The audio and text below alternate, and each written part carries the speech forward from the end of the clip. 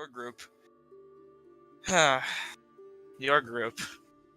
You concluded your ventures into the Betrayer's Rise, and shortly after, realized that through means of irresponsibility, you had accidentally awoken a Baelor, an ancient demon of great power that ravaged through the city of Bazazan in a trail of destruction leading towards its escape and potential annihilation of the Arbor Exemplar, along with Naviesk. Tracking down this very Naviesk via tree transport, working alongside him, this alternative Baelor protector of the forest that seemed to have swelling magical energies suffused around him. You teamed up with Varen through a successful series of persuasion and convincing, though shaky on his conviction to join you in the task ahead, fought the Arch-Baelor Vazarun, the Flame of Animosity. Defeating Vazarun, you were not left without your own scars to show for it, with 3 of your party members being taken away as in Vazarun's death throes he fired back at you with molten hurling rock of flame and attempts to crush and destroy as many of you as he could, taking as many souls as possible along with him. You were, however, able to retrieve some of these souls, some of them, as Persephone was left dead and heavily burned. You now find yourselves with a new task. Naviesk has agreed to maintain Persephone's corpse in a good quality. At least long enough for you to find someone in this world who could potentially perform more than a resurrection, but a repair of the body, regeneration of broken parts, as little is left to resurrect in this condition. Naviesk, however, does not give without taking, as it is part of his being in essence. He requested that you help him. He requested that as he is warded from entering the Arbor Exemplar, that you enter into the tree and collect its seed from which the tree grows. A shard of elemental energy which could destroy someone if they held even more than one of those shards. Telling your group that it would be your destiny and in your best interest to assist him, and agreeing to watch Persephone while you did, and maintain this corpse for the next 10 days. Along with that, you discussed your next moves on how to find resurrection, to which Naviesk suggested traveling to a different continent, a more collected city, finding someone who could actually do this, as Bazazan and perhaps Jorhas wouldn't even be enough to do that. Regardless, the flames at this point are dying down, and the embers are still in the air. You're all struggling to breathe where you can, but the oxygen is slowly starting to let up and become cleaner and cleaner, though some of you are locked in coughing fits for the better part of your rest. Naviesk has given you a brief moment to catch your breath after this harrowing engagement before you enter into your next challenge ahead. So all of you have set up a small camp, just plain mats on the ground as embers still scorch through the air.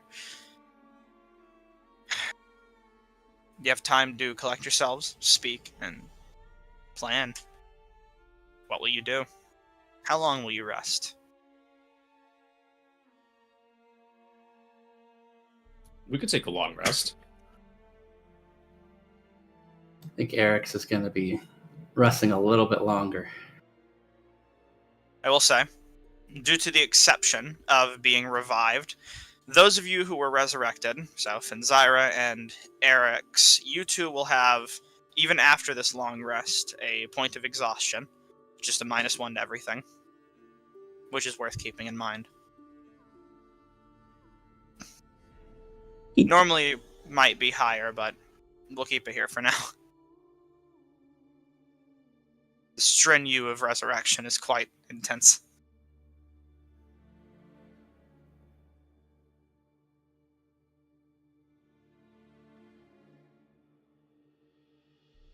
Meanwhile, while your group is prepping for a longer rest, you see Varen himself sharpening his glaive and clearing soot off of elvish runage that seems to be carved into the blade's heft. Looking over your guys' shoulders towards the direction where Naviesk departed to, every once in a while just doing slight glances while he maintains his work. Look of discomfort on his face.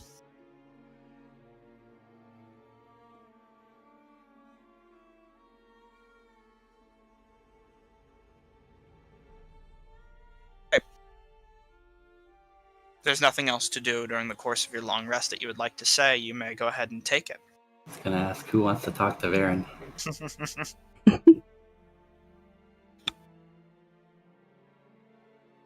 There's no takers, I will. Go for it, Homer.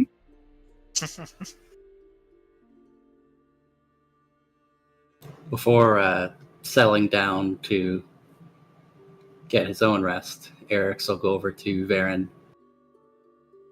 kind of hobbling, injured, and still only half alive at this point. Stands up, and himself injured but in decent condition and holding a strong facade, kind of grabbing your shoulder and just saying, don't move around too much. You should sit down. You should as well. That was a life-changing battle. We alone have christened the fate of Bazazan to last another many years, I'm sure. And you have cast down an ancient enemy. Yes. Such a feat should be harrowing. Should be cause for celebration when you get back to the city. Cannot help but feel wrong about all this. I'm glad that the Baylor kept his side of the bargain. However, ripping the seed from the Arbor exemplar, killing the tree? Why don't we just... Why don't you and we go to Rosona? It's a stretch, but after what you've done, if we're lucky, we could potentially convince the Bright Queen to help us. Beseech her aid. And what would her aid bring? The Luxon's a conduit for resurrection, and her court is filled with competent mages, including my own brother. I'm sure that if we just ditched this lofty task and made way for there as fast as possible, that we would find someone who could resurrect Persephone. Oh. You never struck me as the type to ditch a lofty task. Of course, but consider the consequences of what we're doing. This is a beacon of life, a symbol of the Wild Mother's perseverance and a promise of what can come, at least what Fogholm's told me. A beacon of life, formed from something so destructive. Exactly. How can we wish to destroy such a thing? Even just to appease this creature's wants. It's not just this creature's wants. Although I have to admit, Naviesk speaks some sense.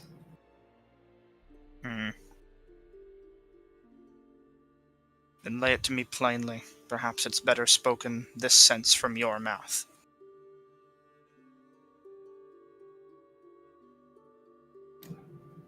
Vazaroon was coming to this tree not to battle Naviesk, but to lay claim to the seed at the heart of the tree.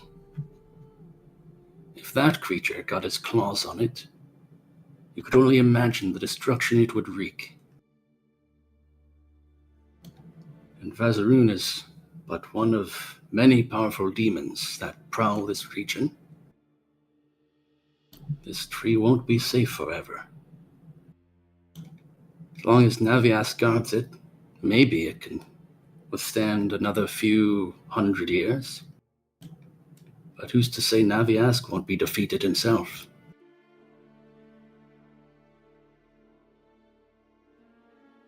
Then my question to you, what do you believe he will do with this seed, even if it is in your hands?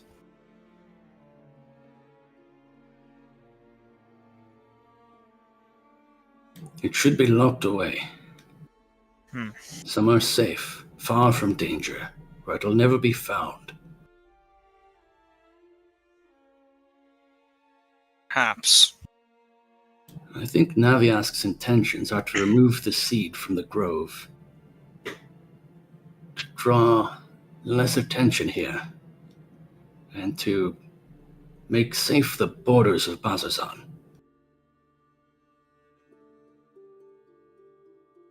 Seems to be in deep thought. Make a persuasion check. All in all through this. Being decently friends with him, you can make it again with advantage. Just roll it another dice. Take the highest. Okay, 17's pretty good. At least he wasn't extravagant. He'll speak to you and say,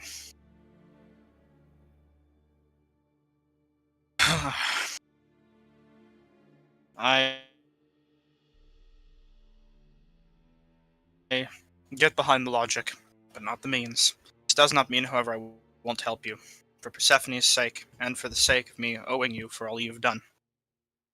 However, I will ask you of something in return, to be paid at a later date. One good deed begets another. I will ask that you do whatever is in your power to find one of these arms of the betrayers that we've heard about. Vazaroon will come back one day, perhaps even sooner than last time now.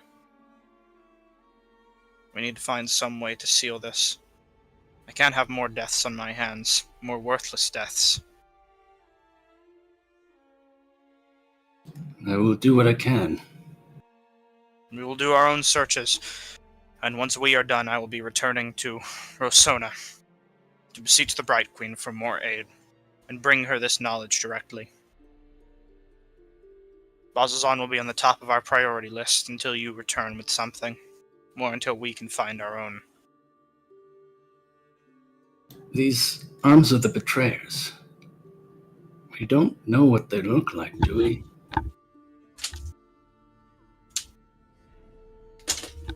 Sorry, my cat. To answer your question, he'll say, no.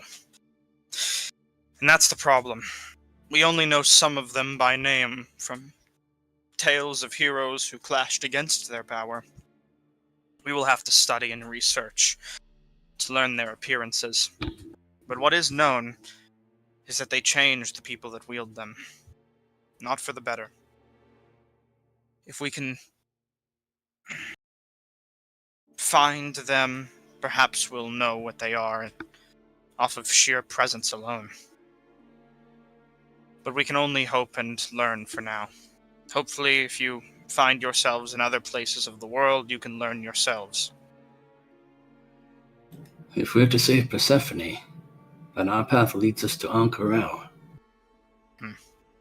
And further down, the task of tracking down the one known as... Sorry, I'm drawing a blank here. I gotta scroll up. The one known as Elixion. If he truly was such a champion of the gods, forgotten to time, then his story is no doubt entangled with those of the betrayers. Very likely. If this journey you've been chosen for is indeed as it seems, you are very, very likely to find yourselves learning more than we could ever know. However, knowledge of such things isn't popular in many places. I don't know much of this Ankarel. However, I've had many explorers from the city in recent times take up arms in my city, along with your arrival. Perhaps one of those explorers can help us. Perhaps. But I'll leave that to you. For now, we have a task ahead. We should ready ourselves. Defeat this guardian.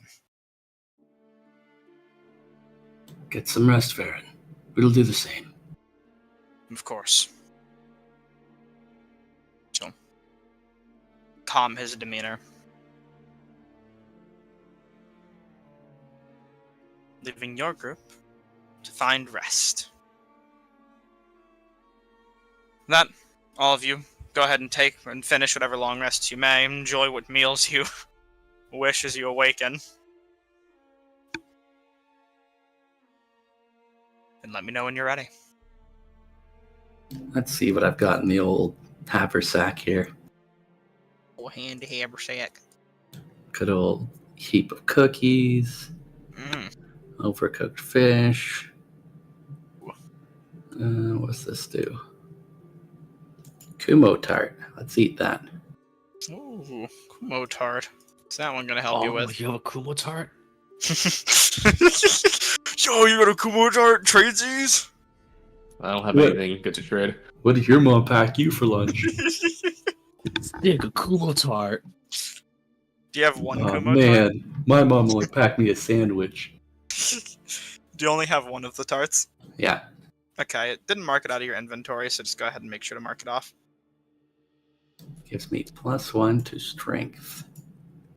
Saving throws. Oh my god, I forgot to buy cooking supplies. Shit. Oh well. You want a yondel? I've got my overcooked fish and mushy rice. Alright, your loss. Alright. Then in that case, while your group is enjoying your Kumo and Yuyandel, you finish your meal, and eventually you hear the gentle yet rumbling footfalls of Naviesk return to you. As you see, the fire at this point is completely gone and is left only rising embers and clashing smoke. Plant life is still dead and devoid, and mostly scarred, but in time might come back.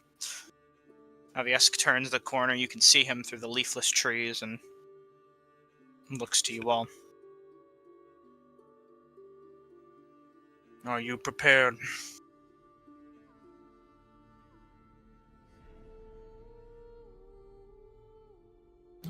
What would we face inside the tree? As I stated before, within the tree lies the guardian of the seed.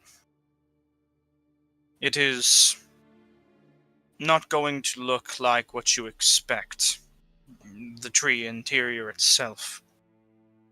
It is I will be opening an entrance to a border plane. You will enter into the very soul of this tree to retrieve its seed. The Guardian could come in any form. However, it will fight to the death once it's activated. Once it knows that you've taken the seed. You will have to destroy it. It's the only way. The tree itself might attempt to empower it, but I have never seen this Guardian for myself, as I am forbidden from entering.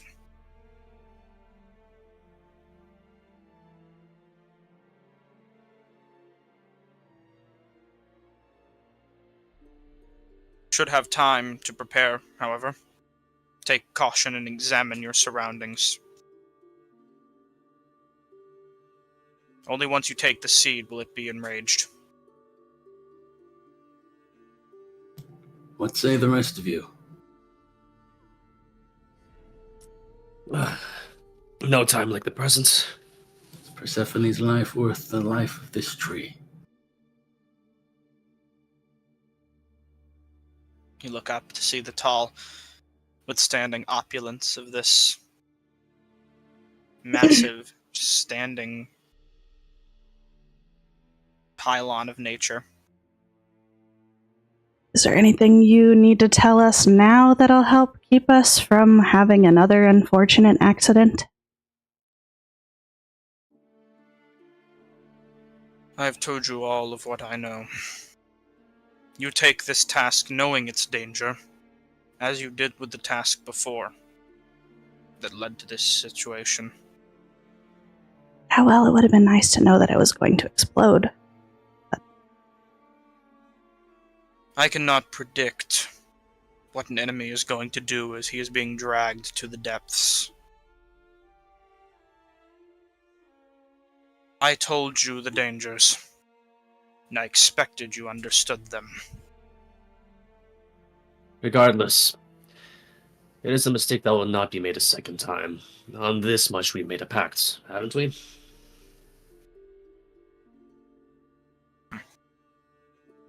Well, I wouldn't say a pact, but we have an understanding. Well then.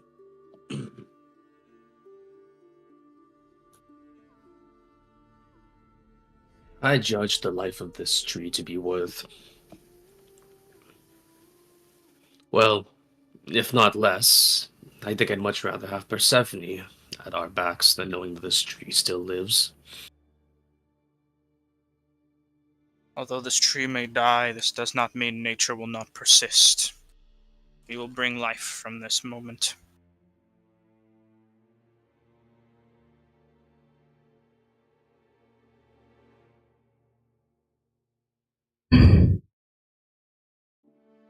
Well, Eridanus, you and I are in agreement that Persephone's life, to me at the very least, is much more valuable than a tree, though I've a little lost on the historical value, and I will just have to take him at his word that things will be fine. So.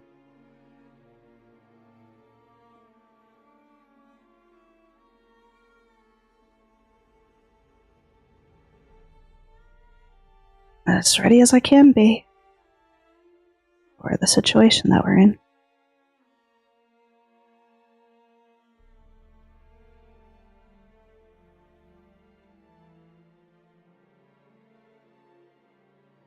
Once all of you are in some level of agreement, Naviesk will walk up to the tree itself. I guess if that's a question you want to ask, you can feel free to do so. Yeah, I did want to ask. I wasn't sure if it already had been asked. Yeah, you can ask it now. I'll turn to the large green man and I'll say, "What will happen to the rest of the grove when the tree perishes?" The grove is of the Wild Mother's making. As the tree dies, the grove itself will weaken, and without proper care, eventually die. These lands have been thoroughly salted by the predecessors of its past to ensure life would never return. Though we have proven that it's not an impossibility with the Vermaloch. I will continue to spread nature through these lands at my best ability.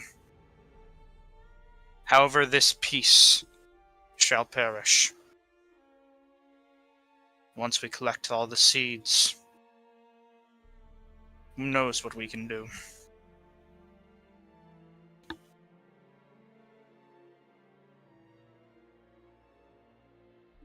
And what would you use this seed for? This is a piece of a puzzle. We must collect them all to truly know their power, but they are fragments of an elemental eidolon. Something that speaks and breathes to the creation of this world. One can only imagine what you could do with such power. What life you could bring. Perhaps this tree is a necessary domino that needs to fall to ensure life can return to this place.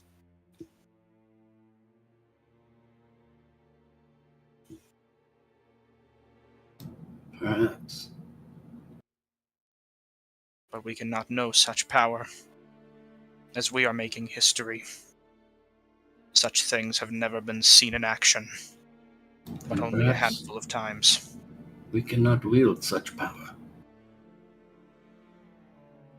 Not with carelessness, and not by fools.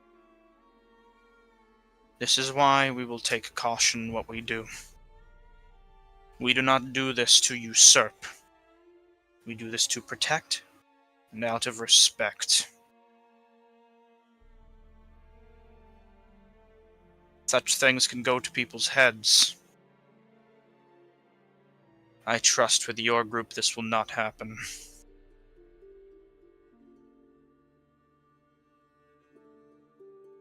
But I cannot know this.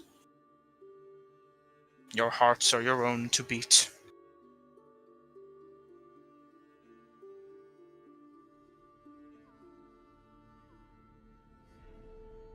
I'll nod and lean over to Eridonis. He doesn't really know our group that well. Indeed, but it is still a fair bit of trust that he places in us. Best not disappoint.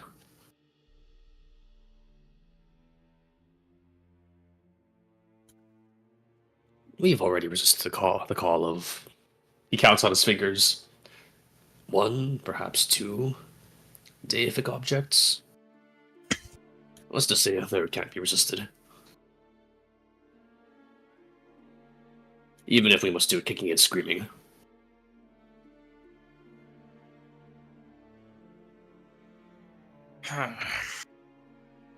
Are you ready?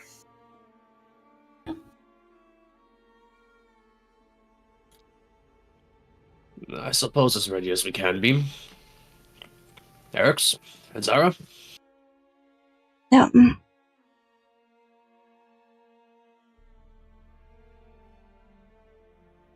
Next to you, Eric's. Ready. Then step to the side. Varen steps to the side as well as the rest of your group as you make part. As you do, carefully Naviesk steps. With every footfall underneath his weight, you can see bits of nature and life, plants and grasses growing up from underneath his footprints, breaking through the soot and smoke. Suffocated, but living. He steps up to the tree itself and rests his hand upon it, gently. You watch his eyes shut. Silence take the grove, as even the wind whispers, and the leaves stop falling. The only sound left, the crackling of embers.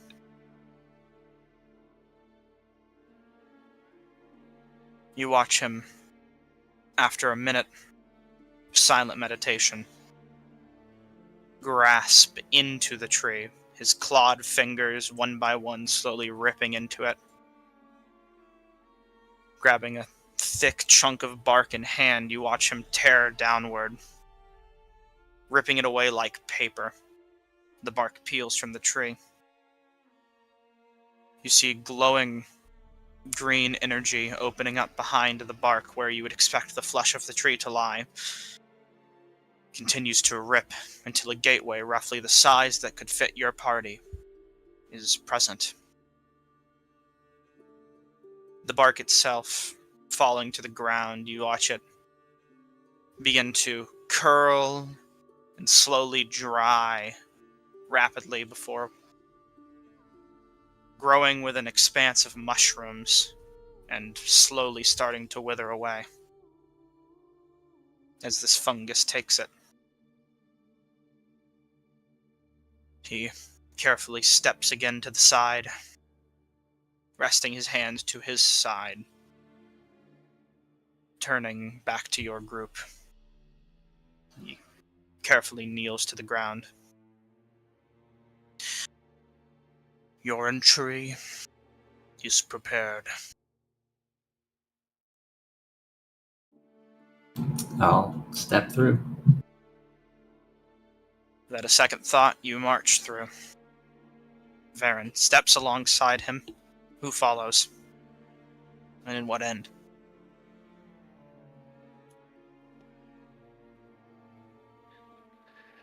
Oh, well, into another portal.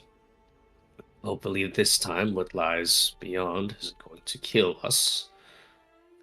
Or at least not all of us. Anyways, ready, Fanzara? Yeah. Let's go. Eridon's going to yippee to the portal. Understood. He's going to stride in calmly Okay. in a collected manner. Yippee. I'm just slowly following behind, sort of wiping my eyes because I've been holding back tears the entire time. Of course. And you all step in. Let me get your map. The Arboreal Sanctum. And attempt. See if there's any songs that work here. You know what? This one always works for things and stuff.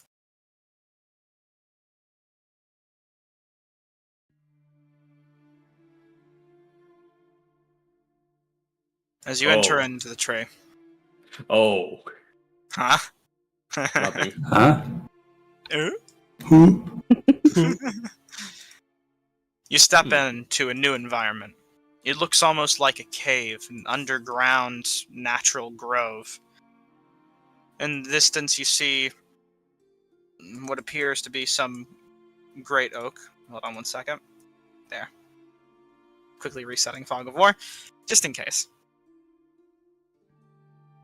You see what looks like ruined constructs of some old structure left behind, and glowing lights all throughout as you step in carefully.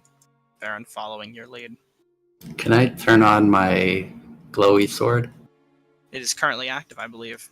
I think I'm also emitting lights. Am I? Yes. Well, you're not emitting light at the moment, it seems like, actually. Should be 20 feet and 20 feet. Let me just move Eridonis. Okay, you are emitting light. I just had to check because it wasn't your starlight. Ooh, let me actually change that now, just so it's indicative. Yeah. Distinction. Oh, that's weird. That didn't happen before. What? When I put on my ruler, I can see outline stuff. Oh, hold on one second. We just... It's fine, it's fine, it's fine. Oh, the lights of God! The light of the stars above. Eric, you were saying, oh, when you drag your ruler, it shows you, yep. That is difficult terrain. You'll keep that in mind, yeah? Is there a lot of thick vines and heavy rubble and ruin through here? Can I also turn on the Jewel of Three Prayers? And turn on how so? It's got a light on it, doesn't it? Does it? I mean, hold on. Let's see. I wouldn't be shocked, but I don't know. Yep, you can dim light for 15 feet. I mean, you can't expand your current light, so you're just really bright right now. Which I will not make. What if two instances of dim light overlap? It's really dim light. The dimmest light you've ever saw. Ooh. Oh, nice. You carefully approach into the grove. Can I climb up here? Mm-hmm. Yeah, So- I was gonna ask. Decent amount of work to climb up cliffs like that, but you managed to make it. Could we follow? Sure. I'm in the dark. Oh, stay close.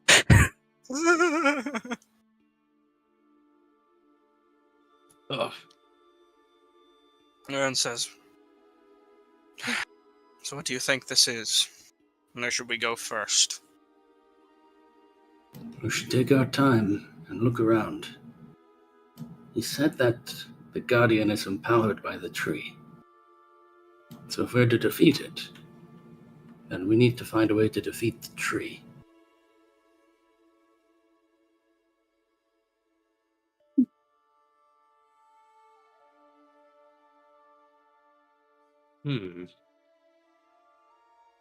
I'll jump down here.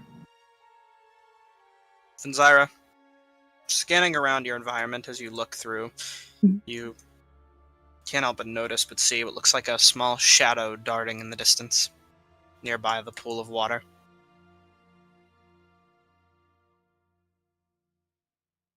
Eric's. Over here. Somewhere in that area. Eric's, you see, as you enter into this ruin, right about here, what looks to be a massive stone and earth colossus. Bits of metal creamed throughout it in some form, creating a sort of armor. It's standing hunched over, like it has some sort of bad back. Barely formed, you see cracked stone and terrible work forming it, and vines covering its entire body. Molds left here to rot for ages. This must be the Guardian. Uh-huh. Are you sure?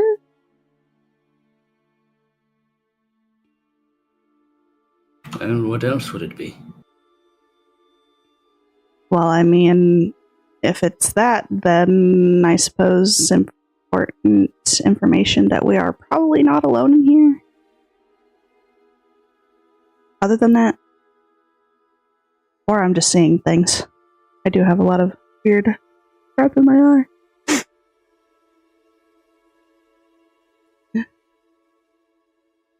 Are you sure? I'm pretty positive.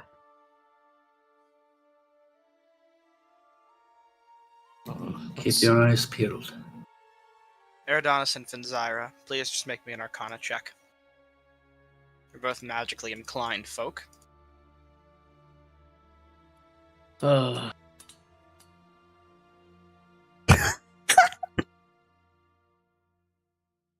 Thank God. You are both magically inclined folk.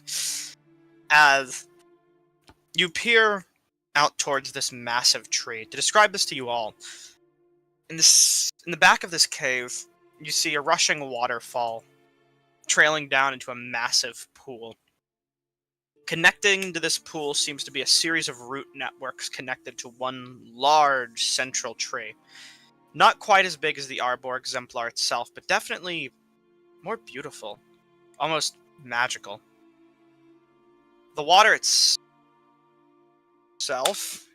Is that a check where people are moving around? The water itself appears to be fascinating. Different. Almost magical. It's not like normal water, it's definitely more. And this tree seems to be sapping directly from it.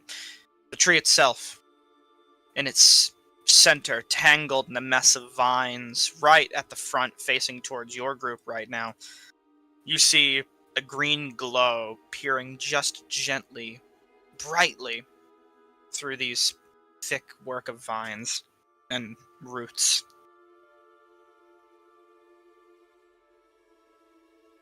Is this change of color important? Into that cave ahead, Eric's, you can see what looks to be a series of glowing mushrooms that seem to be illuminating the nearby cave. You can get closer and see a massive fungus colony seems to have formed here. In it, you see just a bunch of violet, kind of purple mushrooms infused with orange mushrooms all throughout. And looks like one large kind of gray one right here. And as you get closer,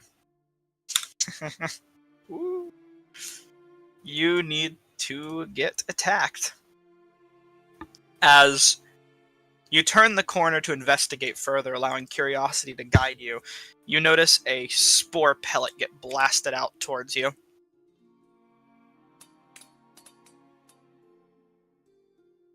Hold on, that's a -5. Hold on. Whoa. That's not right. That was an 18. That should have hit you. Hold on. That missed. No, it didn't. Hold on. We got missed. To roll a 15. I see the problem here. So it would have been 25. 20 on the number. So it probably would have missed. Actually, wait, hold on. Might be more. Hold on. Wouldn't it have been 25? It rolled an 18 plus 7. It's Don't remind subtracting. you. It's subtracting 5 for some reason. I think it's supposed to be adding 5. Yeah, it is. Let me fix this dilemma.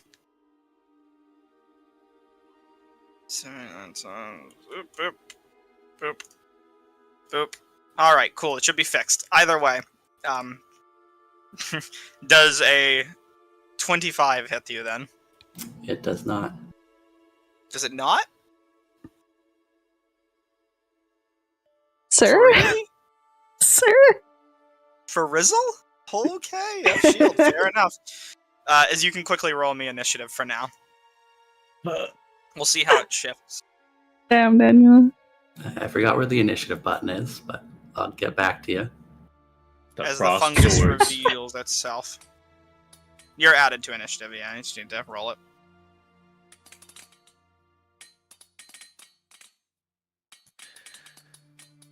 Ooh. But Don't they're worry. fungus, right? So it's not like they can chase me. Uh-huh. They grow like One of those they grow made like it surfacing after you. through the filter. Oh my god.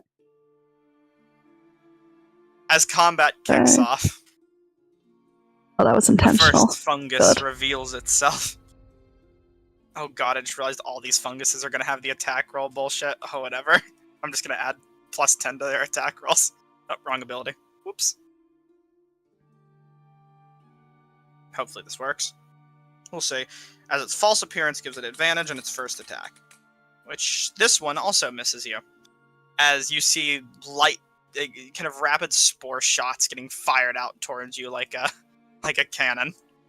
And you can kind of see one of the mushrooms, like, being shot by some of the force shots and just kind of rustling in the corner.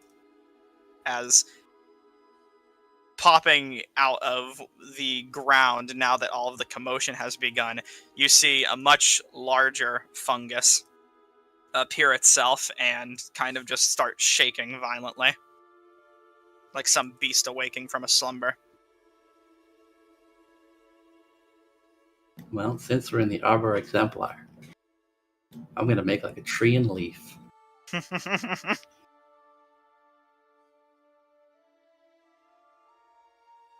And dash.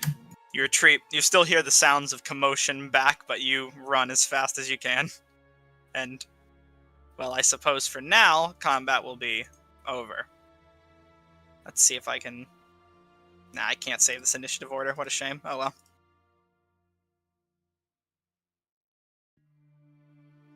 As all of you can now hear a light commotion coming from a different end of the cave. You see Eric's running around one of the corners back to you.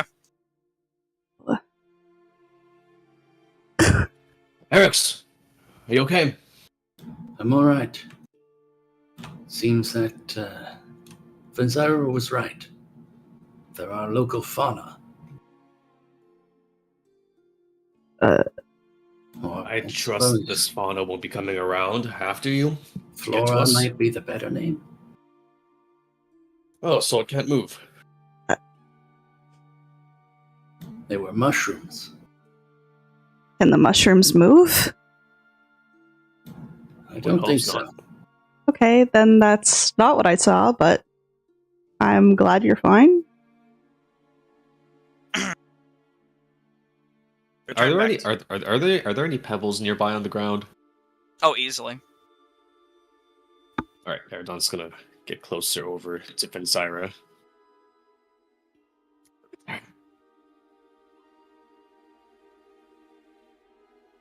Okay. Where was this? Where was this figure you saw? Just over here near the water somewhere.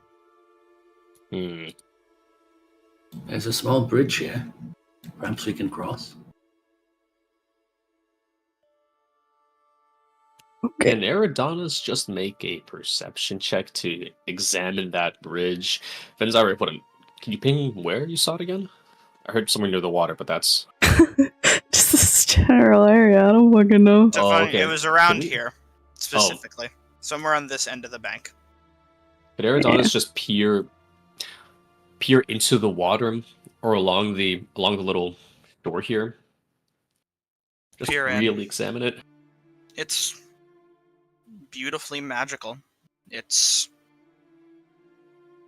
glowing just slightly and translucent. Some of the clearest, most clean water you've ever seen, even with all the plant life that's in it. Hmm.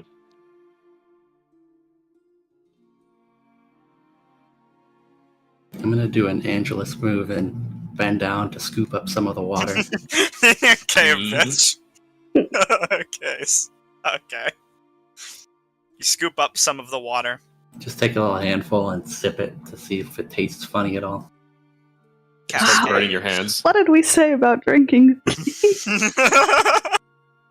It cascades gently off of your fingers, and as it falls back in, the bits that don't stay in your hand, it has a crystalline kind of almost starry sprinkle or rain that comes down along with the water as it falls, giving it a magical hue. Drinking it, it feels refreshing and clean, like any normal water you might drink. However, it feels restorative and comforting, like it eases your woes and makes you feel to some capacity stronger, though not in any noticeable way at the moment. From just a small sip. The water is clean.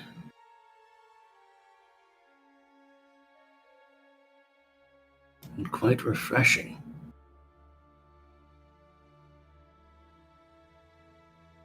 Well, it is a closed ecosystem. I'm sure that there hasn't been any opportunity for things to get it all yucky and dirty. And I suppose that tree should have gotten this large in some way. Perhaps whatever magic's in the waters also would allow this tree to grow so large. I'm If gonna not wade the in. magic within its...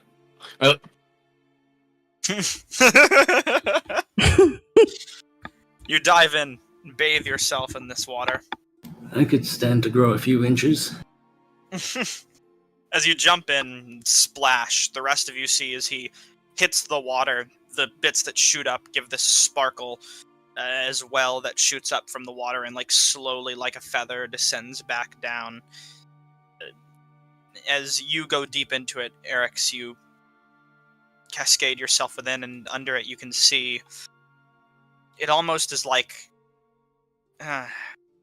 you ever see one of those magnifying glasses or toys that when you look through it, it's like staring through a crystal, it shoots your... Kaleidoscope? Kaleidoscope, perfect. It's like staring into a kaleidoscope. Just crystalline views all throughout, distorting your vision. Feels cooling and... chill but not cold. Warm but not hot. The perfect temperature. It's gentle and it doesn't take long for the water to calm.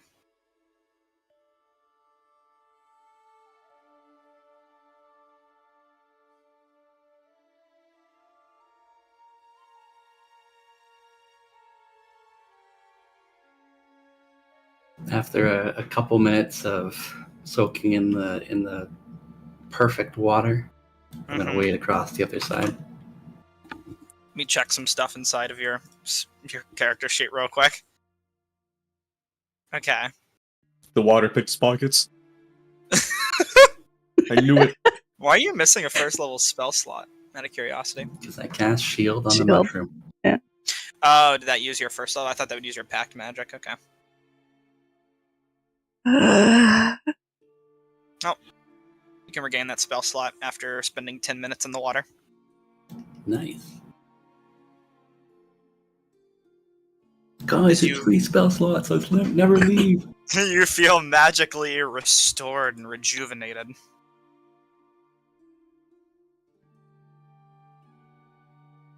Finzara, make me a perception check. Advantage. Advantage. Wow. Good thing. You see that shadowy, blurry figure once more in the distance, in the darkness behind the tree. But it runs off the second you lock eyes on it. You're able to make out a decent form, almost humanoid.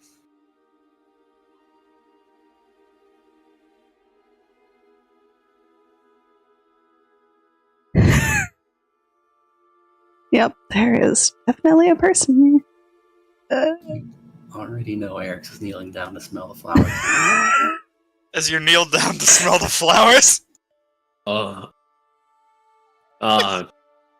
you watch the flowers smell you back. Oh my god. As the Tri-Flower Frond is going to make an attack. Oh my. Make sure I decide which one I want to do. The flower seems to almost regurgitate out towards you.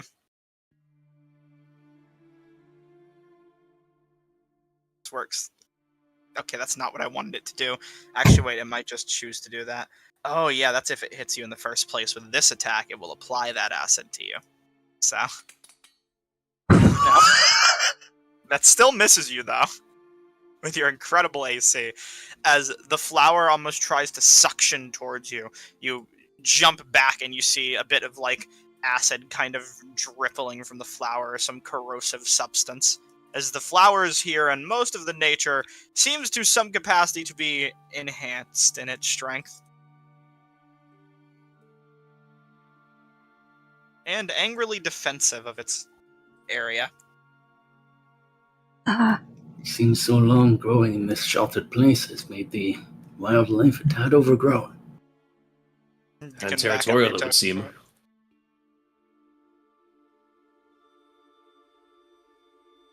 So you watch the flowers kind of curl back up into a resting position once more. Seeing as they can't really reach you at the moment. Alright, well, are we done messing with things? Smelling the roses. Getting smelled back by them. God. It'll do us some use to know what's waiting for us when we start a fight here. Turn this area, Finzara, you see the figure running behind the tree around its bend. Eridon's going to call over to Varen. Mm-hmm. Varen! Catch up! Varen says, I'll wait here for the time being while you guys investigate to make sure nothing's following us. Well, don't smell the roses. They'll smell you back. I'll keep that in mind.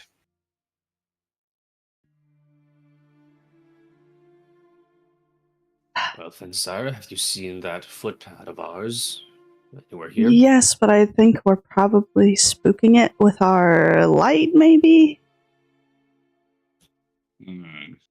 Seems to be run around here somewhere. I will turn off my lights. You can leave the light on your aura, we'll just to say it's off for now. Herodotus will dim down the light from his orb. Got that orb dimmer switch upgrade. Dimmer switch upgrade. As you go closer to it, Finzara, you recognize this time as it darts around the corner. More features. Appears to definitely be humanoid, maybe a bit on the shorter side. Oh god. Hair definitely is there. On the longer end. Maybe up into a bun.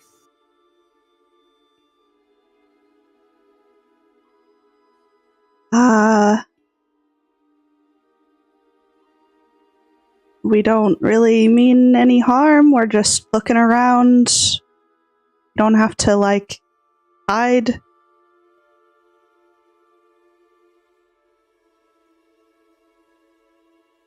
Hear no response. Nervously look back at the other two. Perhaps it doesn't speak common. Perhaps plotting something. or if only I had my familiar with me. But for the time being, I'll try primordial, and I'll say, we mean no harm. Next, you hear Eric speak in a strange, gravelly tongue. Oh, I'm good as well. I got primordial too. You understand the strange, gravelly tongue.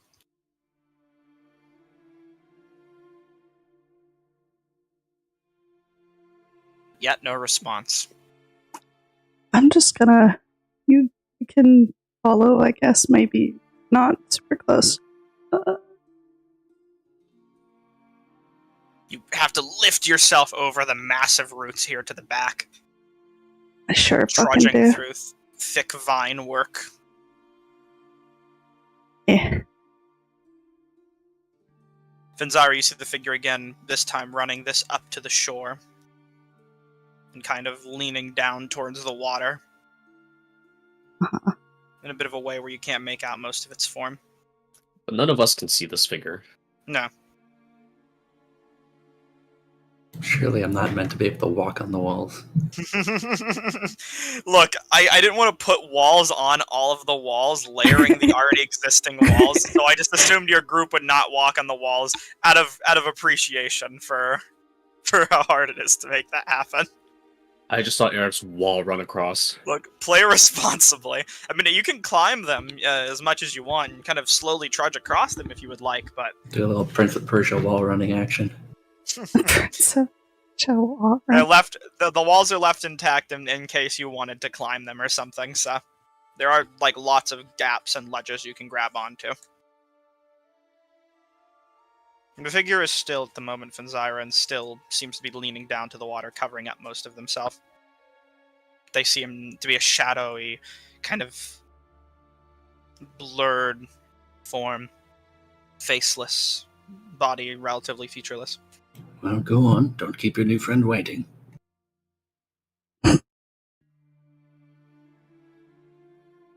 Okay. Just in case. Make Finzyra, make an insight check with advantage. Okay. Phew, fuck. Oh god. Okay, good thing you have advantage on some of these rolls. A disturbing detail finds you. This figure seems very familiar to you. Though it's a shadow and has very few features, it seems almost like you. An echo. And a shadow. Not too dissimilar from what you've seen Varen conjure in the past. The rest of you now can just gently see this. But it's distant and hard to make out. And Zyra, you watch it bend down to the water. Grasping its hands, some of the water itself, you see it lift. Forming from the water in its hands appears to be a bottle or container of some kind.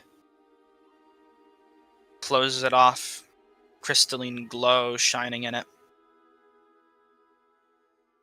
Taps the side of the glass gently as you watch the water inside ripple and then the water in the pond gently ripple outward. This flurry form vanishes. The bottle falling to the ground and surviving the fall onto a patch of grass.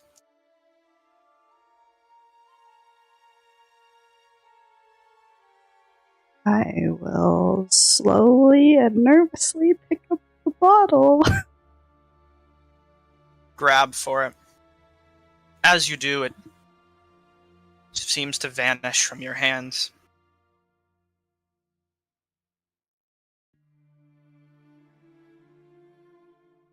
Okay. Disappear. Passing right through it like a ghost. Did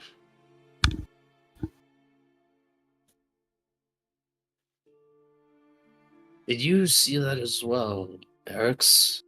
That form? The very same one you've been chasing.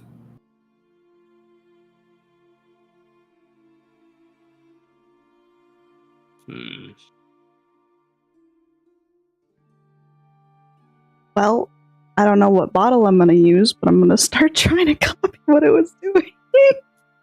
When in Rome, do as the echo do. we probably have a fair number of like Yunfao and Ersfao bottles. Empty alcohol You guys bottles. have went through so many potions as well at this point that it's impossible to imagine you don't have at least a few. Okay. Give me 1 second to let my cat out of the room because the entire time I was narrating that, she was screaming at me. So. We ain't no Sure. litter bugs here.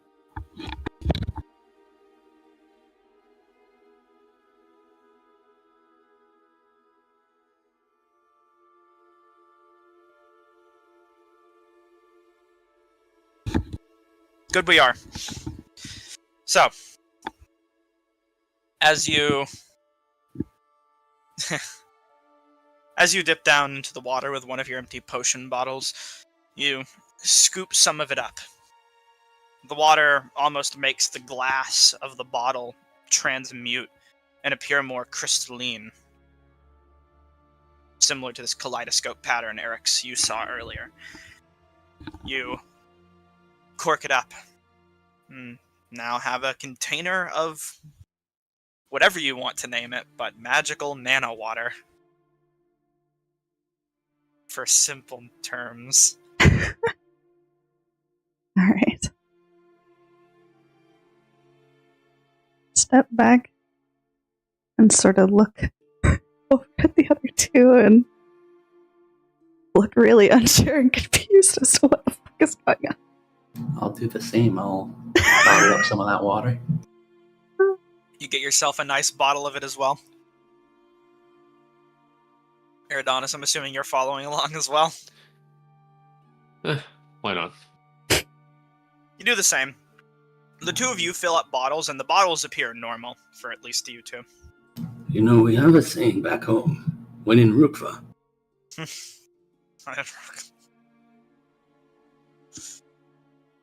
But your bottle, though, Finzyra, appears the especially crystalline variant. No, all of you can add magic mana water to your inventory. Just Finzyra, add crystal magic mana water to your inventory. Magic mana water. Understood. Got Crystal Geyser, bro. MW. I had to make the joke. Of course. May keep exploring as you wish. In the meantime, I need to tweak with Eridonis' inventory because I forgot to add an item to your inventory from last session. I must add your Ring of the Ram. Close this. Erdonis or Eric's? I think Eric's had the ring. Did he? I thought he gave it to you. I thought you had it. Oh, I thought you had it. That's the Monster Mash ring, right? I have already attuned to so many things. I'll hang on to the Ring of the Ram then. Why not? Give me 1 second to thank make you. some slight adjustments to it.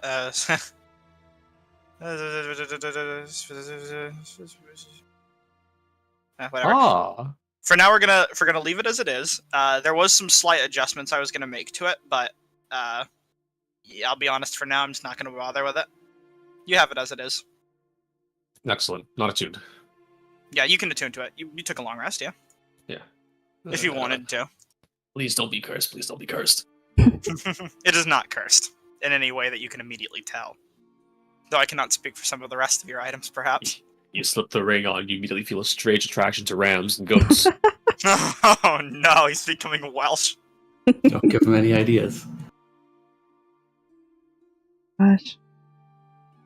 Alright. Alright, well, we've seen what this cavern has to offer.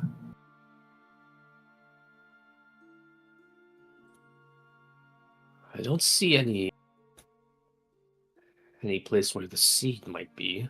Do you think there's an entry somewhere into the bow of the stream? Oh. There was a massive glowing thing covered in roots earlier. Appears to be a pretty consistent heart. Right here. But before we pull it free, we should be absolutely certain we're ready for whatever comes our way. Let's see here.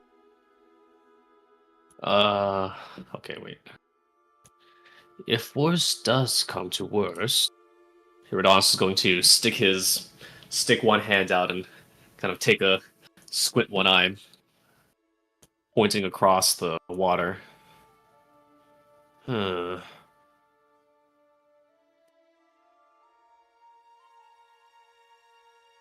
need to make a quick escape.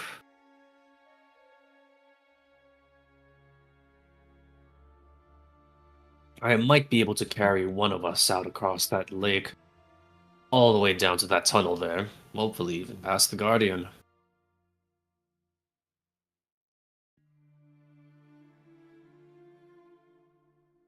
Hmm. Hmm.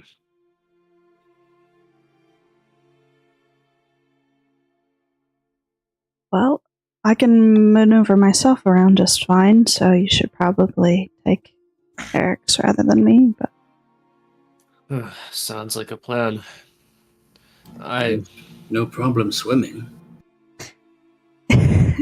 I'm more concerned about getting cut to pieces the moment you step out onto the shore. By that monstrosity, that Guardian, if that is truly the Guardian of this place. I'd rather we don't tempt fate again by trying to fight this thing. If we are able to get away, make a quick escape. Maybe the Guardian, or maybe the last fool who tried to take the seat from the Guardian. Good point. Either way, it's best not to hang around and further tempt this thing's wrath. At least, such is my belief. Oh, And I how large is suppose the seed? should get into whatever position you need. See, How large is it? you can't make out an exact length. You can only see like it through tiny cracks in this thick root network that seems to be covering it. It's Is like there locked in. Is there a crack small enough that I can crawl through? No. When I say small cracks, I mean like this is like the size of your hand. Like it's hard to even get a hand fit into that at all. Alright, well, what have I got to help with that? Oh god, this is the Dreamlands all over again. Oh no, I forgot about that. Eat the seed, Eric's. Oh, no. Best advised not to eat random seeds you find in places. Hey, it worked out. Worked out the last time. Well, to say it's the same this time. I'm gonna bend down and try to peek through one of these hand-sized holes. Try to see where the seed is at, if it's in there. You peek within, and as you do, you can see bits and pieces of a glowing, kind of rocky crystal form. Definitely Peep would be the the seed. horror. You peep the horror and come back alive. You're not hurt in any way, or it's not too bright as to blind you, but you can definitely see it in there, though it's locked in at the moment. They require a reach bit of it? cutting. Perhaps I can. Is the space inside the tree, is it big enough to fit more? Like, is there like a open chamber inside there where the seed is? It doesn't appear. It's like deep in the tree, and it looks like you would have to cut your way in through the wood that's sealing it. It's like a cage surrounding this. The seed itself, to give a rough estimate of size here, the seed is the only thing that's being contained in there, and the seed is roughly the size of like your hand. It would be a decent amount to hold it. It's a large object, but it's not like larger than you or as big as you even. Like, if we're using D&D sizes, would it It's be like a like- medium? It would be the equivalent of a like soccer ball or football in size. Probably Like tiny, small, then. small Small. object. Mhm. Tiny, small, something like that. Mhm. You say it weighs no more than 5 pounds. Oh my god. Let me go see. Actually, I have the item, so I might be able to figure that out. Some items. Here it is. It requires some cutting though, so I don't know if the mage hand can do that. Perhaps roughly 4 pounds. I wasn't thinking mage hand. I had another 4 to 5. plan. Somewhere around that region. That's hard to gauge just by looking at it.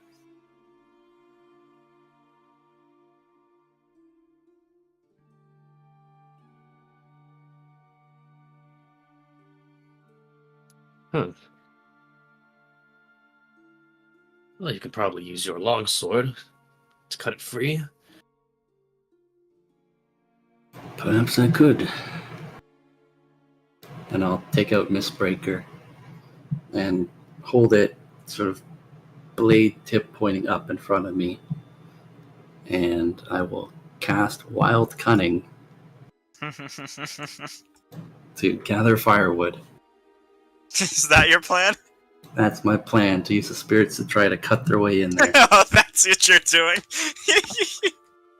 You channel the magic of this blade, and from it spill forth a series of small magical spirits that seem to come in the form of tiny water sprites that rise up like shining stars, similar to the ones you saw just from diving in and cascading.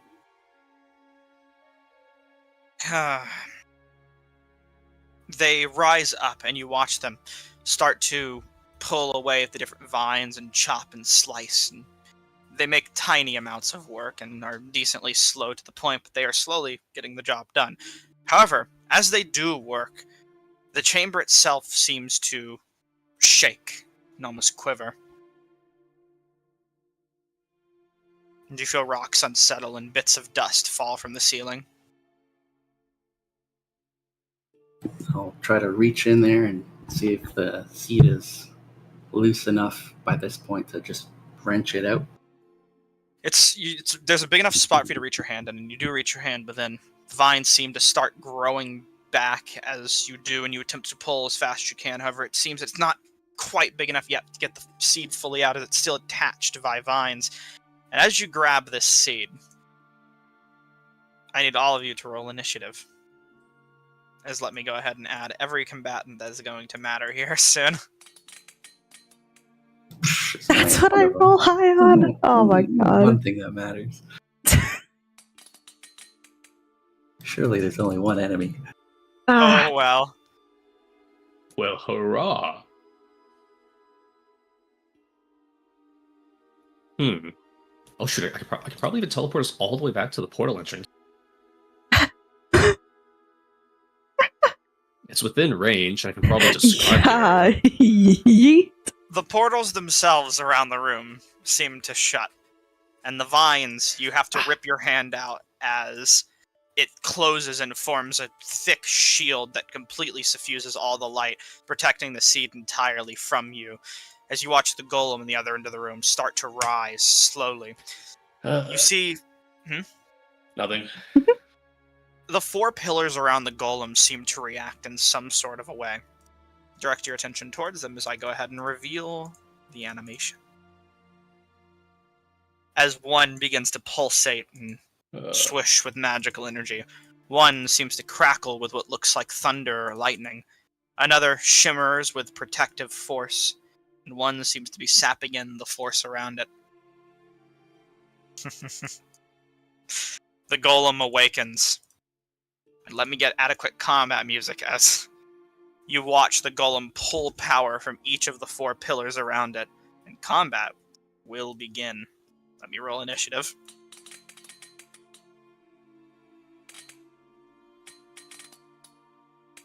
Alrighty, let me find some nice tree fighting music. Oh, damn farting.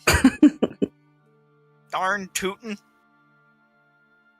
Damn woodwoads ain't rolling high enough for nothing. So Leroy can fight all over again. It's definitely BG3 pillar combat. Definitely stole from that, but you know, gotta love it, right? Wood. Oh, I thought it said wood for a second. Wood. I want to see if this music works. We're just gonna do a test song real quick. I didn't realize this one before, and I want to Wood's see if so it sounds nice like they wrote it punk music. twice. Wood. It's so nice. Wrote it twice. Let's see if this song means anything. If this is combat music, we'll go with it, but it might not be. Definitely rising. Well, that's foreboding, at the very least.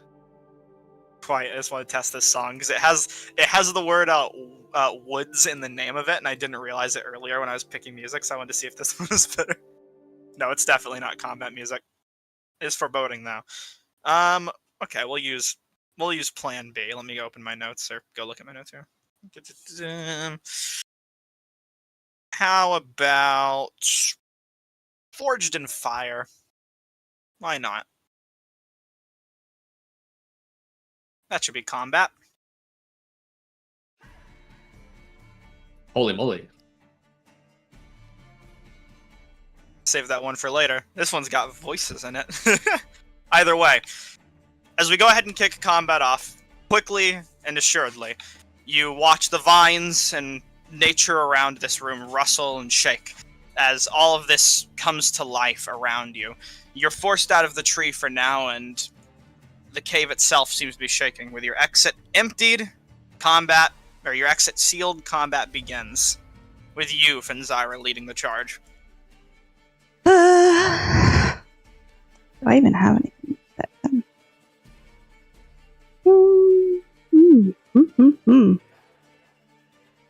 Only has 30 feet. Holy crap.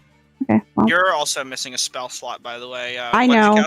cast? Before walking in here, I feel like I would have used mage armor. I'm just... Okay. Because he told us there was a fight in here, so... Of course. Alright then. I was just making sure to know what it was. So just Yeah, good. next time, just let me... Did you say you were casting mage armor before? It slipped my mind, because there was a Okay, lot that's going fine. on. We're all good. Just let me know in the future. All good. Makes keeping track of things easier. Alright. Very far away. Mm-hmm. Just step closer. I don't even know if that's enough still. You're at a slight decline from this raised platform. Now, if you go from the water, you can kind of get up on it, but it seems to be awkward at the very least to make a shot from here. Would you say that it... From here, would it be technically... It would have half cover? I'd have, like, disadvantage or something to hit it. Likely. From here. And it appears that it's out of your dark vision range as well, so... That's true. At the very least, I think you're blinded from it. Very, very fair. Which means you can't technically see it.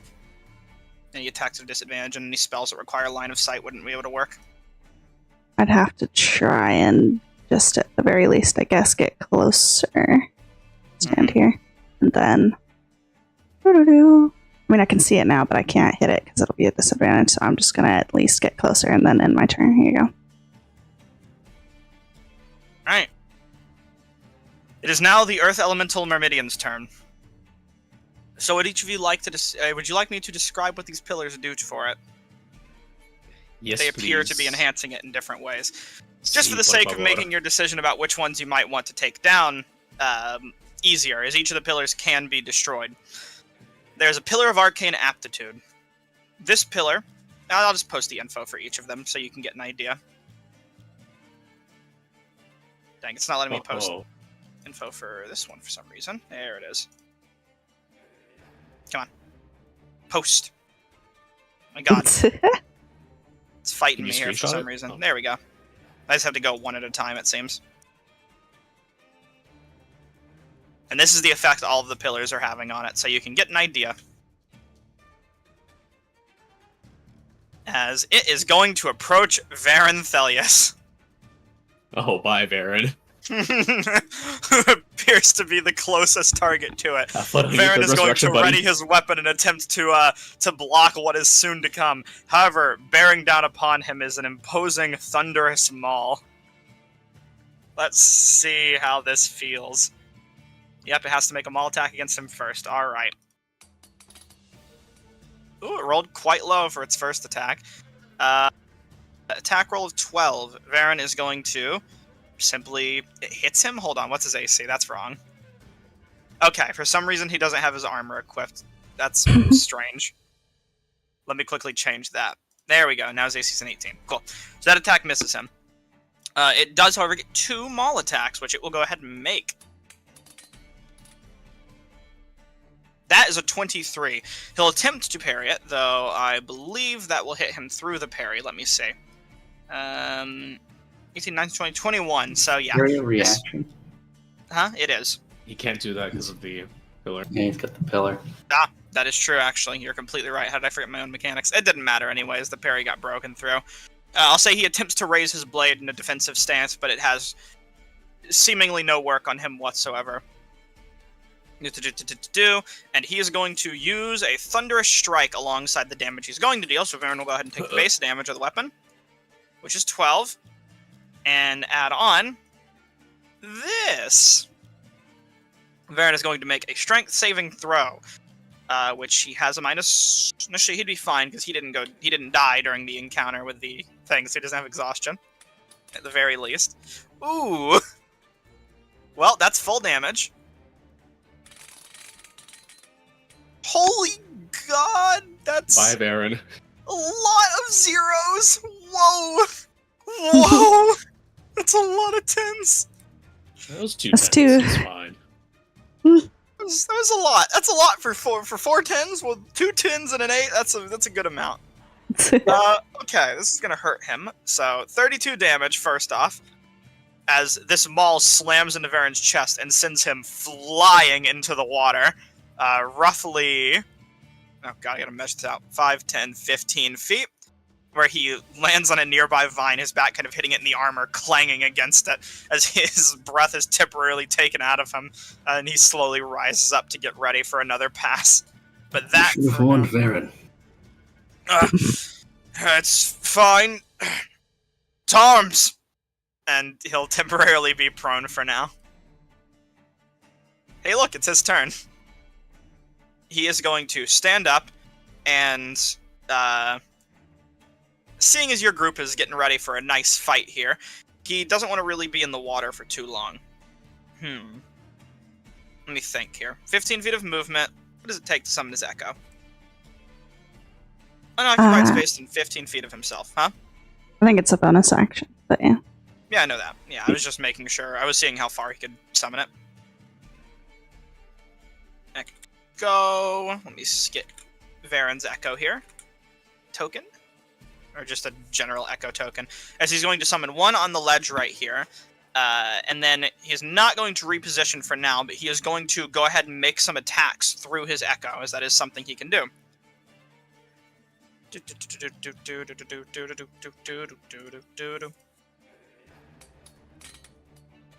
First attack is a 3 that misses. Second attack is a natural 20, which definitely hits. Dealing... Ooh, that's another 10. Jesus Christ, 19 points of damage, which isn't bad. And this is... just checking its resistances. This hurts it. Cool. 19 points of damage. Not the worst. What is this? That is weird. Okay. Oh, it's set on fly speed right now? There. It didn't have a fly speed, but for some reason it was set to fly speed. Anyways, Varen will go ahead and make his last attack. As you watch him summon this magical shadowy echo of himself, holding an equally shadowy glaive, matching his own, it slashes and hacks away at this Myrmidian. However, it's only able to make one solid enough strike that seems to scratch a decent portion and bend some of the metal in the Myrmidian. That is the end of Varen's turn for now, as he positions himself and commands for his readiness. Alright, question for you, nerd. Yes. This is perfect time to ask about the Ring of the Realm. It says here to break an object within 60 feet of you that isn't being worn or carried. Would such a description apply to the pillars? Let me see what that is real quick. 1 to 3 of the ring's charges. Strength check. The ring makes a strength check with a +5 bonus. I guess it's a strength check to try and break the object. So each charge you spend, you can increase the bonus to try and break it. I would say, for the sake of how thick these specific pillars are, if you expend at least 2 charges, you can break a pillar. Understood. Thank you. Mm-hmm. Alright, well, for now I'll have to get if you close got a good enough check. First. Mm-hmm. Yeah. For now I'll have to get close enough first. And that seems unlikely. So for now... You said the portal closed. Seemed to have closed. Seeming. It seems your exits have been sealed for now. Yes. By the excellent. Guardian's protection of this sanctum. Huh, okay. Well, let's take a look here in the good old spell book. Oh, looky here. Yeah, how? Yeehaw! Guess who's recasting Hex on this fat boy? Yippee! You old fat boy. I suppose we'll impose disadvantage on strength. Okay. Disadvantage strength ability checks, sure. Yep. And we're just gonna hit it for now while moving up. How close can we get without getting spooked? Why not?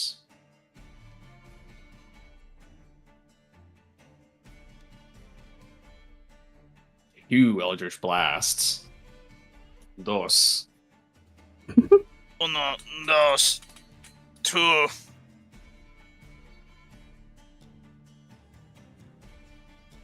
Alright, your first attack definitely hits with a 26. 18 points of damage. Whew!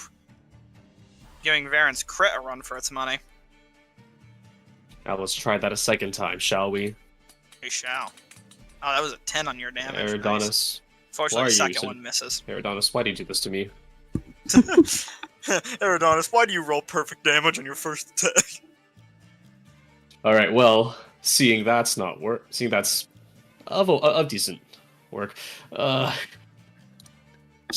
away in the carnage at this Where's this creature. other- As you see crawling out of the nearby woodwork what appears to be some wood woads. Oh, would it have been possible to move the earth elemental back 10 feet? Oh, yes, of course. I would say, for the sake of this specific instance of this being an earthen creature made of massive rock, I'm going to say it moves 5 feet. If that's fine with you. Yes. This is quite a heavy monstrosity. Erix, you're up.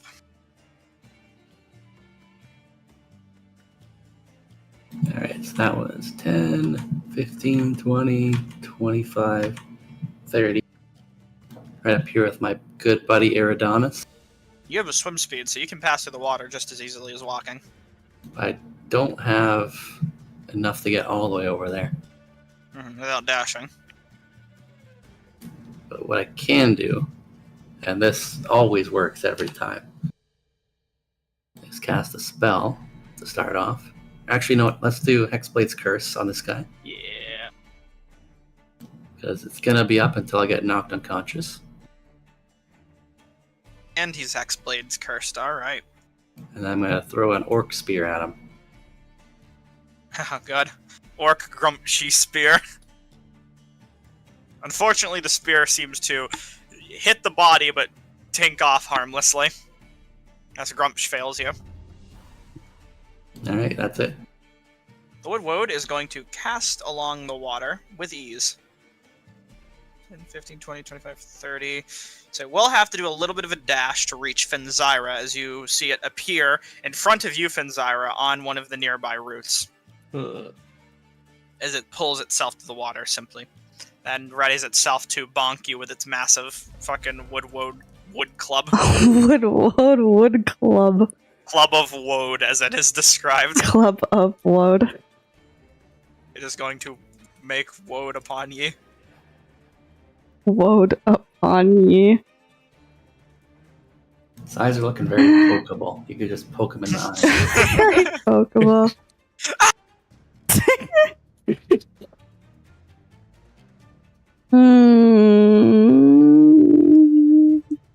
Alright, I'm making swift decisions today. We ain't making much of second thoughts. We're just gonna not like this man. Get out of here. Get out of my sight. Oh my god. Be gone. Fiend. Away with you, vile beggar. With you. Jeez Louise.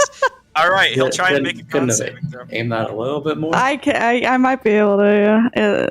Shit. You can try and reposition if you'd like. Probably rotate it also. I'm presuming it projects out from you and not from within you. That would be just enough to hit the Myrmidion. Jeez. There you go. Jeez. And actually, it looks like you have a little bit of damage there towards the Pillar of Shock. If you Go can for break it. through its hefty defense. Let me go ahead and make some con saving throws. Shall I? Nope, I gotta do it like this now, apparently. The Wood Woad passes. The Myrmidon has advantage on magical saving throws due to the Pillar of Arcane Aptitude. So, to no surprise, it fails. Ooh. And the Pillar of Shock will make its own con saving throw. Okay. Or The Pillar of Shock fails. As it should just be a straight roll. Oh, that's why. Hold on. Okay, well that should have just been a 11, but it still would have failed. Now, let's see what damage you rolled here. 23? Ooh, nice. Okay. And damage, yeah, you've dealt over 15 points of damage, so you definitely damaged the Pillar of Shock. And I would say it is Oh, God. very much on its last leg right now. Oh. let's see. That's half damage And on half success. damage to the other Yeah. two. Yep, I'm just getting around to each of them. I was starting with the pillar. To go ahead and mark half damage, half 23. I can make this easy for me, game. 11. Please, thank you. 11. Cool. Every creature 11 that fails to save is either pulled or pushed. We can push, Mr. Man. You decide. I mean, how far? You decide if you want to push or pull him. That's up to you. I didn't know if you were gonna. I mean, pushing him, but I didn't know He's if you a were little gonna harder. say. Yeah. He is a little harder to displace, so you can still push him, but it wouldn't be a whole lot, like 5 feet. Yeah. Probably. Alright, so you're That pushing direction. him out, so he'd go 5 feet and kind of just, like, hit the pillar just slightly. Not damaging it, but doing enough of a pushback. And how far does the wood get pushed? It's saved, so I don't think it gets pushed. If at all. it fails the save, it gets pushed. Oh, okay. Yeah. Okay, got it. Cool, so you can go ahead and get rid of that template, and you dealt a sufficient portion of damage to them. Nice. Clutching up. Yeah. Alright, Earth Elemental Myrmidion's turn. Does it recharge Thunderous Strike? Yes! Oh boy. First things it's going to do, seeing as you guys are in the water and it's up here, is disintegrate the Echo. The Echo is hit, it rolls damage. The Echo had 1 HP. The Echo is dissipated as it simply cleaves its maul through the shadow violently before jumping into the water. Its head gets, like, most of its body peering over the water line as it walks towards the two of you. And oh my God, hi! God. As it is going to attempt to... You've both cursed it. Eridonis dealt damage to it for now. As it's going to attempt to bat Eridonis out of the park here. Alright, and this is going to be a Thunderous Strike. So Eridonis, go ahead and take that much damage, plus, so don't make your con saving throw yet. Doot. Plus 11 plus... Not a lot, 12. It's actually on the lower end for roll. Do I need to make the strength save? Or else you're going to get knocked 15 feet back and prone. Alright.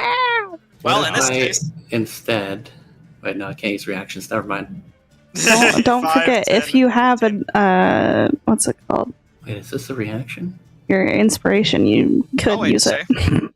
Yeah, it is a I reaction. might want to reserve this for something else. I'll take it. Let's get knocked back like a ragdoll. I'll say we'll send you roughly here, and your back will kind of hit against the root itself, slamming you just 1 extra point of bludgeoning damage there for fun. But Oh, please, no, because that'll reduce the DC. it will take it. So go ahead and take Let's see. 24 points of bludgeoning or of damage, thunder and bludgeoning. It's only a 12. You can make a 12 with War Mage, right? Look at you. That was 2 12s you rolled, as a matter of fact. And that is going to be the end of the Myrmidion's turn for now. As it is Varen's go. Varen is going to dive through the water and swim over to the Myrmidon and go ahead and make some attacks against it. Sha! Hits. Alright, 8 points. Add that up later. Ooh, that one misses. Come on, Varen. Let's go very. Oh god. Atrocious. But 8 points of damage nevertheless. Anyways, for now that is the end of Varen's turn. Eridonis, you are prone and ouchied. What would you like to do? Okay. I would like to stand up using half my movement speed. Of course. Oh god, what do I have in my spell book?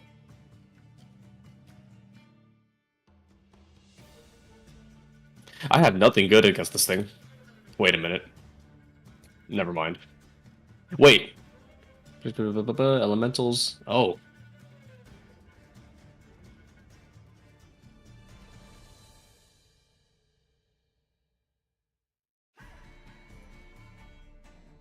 Let me just measure some. This Pillar of Shock seems a bit upsetting. I would like to use the Ring of the Ram. Let me just see here. As an action, yes. I would like to use 2 charges to hit this Pillar of Shock. Let's see if we can't break it. Alright. Wait a minute. Yes. Yes, 2 charges. Let me mark it off. Alright, 2 Make charges. a strength check. Make the strength check. It's a lower DC because Fenzyra's damaged it already. Quite a bit. That's what I was wondering. I was like, is it crumbling already, or is it just, It's still... quite crumbly. It's quite crumbly. Is it a long range ring attack? It's not actually an attack. It's something within 60 feet of me, and it makes a strength check. Okay, yeah, go ahead. You can go ahead and make it if you'd like to. Plus 10. It's a very Sure. low DC. Plus 5 per any extra charge as required. Oh, okay, never mind. Just the one then. I misread this roll formula. Yeah, just the one. Sure. So it'll be 1d10, 1d20 plus 10. Yeah, just 1d20 plus 10. It's a little weird. Like I said, I have to modify the ring once we're done here, because there's some things that are a little strange about it, but it will be mostly the same.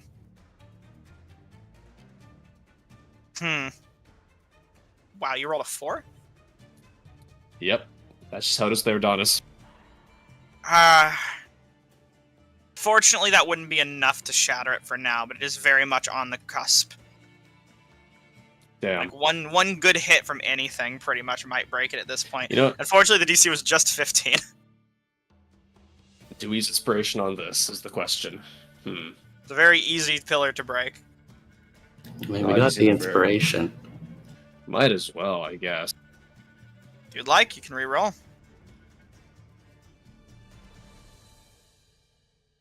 I'm gonna roll another 4, I swear to God. Oh, never mind, actually. Even that was apparently too high of an expectation.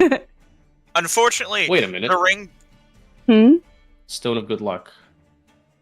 Does the +1 to ability checks and saving throw? Oh, No, doesn't apply? not to this item. And also, that stone lets me choose at one point any check that you will fail automatically, so... Looking out for that. Mm-hmm. I'm watching you, I got my eyes on you. Well, that was an inspiration used and wasted. As unfortunately, you don't have just enough distance to make the force, I would say, or you whiff it just slightly as you slowly recover from like a bit of a daze that you're locked into. And Okay, to reiterate thank something God. you guys brought up earlier, the water around you does seem to be lightly crackling with energy, which extends outward its range of disadvantaged reactions by another 5 feet. Joy. Anything I can drink? Oh, shit. Okay, well, that's my turn. Nothing to drink? Oh. Why is the rum always gone? 5, 30, 5, 10, 15, 20, 25, 30. This Woodwode is just enough movement to reach good old Varen, and it is going to bonk Varen. You know how soldiers carry like extra magazines on their back for like their battle buddy to take? We should just go around carrying extra values on our backs. Come on, battle buddy, you gotta get a drink! The Woodwode misses Varen both times. Eric's your turn. I'm gonna move around this man. Alright? Circle around him. He's struggling to keep up, but still watching. Pillar of Shock's looking pretty rough. Mm-hmm. How much I just move here? Mm-hmm. 10. It's 5 because you're water. You have swim speed, so just treat it as normal. Just count the So grid. 5, 10, 15. Okay, 15 move. And if I go 15 here, You can make it. he'll get an opportunity attack. He will. He will go ahead and attack you. With such opportunity being presented to him. Unfortunately, he rolls very low. Never punished. Never punished. And I'm going to try to attack the rock. All right, go ahead. I'd like Keep in mind, to there is hit- a damage threshold for this. I'd like to hit the rock with my most damaging attack ever. Has to hurt. That's psychic damage, so that won't help. What kind of damage is this? Piercing? You know what? Let's do a boomer blade. Boomer blade, that's thunder damage. You must target a token before rolling the attack. That's why I made the pillar into a token. Oh, there it is. Now, normally these boomer blades would shatter these pillars like they're nothing, but this pillar specifically has resistance to thunder damage. Can I have advantage on the attack because the pillar is an inanimate object? Nah. You're breaking through its armor, which is just how tough it is. It's not moving, it's not dodging. It isn't dodging, but AC is more than just dodging, my dear friend. Sometimes it is simple matter of fortitude. And it's not a very hard-to-hit creature. See? You hit it. Just easily. But, do you do enough damage to hurt it? Alright, Boomer Blade is 1d8, and then Divine Smite is 2d8. That's a lot of d8s. Is Boomer Blade only 1d8 right now? I think so. That's That's another damage. moves. 2d8 if the pillar decides to get up and start moving, I guess. When the spell's damage increases when you hit 5th level, the melee attack deals an extra 1d8, so that's 2d8 thunder damage. It's only 1d8 at level 5. At level 3, it's 0 extra damage. It just says at 5th level that the damage would increase by a d8. Yeah, before 5th level, the damage does 0 extra. Are you under 5th level? I am at level 8, You should. so it should do an extra 1d8. Yeah, so it's 2d8 damage for the No, booming so, blade. so it's just 1d8. Is it? 0 plus 1d8 is. Oh, it does 1d8. only do. Oh, it doesn't do any thunder damage for your It only melee does attack at 1st level. Interesting. First level, it's only damage on movements. Okay, fair enough. Never knew that. All right, go Anyway, for yeah, it. that should do it. Yeah, good to know though. Ooh, wow, Oh, hell 19 yeah. points. Let's see here. Okay. So that is a mixture of radiant damage, thunder damage, and slashing damage. Magical slashing. It is not resistant to slashing damage. Well, it doesn't care about magical in these cases, but it is not resistant to slashing, only piercing. Radiant damage, yeah, radiant still works on it, so that's 4, 5, 6, 7. Oh god, you have so many pluses here. 7, 8, 9, 10, 11, 12, 13, 14, 15, 16, 17. Your thunder damage basically is 17, 18, 19. Clearly I did something wrong there in my math. What are all those bonuses from? So you have 1d8 plus 3, plus 2, plus 2, plus 3. Plus 6, 7, 8, 9, 10. It's from my charisma, my proficiency, which is broken up into 2 for some reason, Okay. and then the magic item. Okay, so you deal 10 slashing damage. 4, 10, 14, 15, 16. Interesting. Okay. I get it now. That's enough to break its damage threshold off of sheer damage alone, and you deal a lot more than 2 damage, which is how much health it had, shattering this pillar completely and removing its shocking ability. It is no longer attuned to the Pillar of Shock, as the pillar crumbles downwards with booming energy taking it. I did it, you guys. I'm gonna use my You watch bonus the water action stop to. sparking. What can I do with my bonus action? Let's save it for later. The Wood Woad's turn is up, and it is going to attempt to bring woad upon Thanzyra's noggin with its old Club of Woad. Double wood. Club of Woad. It misses its first attack pretty heavily. Second attack, these guys aren't rolling very good. Come on, a little better, guys. Okay, well. It misses both of its attacks because it is a failure. But it uses its regeneration ability to regain a little bit of HP from what it has lost. Exandria, you're up. That is spectacular. I might. It selected both of us.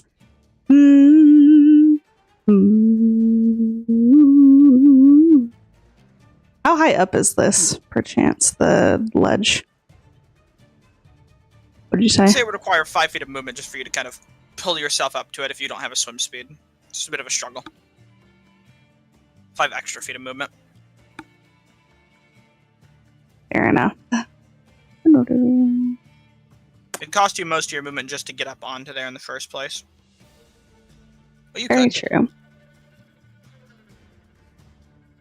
And it healed itself. It doesn't look super duper damaged, but it is pretty damaged. Doesn't seem to be too terribly damaged after regenerating most of its wounds. Okay. Well, I am going to disengage and let that be somebody else's problem. Alright. Using your action, you disengage and find yourself just up on the ledge where you can end your turn. Or you end your movement, rather. Alright. I figured out why my damage is weird. Okay. Because it's adding in Hexblade's Curse, but it's adding in the wrong number for Hexblade's Curse. Okay. We can work on adjusting that after session. It does not regenerate its Thundering Strike, which is rough. Eridonis is currently a bit alone with the monstrosity at the moment.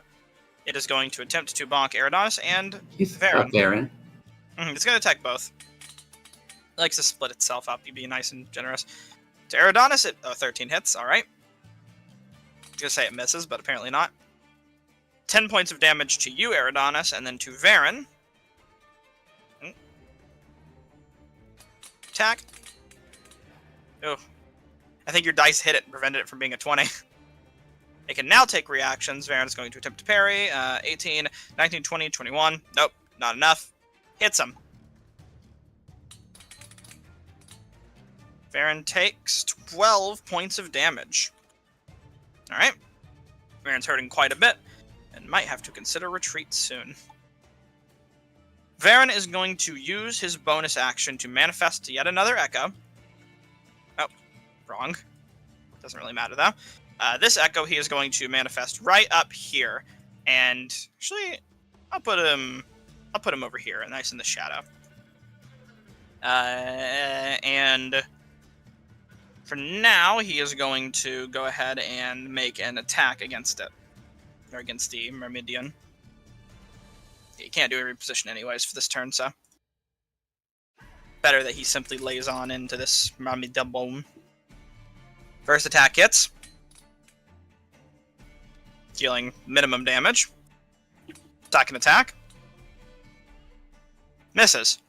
Third attack. He's not rolling great. I'm not rolling great in general for most of these, it seems. Hits, however, which is nice. 6 plus... Ooh, much better. 17 damage total. Alrighty, and that is the end of Varen's turn. Eridonis, you're up. Bring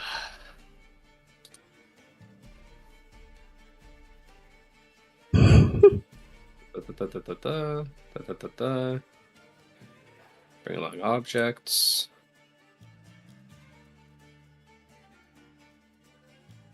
Well, no time like the present. Screw you guys. I'm going home. Dimension that's a door. lie. I'm not going home. But I am going to teleport a little bit away because this guy is pounding on me, and I'd rather not get squashed by this earthy gentleman. It is very fair. He's very earthy. That is fair.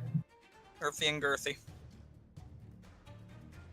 I am going to teleport 100, just 100 feet straight forwards, pretty much.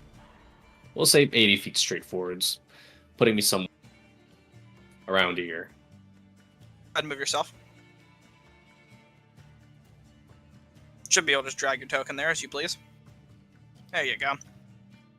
Putting yourself right between all the pillars Excellent. where the That was my Remedian action. first once stood. Now just a bunch of tangled vines in the ground from where it ripped itself free. Dude, I really have nothing good to use here. Well, that's all right. We can't do everything all at once. That's alright. That's okay. Sometimes you gotta take it how it is. This Wolf is gonna take it how it is and take Varen's head with a good old bonk. Bonk away, my sweet, sweet woad. Mrs. Varen. Second attack. Oh, Mrs. Varen. Eric's, you're up. Well, I'm gonna assume that. I'll this character. I'll assume that you guys have these pillars under control. Going Varen says, to I'll try and deal with them. run to the edge and jump into the water. Alright, you dive on in, getting to Varen's side and taking up arms against Actually, before I go all the way over there, let me deal with this guy. Amdidian. Fair enough. And I'm gonna make an attack against the wood first. Whoop whoop. Wood wood. Oh, It whoop, works whirl. better if I target him. Sure does. Okay. Unfortunately, Natural Oh. 2. all's fair in love and woad. That's a little bit better. That's a much better hit. Alright, so this damage should be. Oh, let me mental Rock math this this for a woad's second. world. Should be -2, I think, to whatever this number is. Ooh. Nice. 18 minus 2 is still pretty high, so... you can subtract it in the situational bonus if you would like for the future. Until we Oh, can yeah. get it figured out. Totally slipped my mind. It's fine. But I'm gonna We hit know him for that and then move over here. Alright, 16 points of damage is taken. And he can make an opportunity attack if he wants to Oh, waste he it. sure will. He would love to waste it on hitting you with its bonk. Ooh, look at him! Look at the woad! You shielded the woad! 'Cause I've got bigger plans. How dare you shield his hard woke. It's Also got the hard Remedian right to. next to him. Huh? He's also got the Remedian next to him. That's the end of that for now. Anything else you'd like to do? That's it. I moved my full 30. Alright, it's Wode's turn. Wode is going to get up on this ledge and attack Fenzira with a good old bonk. First, it will regenerate. Health is most important. First attack is a miss. Second attack is a bonk. Well, congratulations, sir. You can have this. Reroll it. Damn. I'm giving it to my man These, over here. these Wodes can't catch shit. Well, he can have it then. He can have it. You can have it. Wode! You get one for free. Take 8 points of bludgeoning damage. Okay. You know what's wild is that these guys used to deal like 4d8 force damage for their club attacks. Clubs of Wodes are wild. Who gets the advantage? Eric's. Eric's does. Very nice indeed. Alright. That is the end of the Wode's turn. Fenzira, it is your full official and now turn.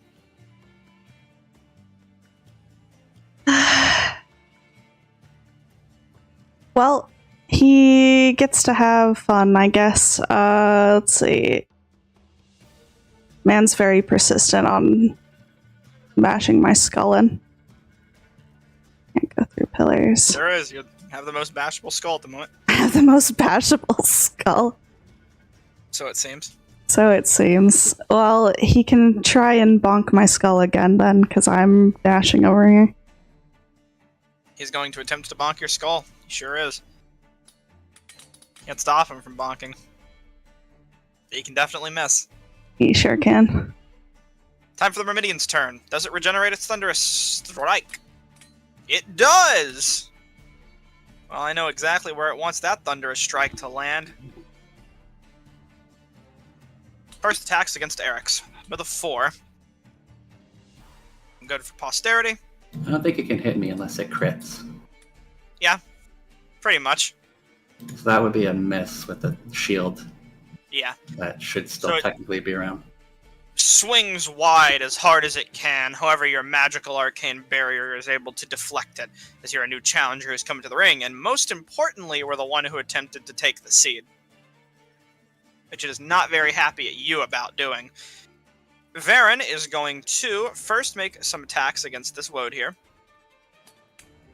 Well, against the big guy first, and then use his other attacks to attack the woad. Might as well cut down some woad. Woad is such a fun word to say, guys. Have I told you that yet? You wouldn't be lying. Fun. Getting some excess woad. Exactly. Alright, both hits against the wood woad. Share the woad. Share the woad. Alright, quite low, and he is going to use his bonus action to reposition, swapping places magically with his echo. These attacks are an unbearable woad against us. That's the end of Varen's turn for now. Eridonis, you're up. Pillar of Fortitude. Let's see. Ooh, I could repost it if you would like. That's the one which gives it +2 AC. Yes. Yeah, you will. Okay. Ring of the Ram. Or, You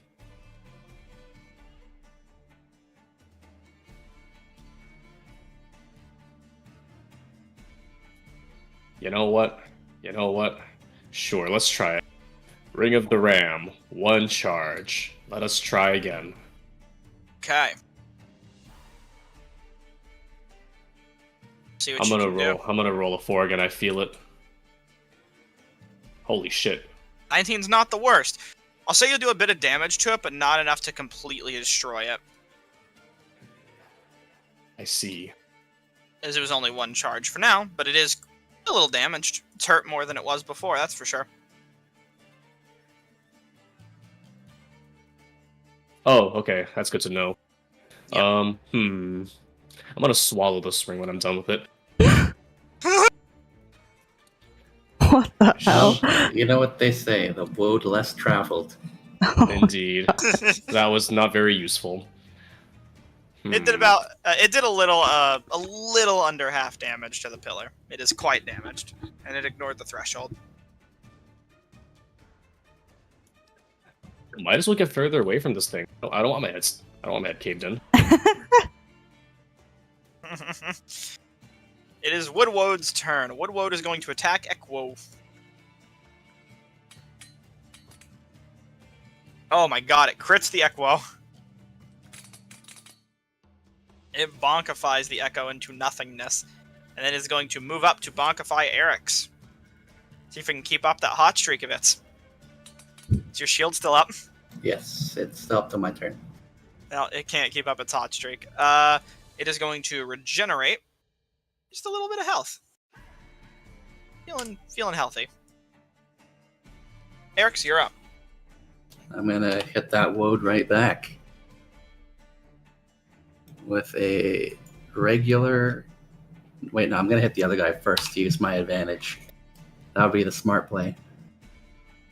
We're choosing the smart option this time, guys. That is a critical hit with Hexblade's Curse.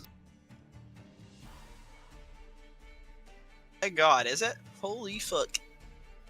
Which means I have to buy Paladin Law, dump my highest level smite into it. Get him.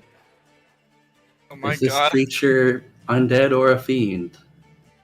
No. Oh, you get extra Unfortunate. D6 too, right? What do I get extra D6 from? Hexblade's Curse, I believe, isn't it? It's just a flat extra proficiency bonus amount. Oh, it's not a D6. Interesting.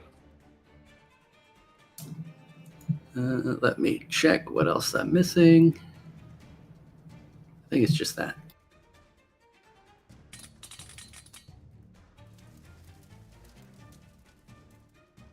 Damn, Daniel.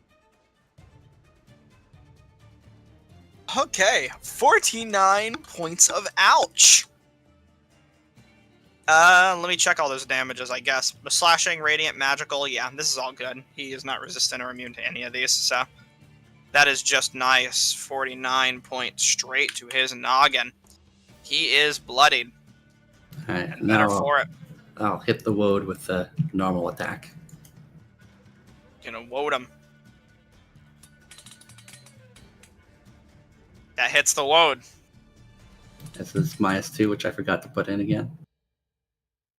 Right? Well, that's fine. It would have been enough damage to kill the woad anyways. It only had a 10 HP. As the woad is annihilated, and its roots are spread into the water around you. This woad is going to... It's not got a lot of targets to pick from, and Fenzira has gone far away from it. It will just dash over to the two of you and end its turn.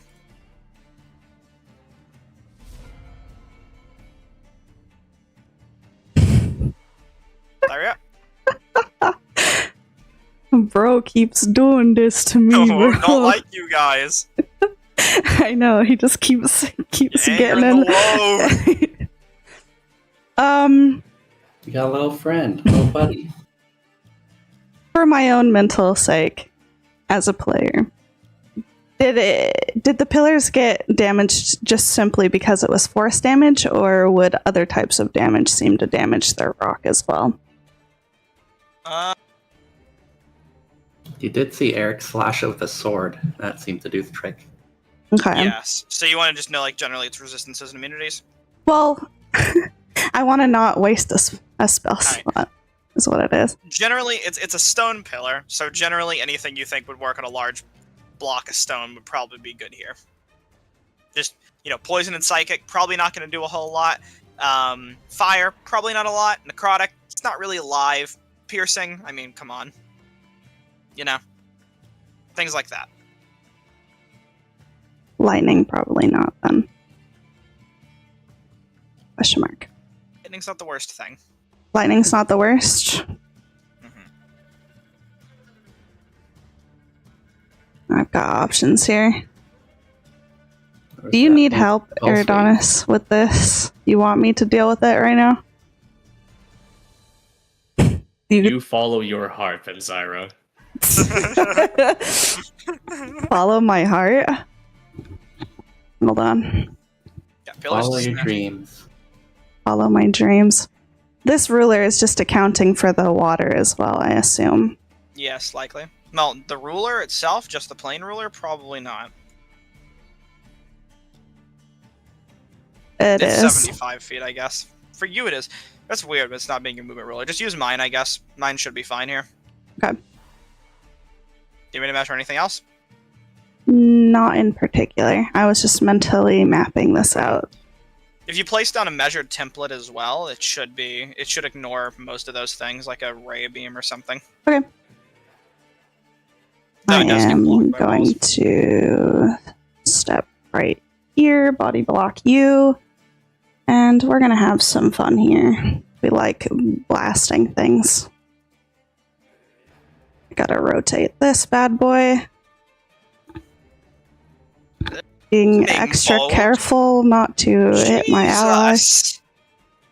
There you go. Oh, wow! Oh, load! Oh, whoa. Oh. Alright. Have your two bad boys make their dex saves. It will. Still advantaged against a magical garbage because of the Pillar of Arcane Aptitude. It's fine. Elements Meridian, advantage, Wood, normal. The Meridian succeeds and the Woad succeeds. Half damage to both. Perfectly fine. 29. 29 points of damage halved. That's crazy amounts of damage. Wow. Not 29, it's 29. Keep that in mind going forward. 29. It's a- The queen. Alright, well, Eridonis, you Alright, see there your companion is body blocking for you. Please break these things with whatever means necessary. The Myrmidian is going to attempt to smash Eric's into a pulp. Eric's is no longer shielded at the moment, but I'm sure that might change in time. Thrown away my strat for you. Go. Do That it. misses. Second attack. Gotta hit something eventually, guy. Come on. Varen is up. Varen is going to attack the Pillar of Arcane Aptitude. Can he do enough damage? Probably not. At least he can hit it. It's not enough to break threshold. I was gonna say it, the threshold's 15, so it's not incredibly likely that he... Damn. Wow. Wow. I'm not rolling good in general this session. That's fun.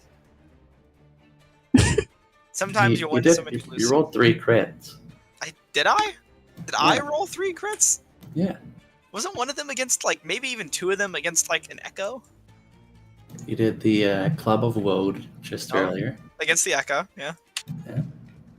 And let's scroll back here. For it. Eridonis, you're up. Alright, fuck the stupid ring.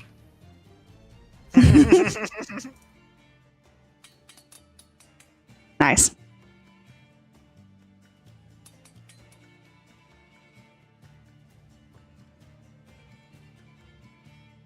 Eldritch Blast, that hits the Pillar of Fortitude, but unfortunately does not break the threshold.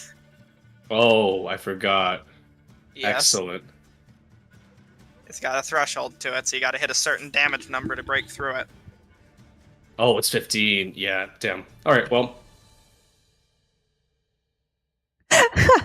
Wood it is.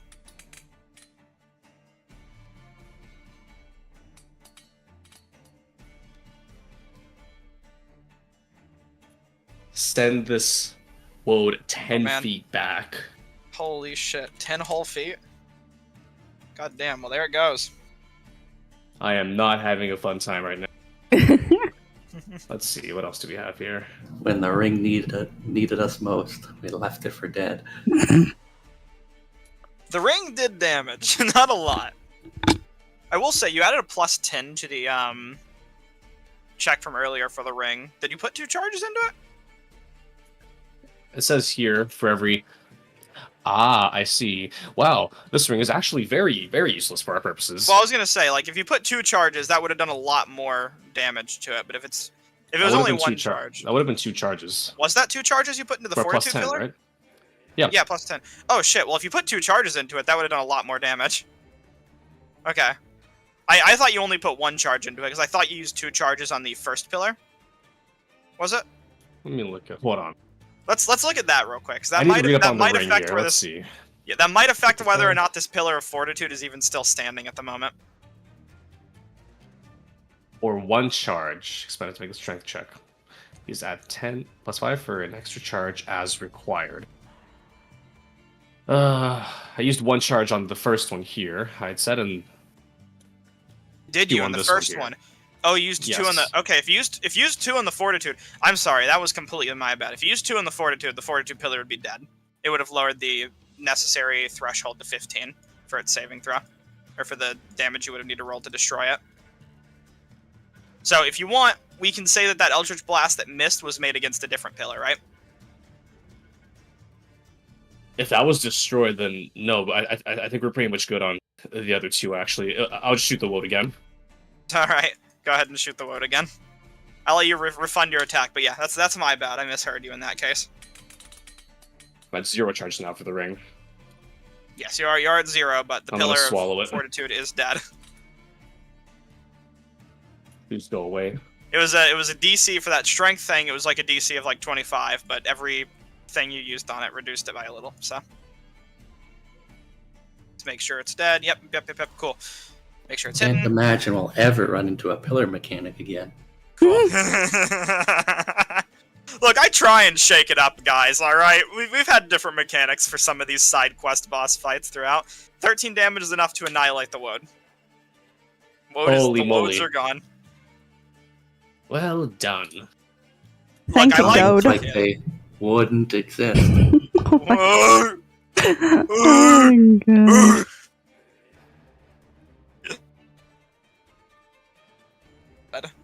Just a little sample of some of the funnies. Oh yeah, this is what we're going for. This is what we shoot for. The stars. Totally. Totally. Let me find out where I put my spell. I know it's on here somewhere.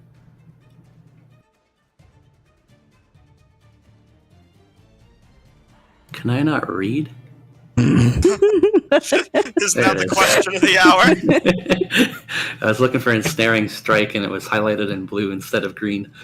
Ooh. Okay. Alright, that's a strength saving throw. He looks pretty burly. Oh yeah. What about this one? Wisdom saving throw. That sounds spicier. Let's cast that. It does have Arcane Aptitude, but it is reduced by a certain number because of the light aura from you, right? Minus Well, one. we'll see. No, you gotta hit first. Until the spell ends. Yeah, it would be a wisdom saving if I hit. Wisdom saving throw plus 1d6 damage. Alright. Let's see if I can hit this guy in the noggin. Should have a few attacks. And yeah. Okay, one misses. Well, you got another. That one hits. So I'll go ahead and make that wisdom saving throw for him now. Minus one because of your sword. Boom. Oh my god. That wasn't even with advantage. So he succeeds the Wrathful Smite save. So he's not frightened. Mm-hmm. Not frightened. However, spell slots. Roll the thunder damage separately for me if you can for the half damage. There shouldn't be any thunder damage. Or, okay, no damage from the Wrathful Smite. It's just psychic. Oh, it's psychic damage? Okay. He is not immune to psychic damage. Okay. And he's a level 1 smite. 30 points? That would be normally enough to kill him. He's still standing a little bit. As it seems the magical energies around this room, projected from the pillars, are holding him together. Oh, great.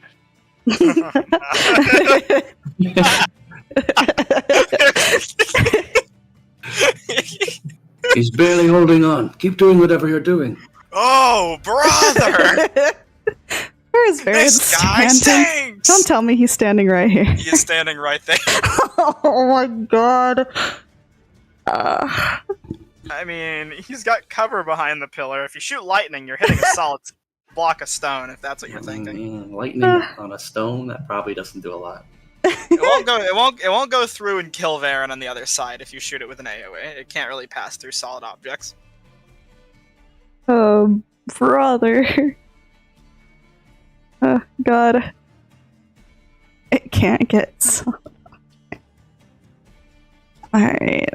Well... I don't know what we about to do, but we about to do it. That's for real. For real. Never leave home without my trusty Acme pickaxe. Wait a minute. Pickaxe. Yeah, what? Never mind, I don't have a pickaxe. I think I sold it. Damn, if only. Damn. See, this is why you keep things there, Adonis. You gotta increase your hoard. What a thing.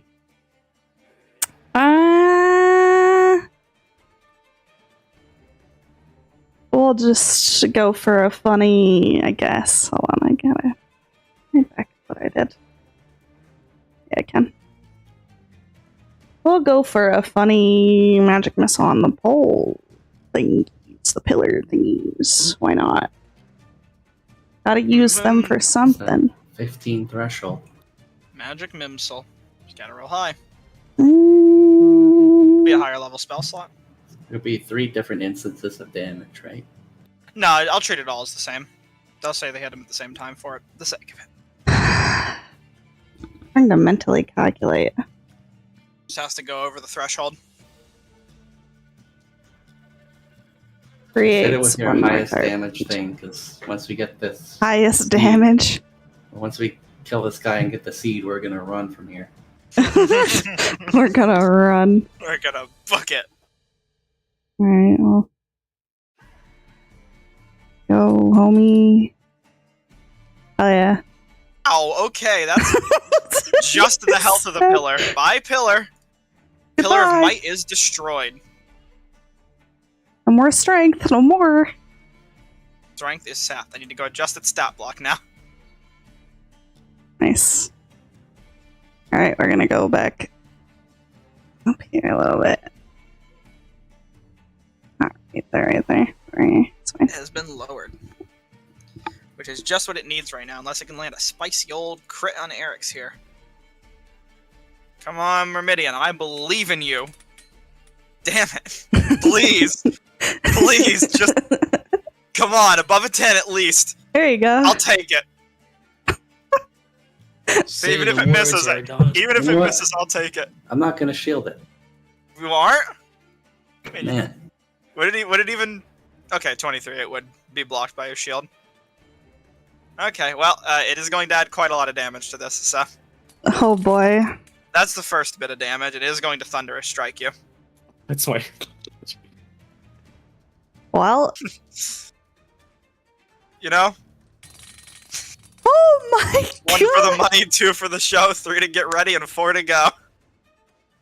well, here's the thing, right? Wait, why is Okay. it 8d10 now? I could pass that. Is it 1810? It was the crit. You could pass Wait. that. I doubled the damage because it was the Are crit. you sure? I could pass that. DC 14. You also got... Okay, you passed that, you have to make a concentration, then you gotta subtract your health if you're alive. I already removed concentration. I don't need it. It's for Wrathful Smite. Oh, okay. Well, go ahead and subtract your health and tell me if you're still standing, I guess. So half of 46. Why... Oh, let's see. Actually, you're right. It might be. Let's see. Nope, that's just the damage added on to the attack. All right. Well, I'm still standing. The saving throw was just to see if you're prone. All right. I'm still Eric's, hear me out. standing. Eric's, hear me out. You might want That's to the end fail of the that. Remedian's turn. You might want to I'm fail that. going to reaction on him. Okay. Let me click You can on do the as a thing. reaction. I can do a lot of stuff as a reaction. Oh, Bane's Rebuke. Yep. All right, you just got that fancy one, didn't you? Gotta try it out, right? Yep. Well, he can't die, and he passes the saving throw for now, so he's fine. He just Saving- lights on fire. Yeah, you just see fire kind of encircle around him, even in the water. It kind of sizzles a bit and creates a steam. I need to check Bane's Rebuke later. It might be a saving throw based on what your saving throw DC is. It should be, roughly. Oh, it is. Okay, I didn't realize your spell save was 14. Never mind. We can continue. It still passes. Eric's. Varen's turn. Eric's. Well, there's only one pillar left to destroy, so Varen is just gonna... Even though he can't really do a whole lot here, he's gonna give it his all, guys. He's gonna send it. He's just... Really, he's just here for the team right now. Hey, there he goes. Oh! That's actually enough to break damage threshold. He deals 15 points of damage. It's pretty low. It only needs a little extra damage to break. Oh. Fucking... Fucked up its health a bit there, but that's fine. I don't know why it's not showing that it's bloodied. It is... Definitely... Oh, I see. Hold on. Now it should be bloodied. Okay, it's still not. Fuck you. Anyways. Next attack, Varen could destroy it. Hits. Hey. Okay. He's got to roll perfect damage to break it, so no. As you watch him take his glaive and just try and hack away as much as he can. Rather than hitting it, he's just trying to like find leverage points in the rock to try and pry it apart as best he can, and just holding it for when you guys make an attack against it to try and help push. Add some force to your blows.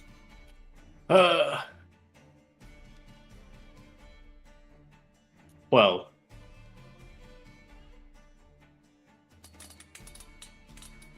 Nice. Oh my god, 27 hits. Do a bonus Oh. action to hex the rock. That's it. It's No, gone. that's 15. That is enough to destroy the pillar. As the Pillar of Perfect Arcane damage. Aptitude falls, perfect damage. And the Myrmidian is now vulnerable to dying. Oh, excellent. Oh Dice of boy. death. Dies of death. It no longer has any of the bones from any of its bones, any of the boons from any of Damn. its... Damn. Not today, huh? Damn, kill stealer. Eridanus! No. Why? Not Eridanus' day, I suppose. Anyways. Erex, finish it! You shout this order to your party member, this suggestion, I suppose. I'm gonna moonbeam him. You know what? Moonbeam. Gonna hit him with that Wow. fucking moonbeam. Hell yeah. Does not have advantage anymore in magic saving throws. Well, you fucking hit my dice out of the way. I think it's free damage either way. That is 12 damage. It deals more than 1 damage, which means the Myrmidian falls. And is defeated. Okay.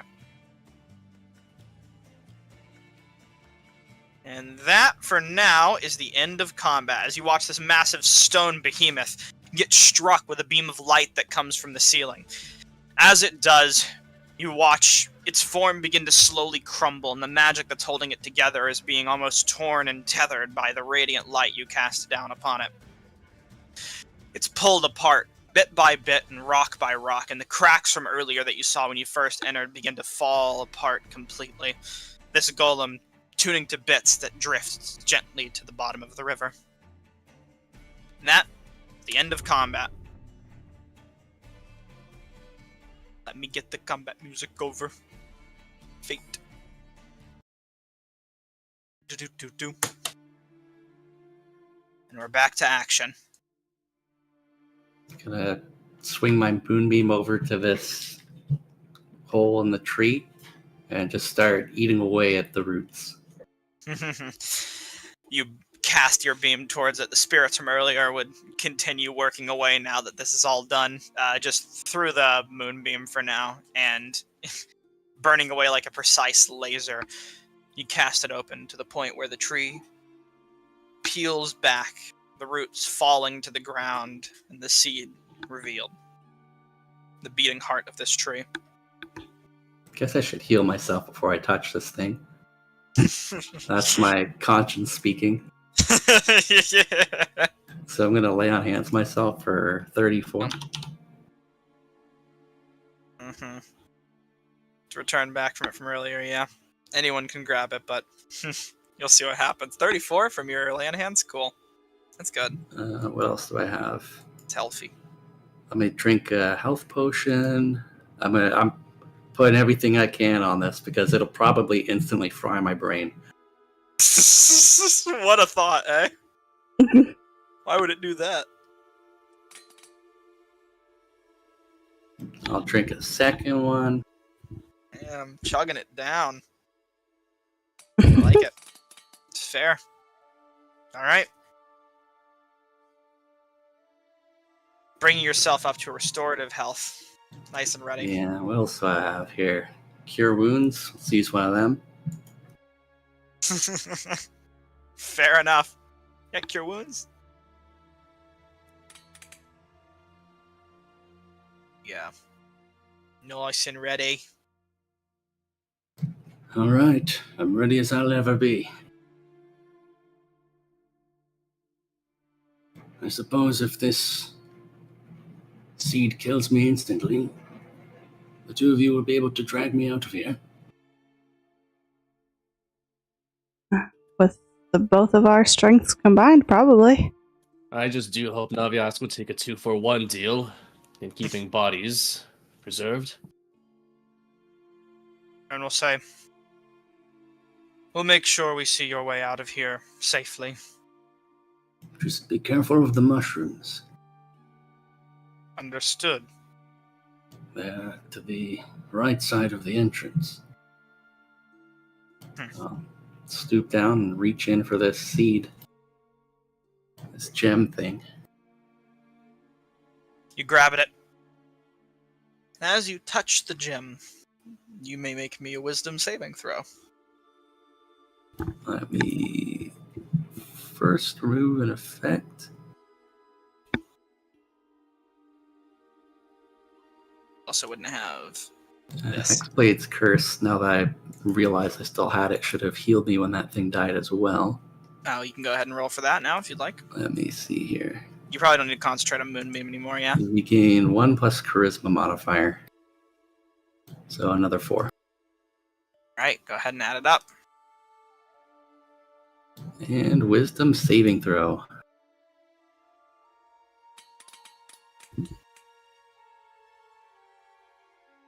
You pass. You'll take half of the psychic damage from this stone.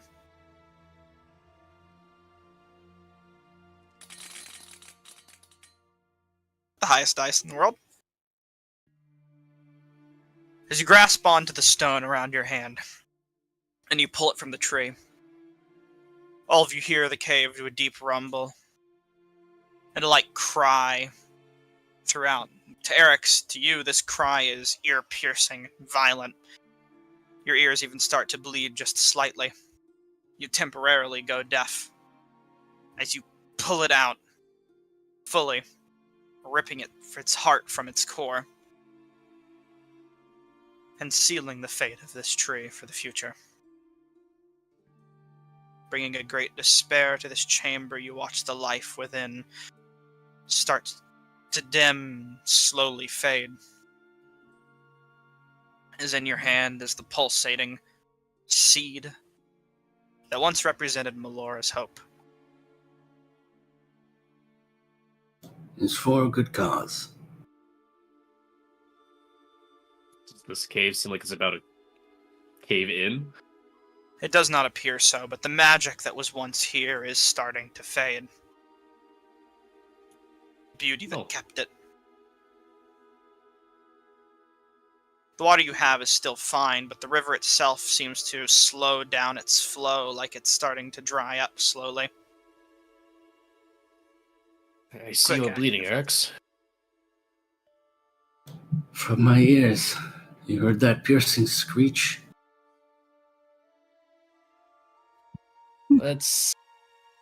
I don't like this place. You're worse off than I. You got clobbered by that thing. As you said, for a good cause. Anyways. Magical gates appear to have reopened. Let's waste no time, Varen. And it says, of course. We have places to be and things to do. The longer we dwell here, the longer we have to ponder on our actions. We cannot undo what has been done. We can only press forward and hope we were right.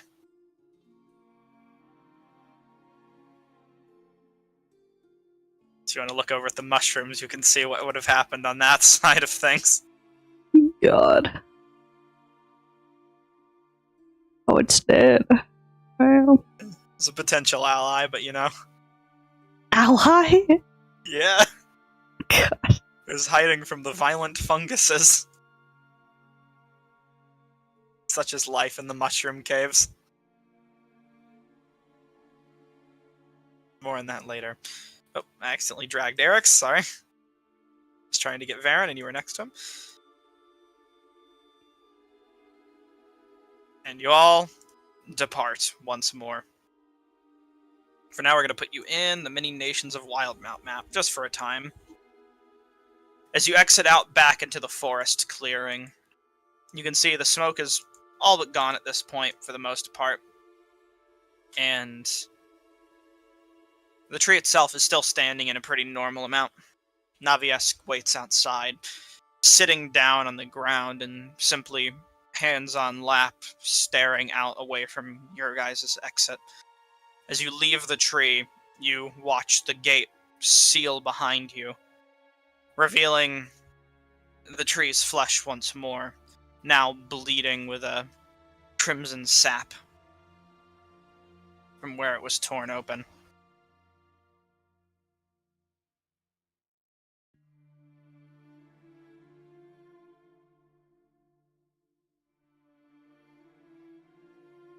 I can't help but feel sadness that the world will lose a tree as magnificent as this. You say that. As you do, you see Naviesk will stand up, kind of dragging his hand along his face for a moment, and turning back around to you, you spot something quite unnerving but strange. Seems to be a single glowing tear currently running down the face of this colossal monstrosity. This great force of Earth. Normally unmoved, but now torn. He says,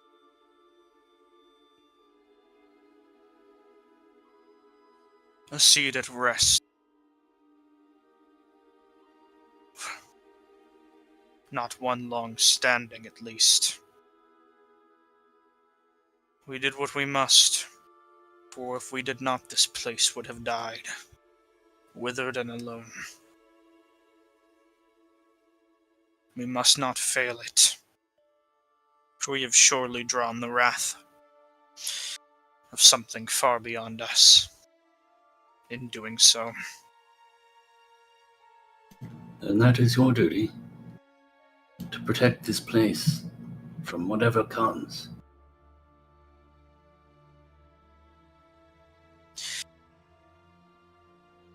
I will repair this world,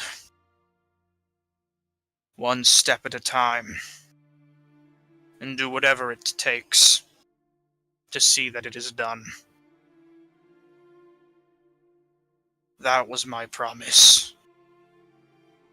To that end, you said there were other stones like this elsewhere, scattered. There are many. Many to be found. You have but one. But there are 3 more to go. Your people call it an aramente. A deep connection, a channeling of the elements, of which there are 4 that devise this plane. You must find an elemental crux that represents each of them. Harness their power, and once done, we will bring them together. And then I will be in tune with nature itself.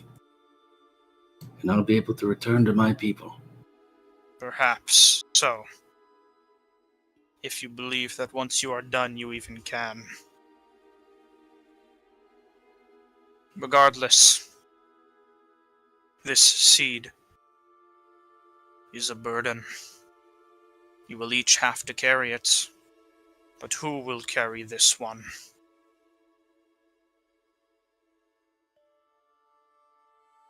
Who amongst you all will step up and attune to the very earth beneath our feet, the rocks that shift, the shale that tides,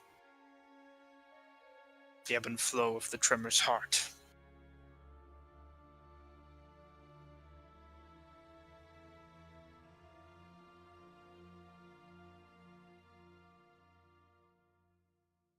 I'll look to each of Fenzira and Eridanis. I can't carry this burden alone. If the next 3 of these elemental cores are as deadly as this one, I'll rely on strong friends to help me bear the weight.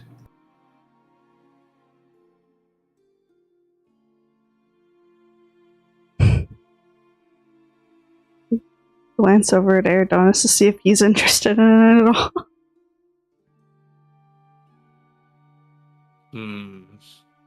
Just know that when the time comes, you will have to relinquish them.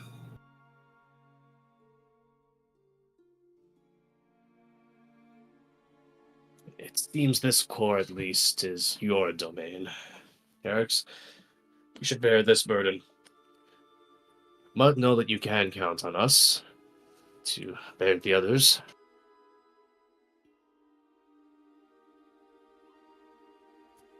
And also give a nod to Eric's.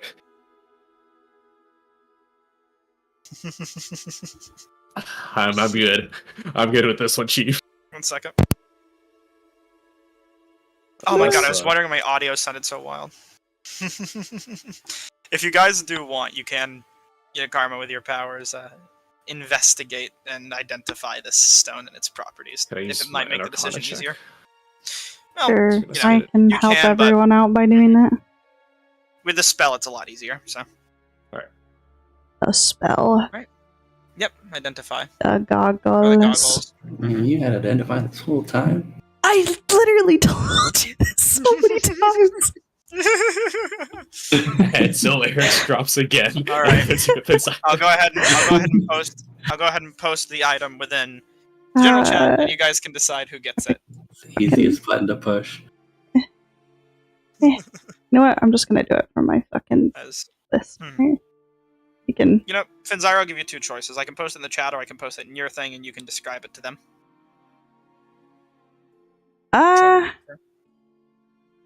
I'm sure you can do a good job with it. I'm probably will butcher it. I mean, I'm just gonna post the basic thing. I'm just gonna give you the stat sheet for it if you want it.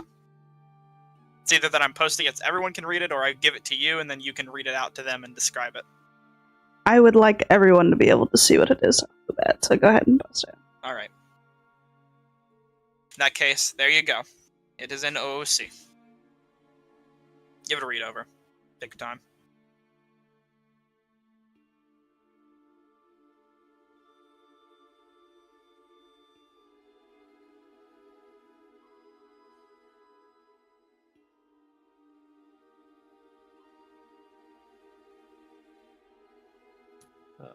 Floating mode of Earth. Stone skin seems pretty useful. Mm. What's that do again? Resistance. Boost your AC to 6. Oh, resistance? Bad BPS resistance, I believe. I'll go ahead and double check it though. Ooh. It is, resistance to non-magical bludgeoning, piercing, and slashing damage. Damn, Pocket Barbarian. Yeah, 1 minute pocket barbarian. 10-minute Pocket Barbarian. Is it 10? Okay, I might have said 10. Yeah, Yes, 10 your minutes. defense Yep, lasts for 10 yep. minutes. Sure. It's set to 1 minute on the sidebar for some reason. I think I adjusted it a bit while I was making it. And you could sell it for 7,500 gold. What the fuck? You know, I still genuinely think this is Eric's. This should be Eric's. I feel like he gained the most benefit from this. As opposed to like the water stone. I don't suppose we all can the change stones. them out later and swap them around. Pass it around. For the sake of it, better one person attuned to it now. Who's decently committed. I mean, I'm committed, but Whoever attunes to the stone is connecting to it. yeah, the You can thing is, unattune to its if power, there's but- future stones, you're basically saying I don't want the Earth one. Gotta carry your Power Ranger stuff. Power Rangers. Go Bower Bangers.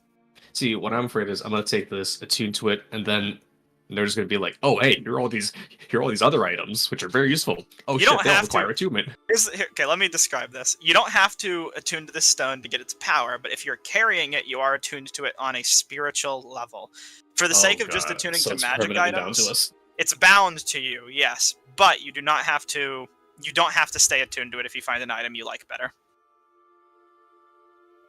In that case, Okay, Eric's. I'll. You know what? Find them all to me. I'll beat the Thanos. I was gonna say, what's stopping? What's stopping you? What's stopping you? well, as he described earlier, if you attune to more than one of them, drastic things could happen to the person who does so. This is why it's incredibly unfortunate that Persephone is out of commission at the moment, because this one would have been good for them if not for Eric. Persephone shot up their stake earlier and said they'd prefer the fire one when that comes around. Fuck. So, All of that, and look at Wait. the strength and con. What the hell? everyone I've mentioned, the 4 fucking avatar stones too, has put up their stake of preferred element. Damn. Okay, I did not. If you know what, Adonis, You know, I still need to work it. with you on slight Let's renditions to your let's grab this. Mhm. I still need to Renditions work to on what? slight renditions to your class later, as we talked about, your subclass or whatever. But, I mean, I wouldn't mind changing out, like, at least the earth trimmer on this, It's fine. item. I'll grab the stone. Okay. You know what? Eridanus was probably already you'd- buried in the ground anyways, so Yeah, of this course. is If actually you'd this, like, this feels poetic. I'll change out earth tremor later just to make it a little more attuned to you. Each of these It's- stones, whoever takes it's- them will have a little more effect on It's it. okay. You know what? Now that I think about it, Eridanus was probably buried in the ground and was dug out anyways. This feels thematic. This feels right, actually. Mhm. I'm gonna go ahead and you know, let me rephrase. Let me rephrase what Eridanus had said.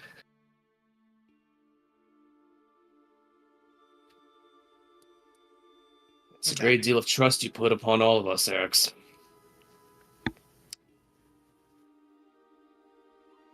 Sorry, I ran away for a second. Let me prove myself then. I can take on this first burden.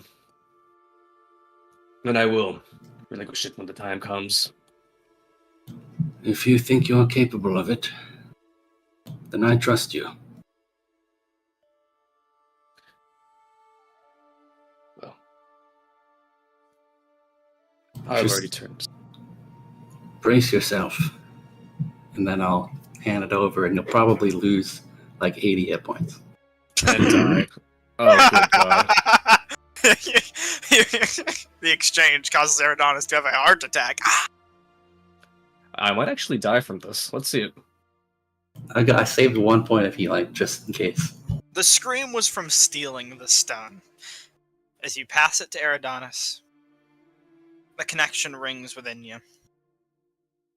That thrum leaves you, Eric's, and connects to Eridanus. For now, you'll have to spend a little more time with it to get a much deeper connection and to attune yourself to it fully. However, you feel the ground beneath you more than you ever have before. The trees around you, the wind that blows. You feel as if you're, to some small extent, a part of it now. It with you.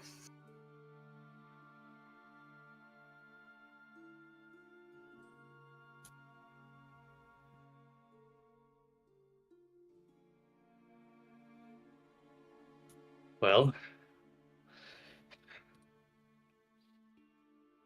Do you feel any different? I feel things about me. This life all around. It's called puberty. That's not. Perhaps it is. Although I think I might have already grown past that.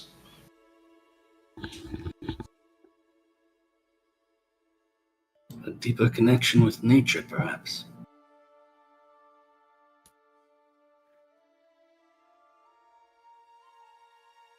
Well, Earth and stars. A soul split between the two. Should be interesting. On the topic of Earth and stars, your star is not far from here. Indeed. Now see, if there wasn't this big red marker, I might be able to see where it is.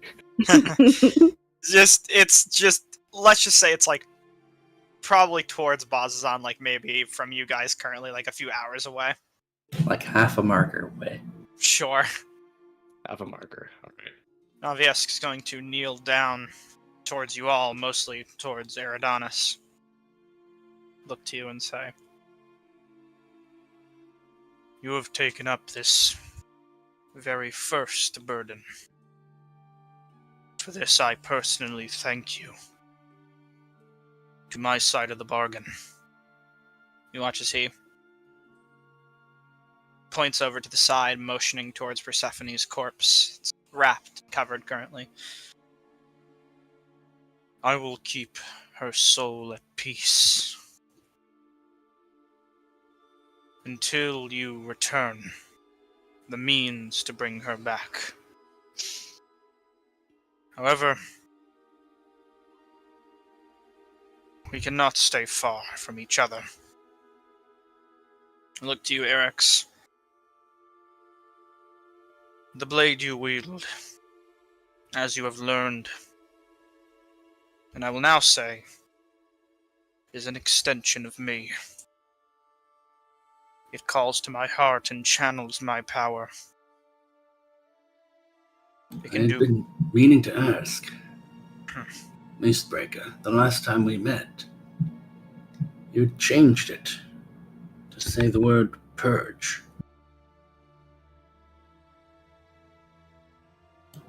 Is that to mean I was to purge the demons from Bazozan? To purge the darkness from the realm? He says, Or simply to purge those skeletal warriors from the Vermalock? all of those things and more. Long ago, as you know me, I was no different than Vazarun.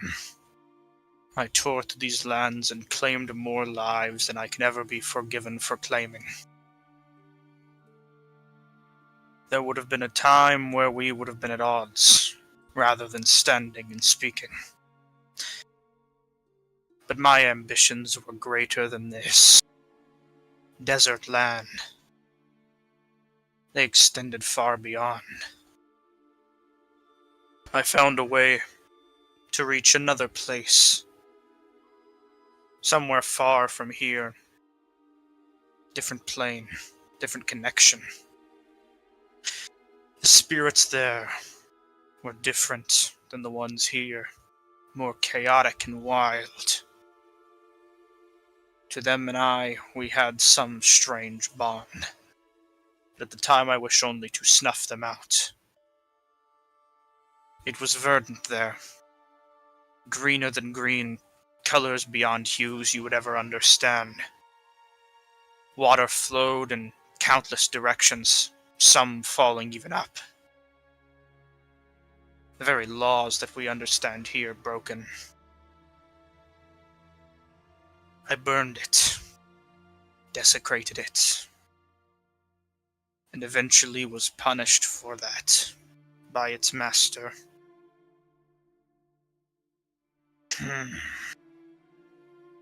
But Titania saw fit that I do other things with my life. She took my ambition, and she gifted me clarity of mind. Looks at his hand. No longer will I destroy, but I will rebuild. Your place in this, that symbol, that word. To purge is a part of me, and a part of what I once was. But I have learned in time that we can do other things with strength and destruction.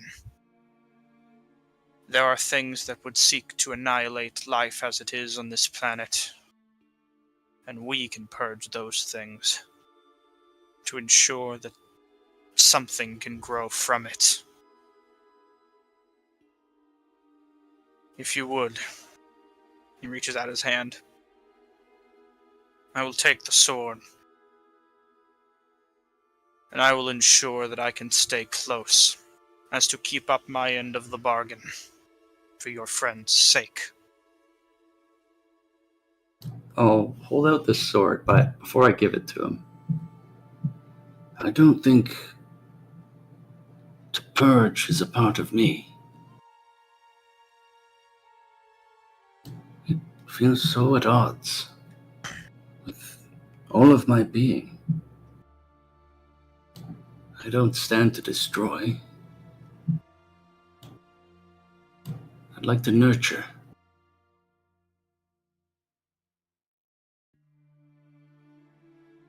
Says, Like you do now.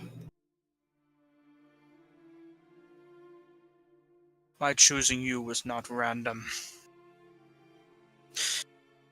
I know more about you than I am at any obligation to say, or permission. I've been watching you for some time. You are not what I am. That much is so. You are different. And that I appreciate. As an alternative perspective can ease a brutal mind. Very well. You need not purge, but you must protect. Is this something you can do? It's something I've been trying to do all my life. Let us work to strive that we can do such. There is a lot that needs to be protected. And a lot that needs to be purged. I'll hand him the sword. Takes the sword in his hand, much smaller than him. Runs his finger across it, across the word which you brought up. The text is slightly shifted. Spell out protect now instead of purge. As the metal itself grows back into place and molds to his liking. You now see undoubtedly this sword, and he is its master. Magic courses through it, and for a moment you watch a glowing rift open up where the blade was before shutting rapidly. Like a zipper being quickly pulled. He takes it, carefully lowers his hand down in front of all of you, and the sword laying in the middle of the palm. Take it. I will be close, as long as it is near you. And so will they. Motioning to Persephone once more.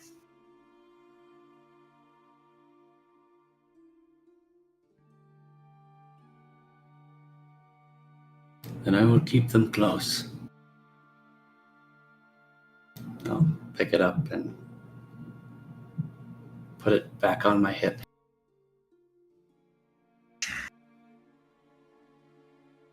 When you are ready to leave, I can help you. Though, it will take a lot out of me. Consider your options for departure. Then once you're ready,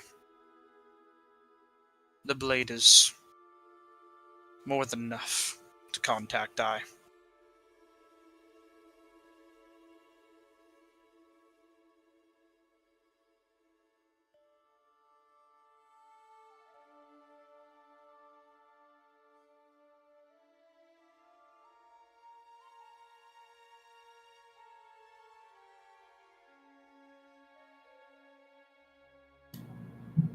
I'll nod and rejoin the others. What are they up to? And are they? Yeah. Dying. No. I think Eridanos, I'd like to take a short rest before we march on for a couple miles. I would like to take a short rest. Falls over. Just a breather. Just a breather. Nothing too crazy. Quick, whew. I'm just chilling, vibing, probably sitting down. Got my hood on my head. Cloak has a hood. Damn, right, rap music. Spray paint.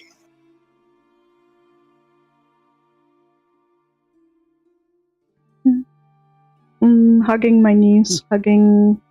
Got the little familiar chilling in my lap. Oh my god, I gotta resummon one. The luminous spirit. I need that emotional comfort from my emotional support animal. Yeah, Eridanos, for your reference, the orb itself is still orb-shaped, roughly, but has the crack and is kind of just a bunch of broken shards floating in the general shape of an orb right now. Still awaiting reformation. Oh gosh, we don't have any. You don't have a didn't vessel buy to one. hold all of our- Yep. You know, I'm gonna steal one. If we ever get to the next place we're at, I'm stealing one. I'm tired of this. Why shouldn't I steal one? Steal what? Oh, a bracer? Yes. A brazier? No. Varen says, taking a At this point, he's just been leaning to the side. Mellow, but still focusing on the fact of what he said earlier. Can't be undone. He says, "Where will you be heading next?" Eridanos will look over to Eric's and then Fenzira. Well, I suppose chasing after a star, if these two would be willing to take that little tour. There's a wish out there. One that has to be claimed, it would seem.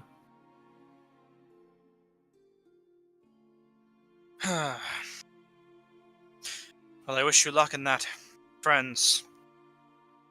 It is much that I have truly known you, and I am thankful that you have visited my fair city. And you have put yourself into its woes and have climbed out stronger because of it. I can never thank you enough truly for what you've done, and I will forever be in your debt if you should ever need me again. However, I have a long journey to make. To Rosona. The Bright Queen must know what has happened here and what is done. It is my duty. I suppose she will not be happy to hear about the information, and definitely would not then be at all interested in potential revival in that case, as your earlier aforementioned thing was. I could perhaps beseech the Bright Queen on my own. But for a group like yours, it is truly it is unique that she should listen. However, not impossible, given what you've achieved. Assume that we would need to make a formal appearance at some point then, in that case. If you would come with me, your chances would exist to begin with. However, it seems like you have your own journey. We'll have to return to Bazazan sometime if we're to help you with Betrayer's Rise. I can only hope. It will be my priority to figure out until you return. Perhaps by the time you do return, there will be nothing to fix. Wouldn't we be so lucky?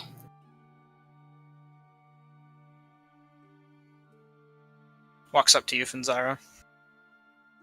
Another thing.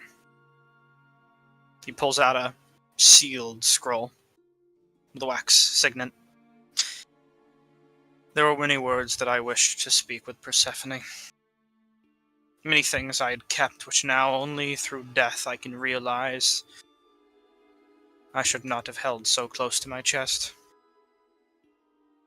If you are successful, this would be good for them to hear. Keep it safe, though. I pray you do not glance upon it. It is quite private. That didn't even cross my mind, so. Very well. Then I thank you all for what you've done and what you will continue to do.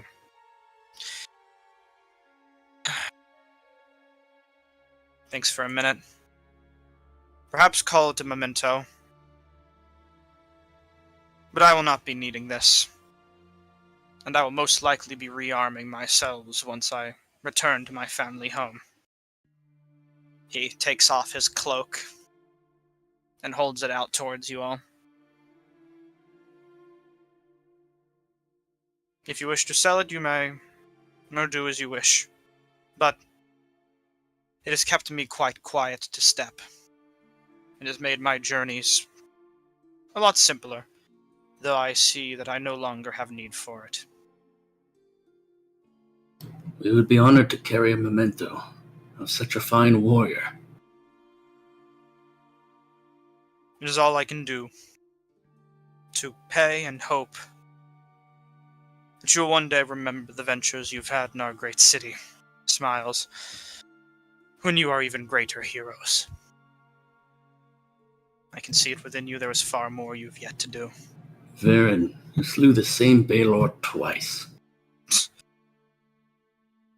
I did not slay it the first time. The first time was a fluke and a failure. This time was a success. This time things were right.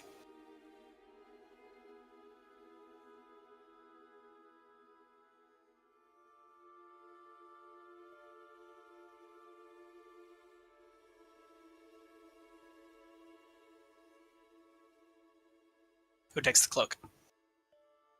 It's a cloak of Elvenkind. I mean, I'll take it if no one else is jumping for it. I have 2 already, my guy. I don't need a third. You have what? Oh, 2 clokes. You have 2 cloaks. I have the cloak of Oh, yeah. protection and I have the Multi-layering your cloaks. Oh crap. I might.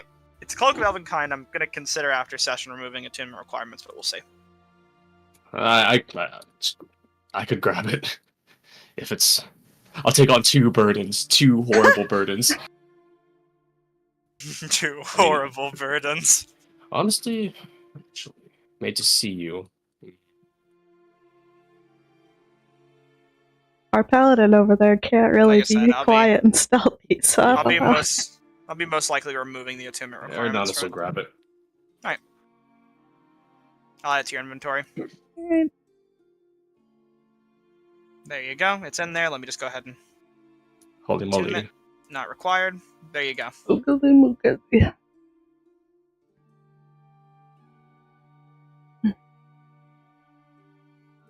Varen says, "My journey begins, and so does yours continue.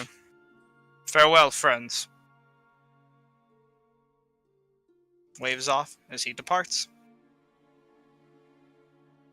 Gone to the wind, in the sands of Jorhas.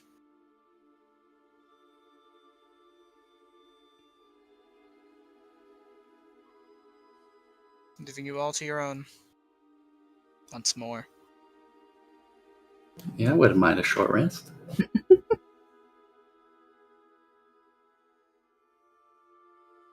Alright, I think we're all in There agreement. Let me just do my iconic victory dance. Pucci died on the way back to his home planet. That's Varen leaving. Varen died on the way back to Persona. Varen was mauled by Sorrow Sworn on the way to his home Oh my planet. god. Alright, short rest time. Yes. Yes, please. Eric's, I'm sure you want to know what your sword can do now. In the meantime, while your party is resting. I just hit stuff with it. I mean, yes, of course. However, it's got a new property that you can utilize later. I'll say it'll probably be a ritual to use it, about 10 minutes, though I have to actually make the property after this session is over. Early on, you mentioned wanting a way to have a brief pocket dimension that you could visit. And now you do. As you have a short base of operations that you can enter. If you spend some time focusing. Hell yeah, bro. Hell yeah, meditation chamber. Your, as you called it early in our PMs, I believe, Superman's Fortress of Solitude.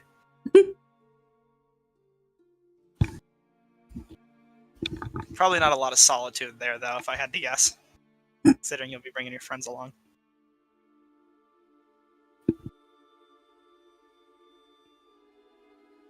God. Amount of sound padding on those walls.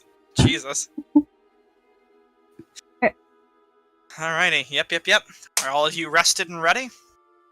Yep. Star. I love this periaptive wound closure. Cram in side quest number 2. Yes, let's go. Gotta do all those side quests, but so God. close to Hunkarel. Who's Persephone gonna be taking over, I wonder, since Persephone's Morpheus got will be back. got a nice character in the next city. Oh, excellent. Alright. Just a nice permanent character in case Persephone never gets revived. Just in All right. case. Not that I don't believe you guys will succeed. 45 minutes. Let's go. 45 minutes. Alright then. If your group is ready to continue, you may. Naviesk will bless your departure with a simple bow and take to the side of trying to cleanse the remaining of this grove in his meantime. Leaving your group to depart. All right, have fun, buddy.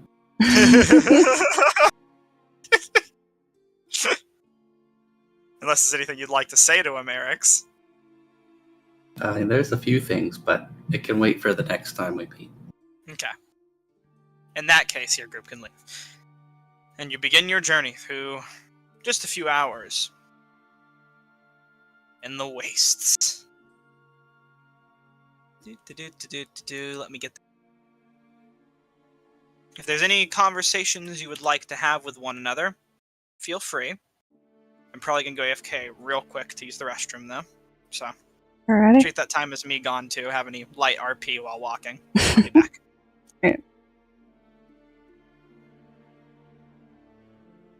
Naviesk said that as long as I carry this sword with me, Persephone stays close. I suppose that means we don't have to worry about returning here. Although I'm not sure what will happen if we go to Ank'Harel. There is still the matter of closing off Betrayer's Rise. We might have to make a small return. If we find one of the arms of Betrayer,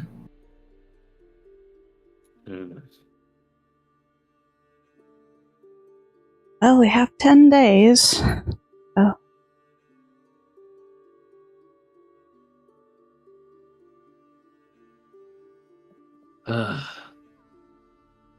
Or it's only that star fell upon the Betrayer's Rise.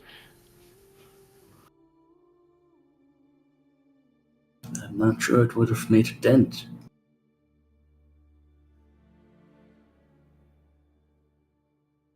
Although the star did seem fairly large, Betrayer's Rise is shrouded in ancient magic, the evil sort.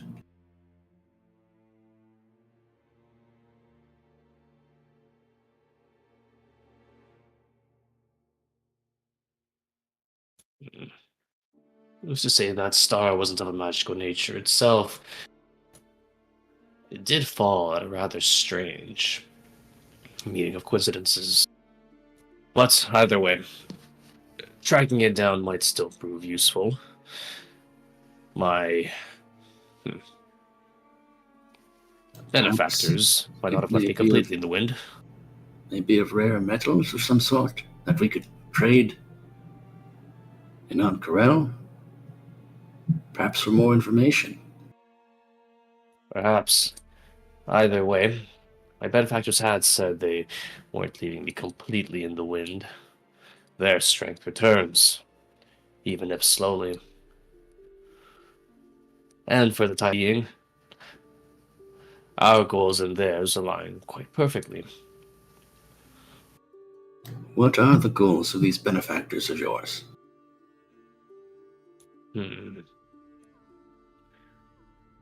They wish to know more of their own histories, their own pasts. Their minds, I'm afraid, are just as scattered as mine, as are their memories. But if the visions and all that we've learned is indeed true, then I suspect we might learn more about my masters as we learn more about these olden times when mortals sought to become gods. What these scholars of age to the past. calamity? It would seem so. No, what these scholars of an age past would seek to do once they regain their memories, I know not.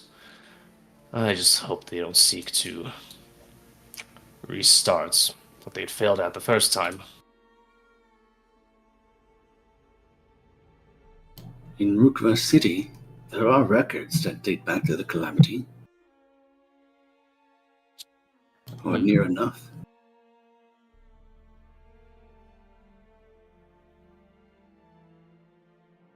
Perhaps some of them may be of use to your scholars.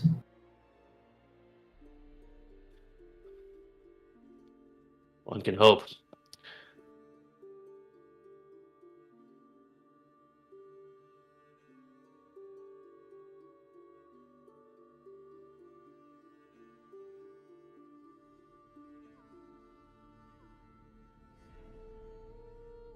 Hmm.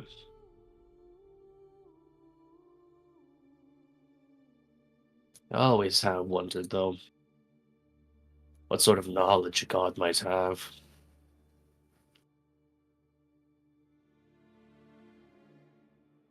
Perhaps your new emerald can give you those answers. Perhaps. It is Melora's stone, is it not? Of her hope, at least. Though Melora did not create the thing, it was rather more arcane in nature.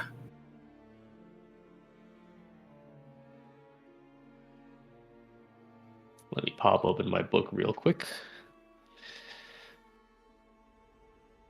It's a fragment of an elemental titan.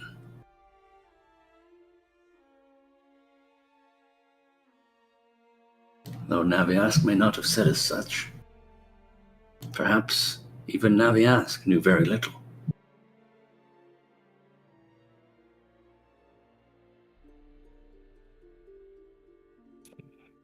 There is a passage here in this text. Eridons would hold up the Poetic Guide to the Prime Gods, Volume 1.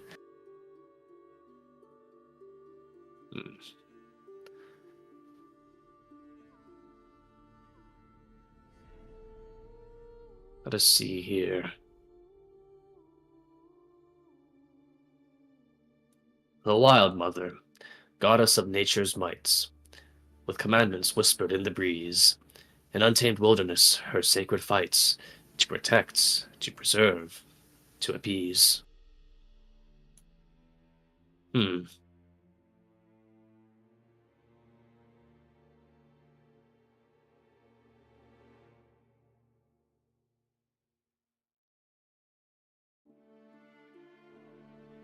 To coexist, to honor, to set nature free.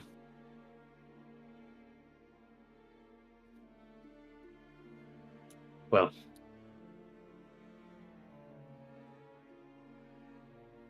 I think you might be reading a little too deeply into these gods.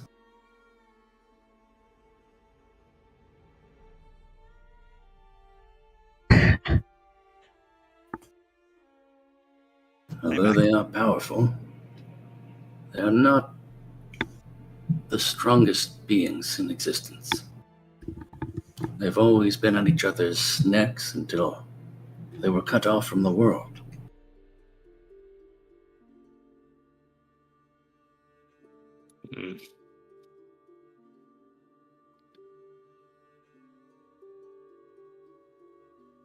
What a waste of talents and potential. Well, in either way, the squabbling of gods does not entirely concern me, insofar as the quest for answers remains still elusive. How about you, Fenzira? You've been quiet ever since Persephone. Of course I have. It's not exactly the greatest thing to happen. I got confessed to, and I hesitated to reply, and then they died. So I'm not really in the greatest mental state at the moment. I've just been here. So not sure exactly what you're expecting me to act like. You never got your chance to reply, but perhaps you still can. Yeah, that's the hope. All in all, it's just taught me to not hesitate. Yeah, and Eric's will take off Miss Breaker and hand the sword over to Fenzira. I don't think that's how that works. Take it. If Naviask can hear everything through this sword, then Persephone can too.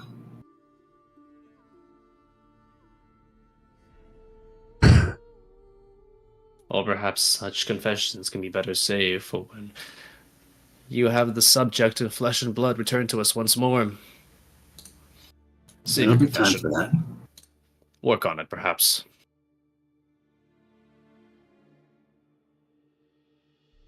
Practice with Naviask. I'm sure he won't mind.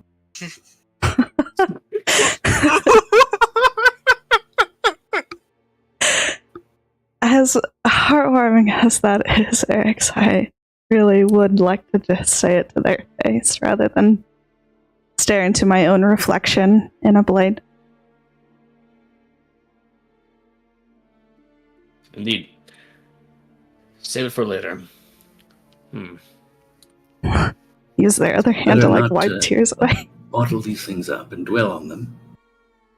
I'm using the emotions I'm feeling to fuel me forward to getting this done so that they can be back, so that I can say it to their face.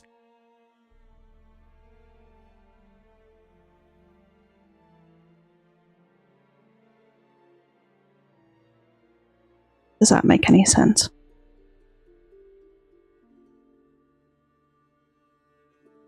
Emotions may be fuel, but your mind is the pilot, which must be sharp and work together to propel the ship towards progress.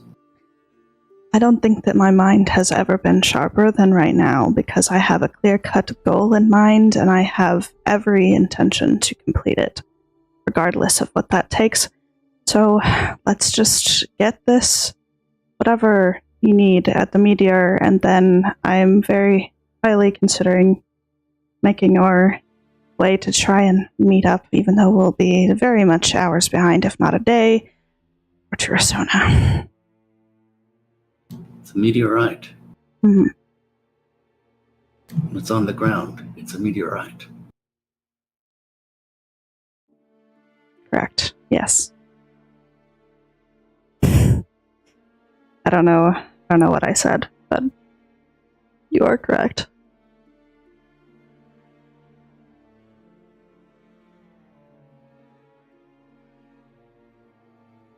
All right. Is your group ready to arrive? Yes, I am.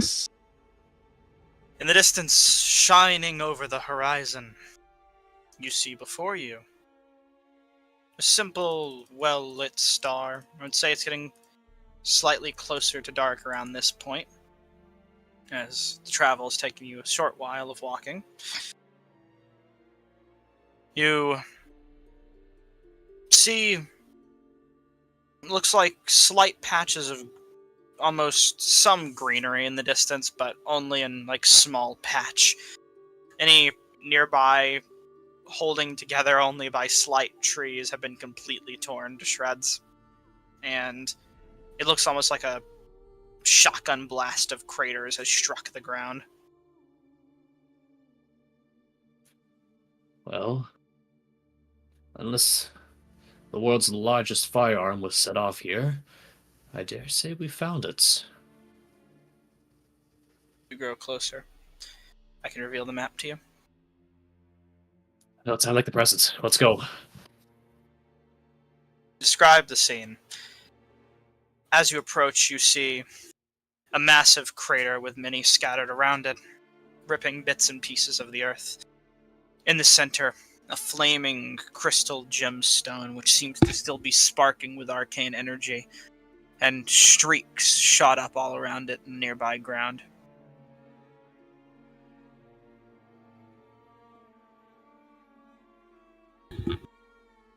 Eridonis, this is your wish. Made form. Not to worry, I have fire immunity.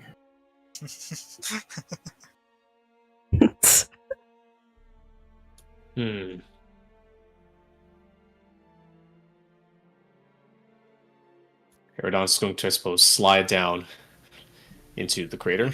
Slide down, and as your feet hit the arcane flame, it doesn't burn you. It's like a cold spark from like a firework. It feels like you pass through it as if it's nothing. He's going to kind of pull up his sleeves a little bit, exposing the healed burn scars already there. I've already been burned once by starlight. These flames here are cool. Soothing, even. Perhaps we should not be afraid. He's going to draw closer towards the large crystal. As you draw closer towards it, you hear a voice shout out nearby. "Not so fast, partner." Stepping out of the nearby brush, you see a group of individuals. Let me go ahead and reveal their tokens. Did...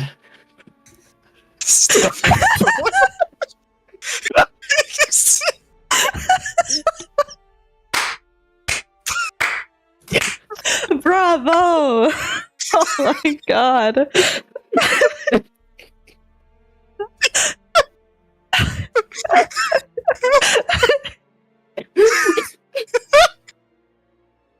Oh, this was is my the wish best indeed. comedy moment ever.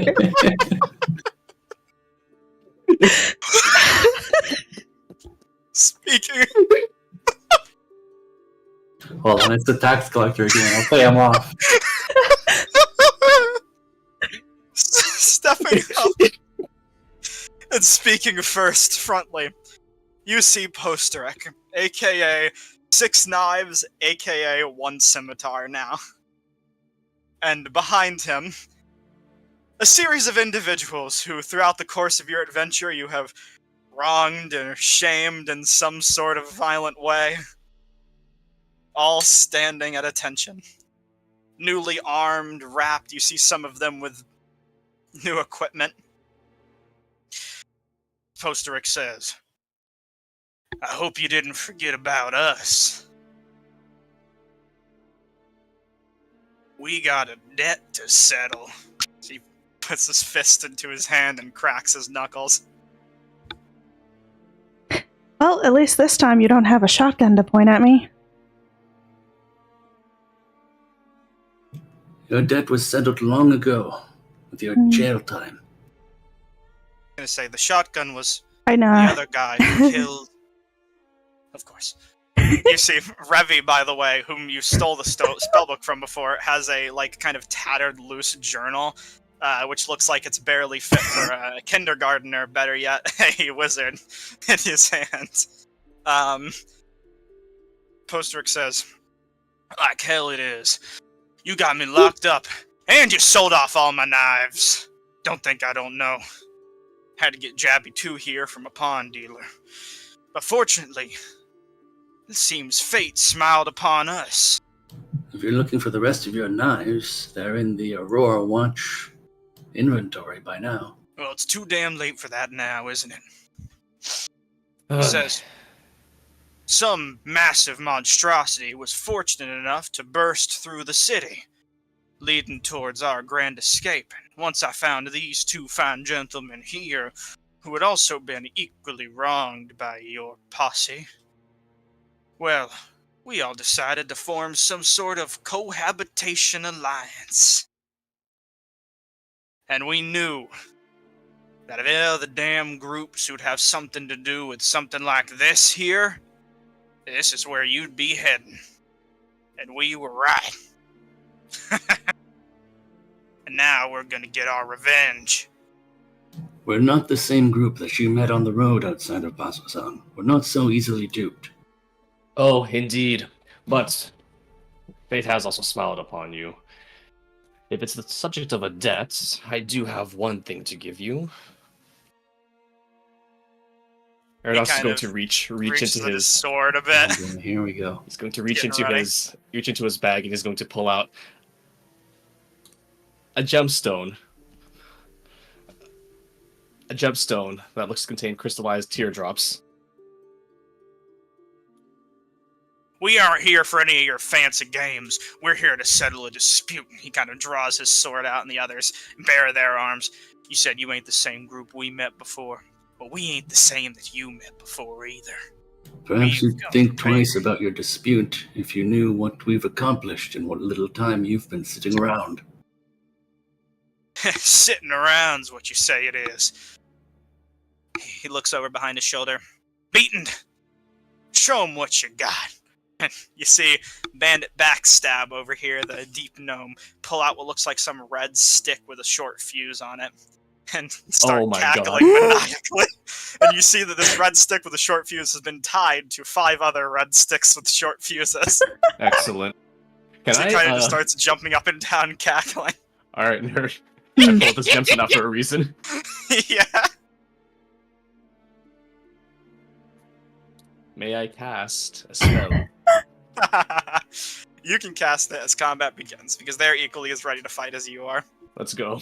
For the sake of it, they were ready for your surprises. This is the one time I want high initiative. Please. I got something waiting for this guy. Fuck! God damn it. It hurt me. It's cocked off of a 20 onto a 2, and that makes me so mad. Don't worry, I'll roll a 20. You did not.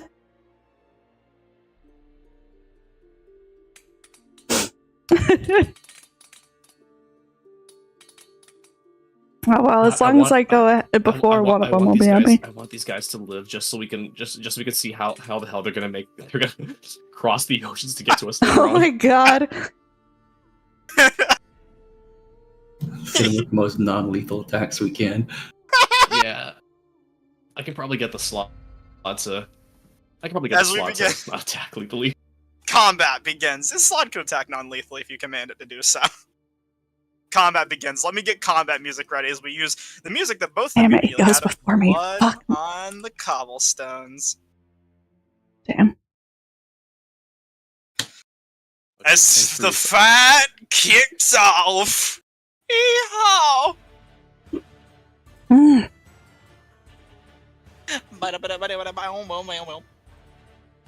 Alright, you already know what time it is. It's frog time.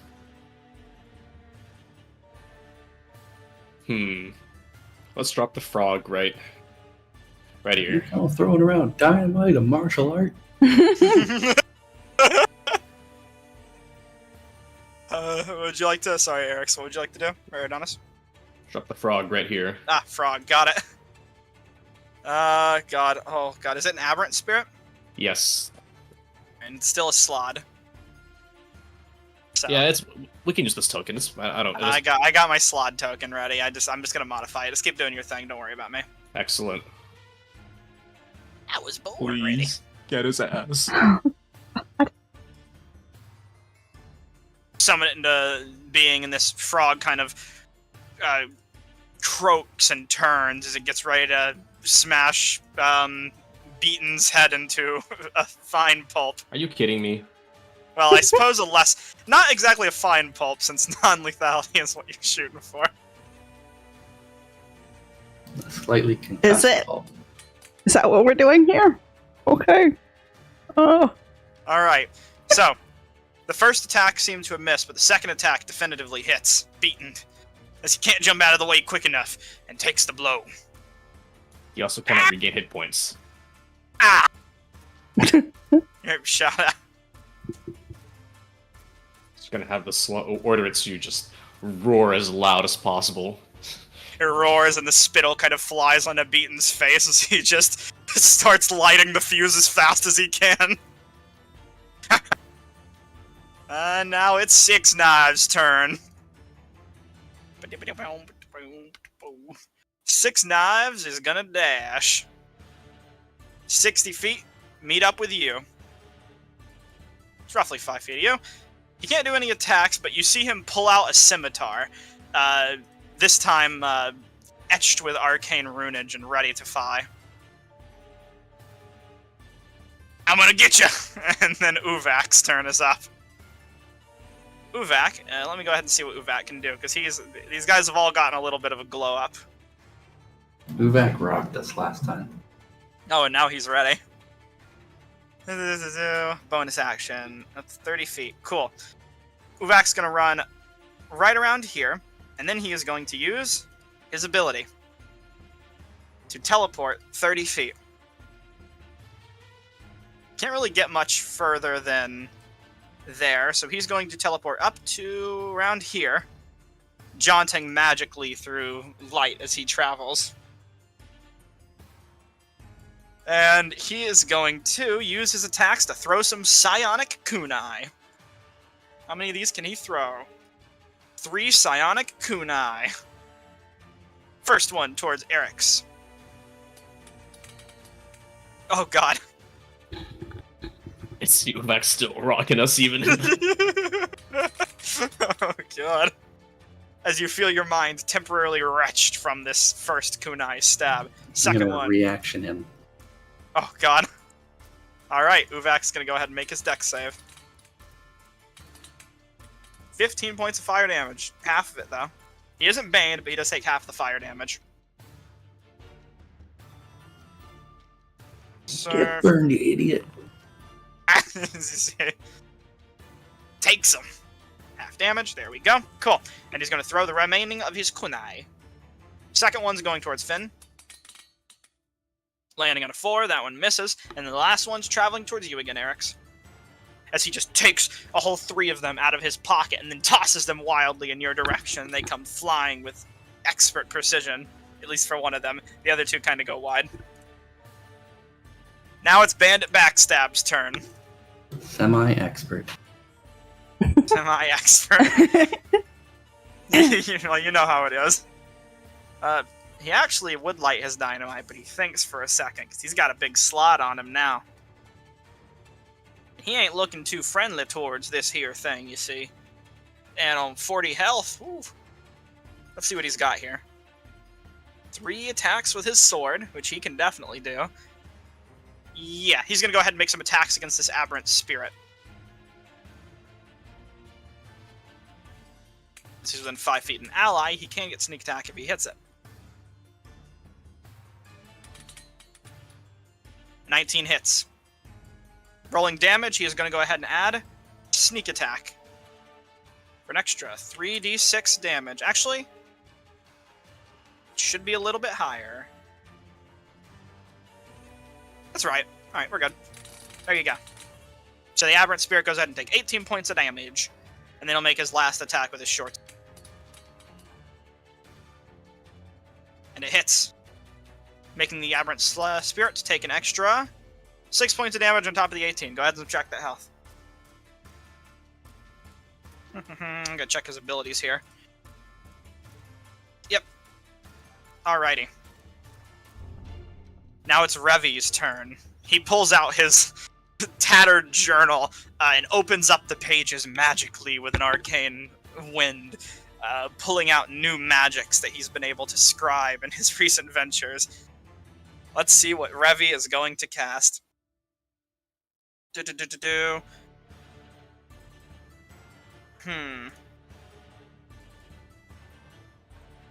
is going to cast Greater Invisibility on himself. Well, actually... No, he shouldn't do that now that I think about it. I have to be responsible. He is instead taking 1 opportunity attack from the slot. Go ahead and make it.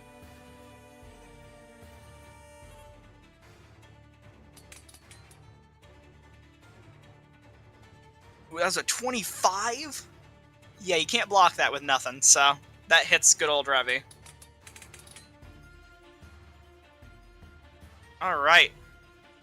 Wee, 14 points of damage. Well, he has to take that. Alrighty, he is going to cast... Oh man, wizards, yo. Wizards, yo. You know what? This one's actually one that y'all have been using as well. So I'll hit you with the same magic. Oh boy. Oh shit, I think that's all of us. Maybe, maybe not. Oh wait, before you do. Uh-huh. Right click. Oh, Laura. There we go. He actually can't hit all of you. He can't hit Eric's without hitting his good old captain now. So he's got to just hit the two of you. So both of you go ahead and make me a dexterity saving throw, DC 14. His lightning comes crackling and flying out towards you all. Of course. Alright. Eridonis, you fail. Fanzara, you pass. Damage roll. 25 points of damage. He is going to use the remaining 5 feet of movement he has to fall back. And that, for now, is the end of his turn. Go ahead and make a concentration save. Oh, you passed it. Okay. I am bad Your at math. turn. What is half of 25? You should be able to right-click the damage, right? 12. No. 12? There you go. Rounding down.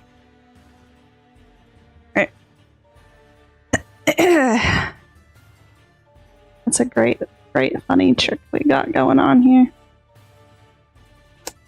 Downright wacky. Go.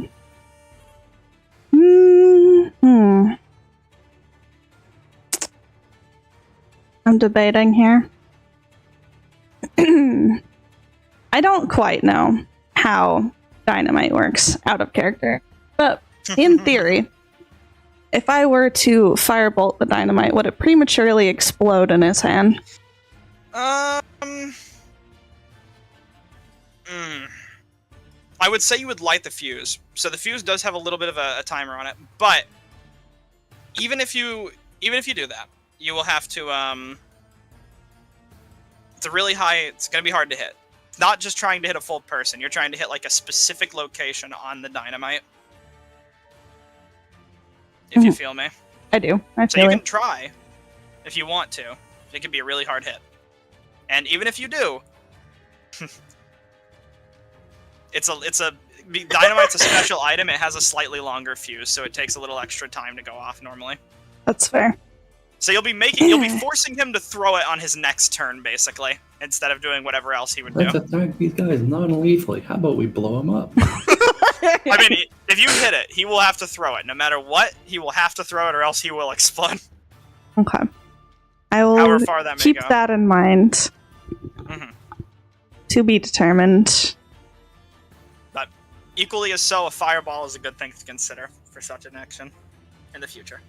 I do not currently own Fireball. Of course.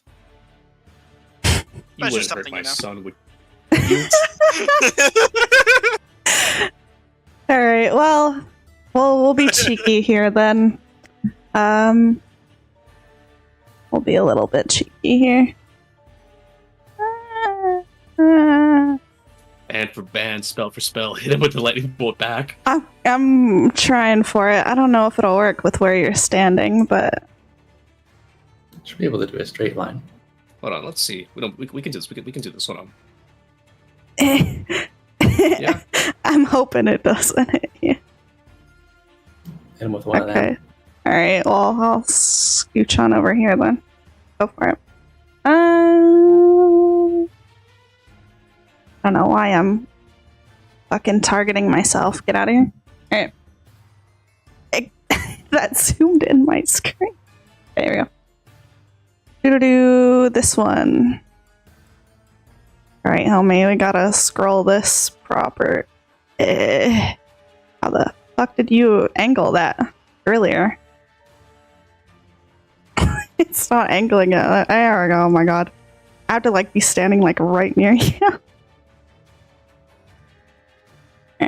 I used the ruler earlier. I know. It's just it wasn't doing it that way for me before. It didn't want to angle it like that.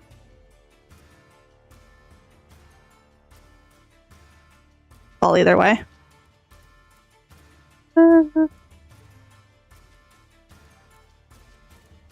I'd make their saving throws, but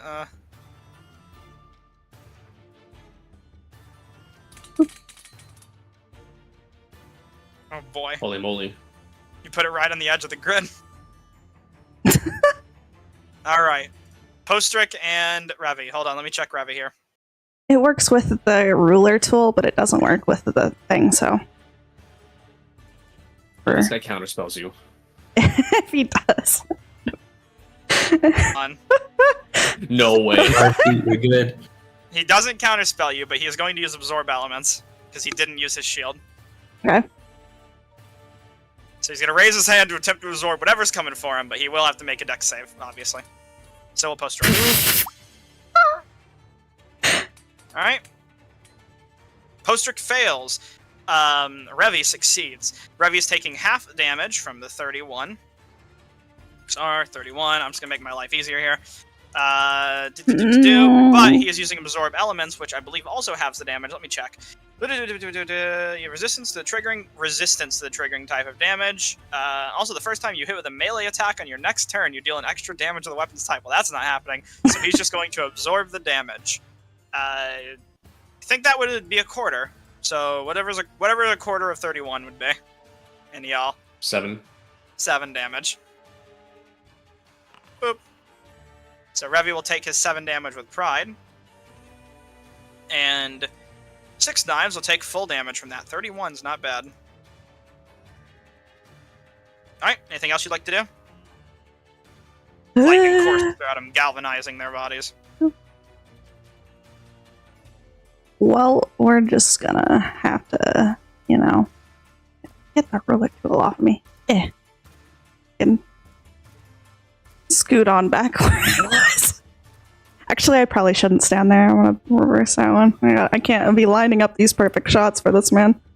I have to make him work for it. Hold on. You're probably good there. Here. Make him work for it. You're up. Uvak. Alright, Uvak's gonna get clobbered. Go, It Uvak, will go. Drive by, hit him with that dollar store X-Blade's curse. Blade's curse as you curse this half-orc, or not half-orc, sorry, a hobgoblin. Gotta remember what he is.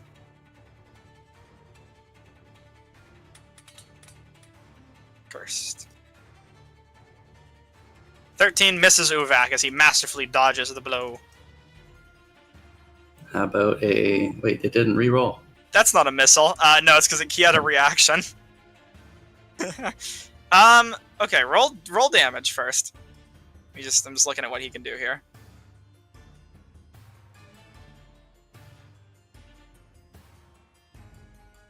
It should be 14. He's making an unarmed strike against you as a retaliating strike.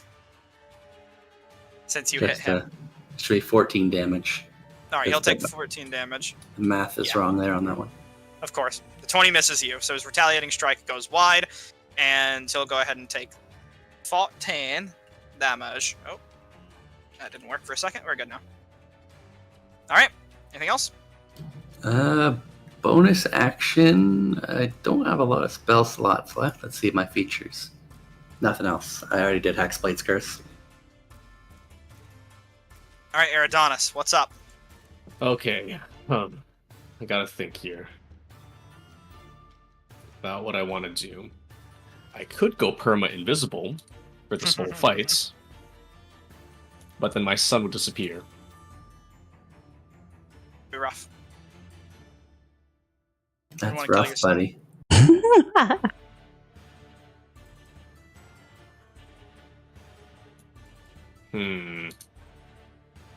Then again, he's probably gonna die next turn. Unless or he do we clobbers Bandit Backstab. Or do we straight up Mind Blast 6 Knives? Oh no. I don't think he's very smart. I hope he's very smart. What gives that away? That non-lethal plan just went out the window, huh? Look, this guy ate a whole lightning bolt and isn't even bloodied. I'm sure he can take a little bit of what I'm about to give him. Oh god. I'm just saying. Psychic Lance. Look, with my luck, he's gonna pass. Hey, maybe. Can He'll go ahead. Paladin save this guy? You passed! By 1! I told you. roll for damage. He still takes half, I imagine. He's not incapacitated, which is what I wanted, though. Shoot. Mm-hmm. Oh, he sure ain't. Now he is bloodied, though. Anything else you'd like to do? Bonus action, bonus action, bonus action. Anything as a bonus action I can do?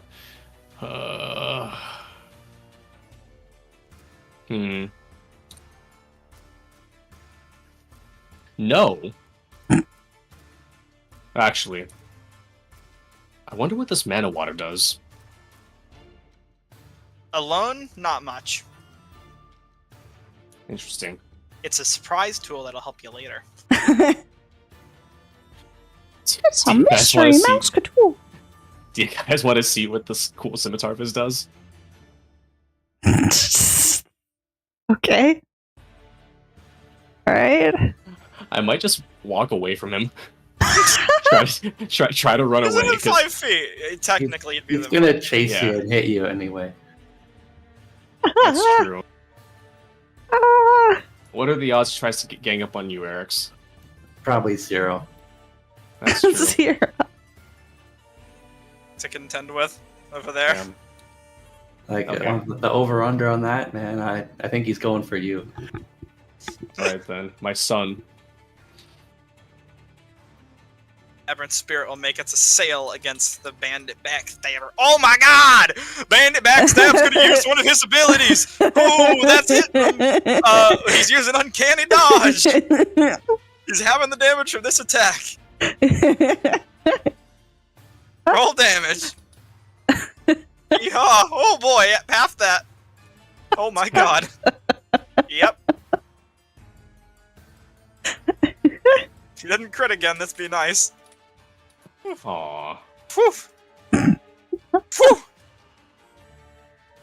Yeah, oh, he gets healed. Oh, hell yeah. Oh, fuck yeah. Alright, I think that's my turn. Alright. Let's see what you got. Six Knives is gonna look back towards Revy, give a bit of a nod, and then go ahead and move over here to a position around you. Oh, And we'll go good. ahead and make an attack against you with Jabby the Second. Jabby too. First attack hits you. Roll Isn't over the damage. scimitar a slashing weapon? Yeah. Why do you call it jabby? It's like it's carrying out a legacy, Eric's. Next attack. Misses. Third attack. Go ahead and make your concentration first.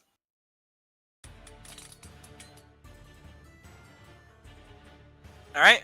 Next attack. 3 scimitar attacks. 18 hits. There's God. your damage. 6 points. And then he is going to pull out a whip and he's going to crack you with it. Oh my god. As he quick draws it and slaps you with it. This motherfucker has 4 attacks. Yep. They all got a Excellent. glow up. Wow. They only I've been sending it to other people on the side, but it's the fucking Draugr training. That's what you guys are doing your adventure. The NPCs are training. I'm killing this motherfucker, damn. Okay. I'm not having him come back. I'm not having this guy come back and attack next time. I'm killing this motherfucker. Wow. I'm straight up gonna kill this motherfucker. By the time he has 8 attacks, we'll be like 40 AC with like 10 glass. God, don't say that to me.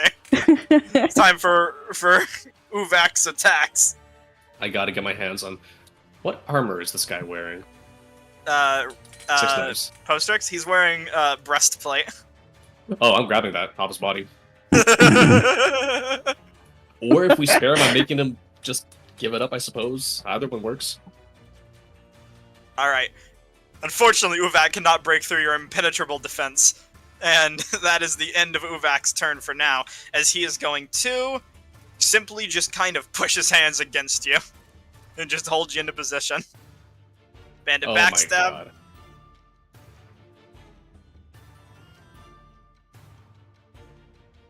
my god. He can't really do a lot here.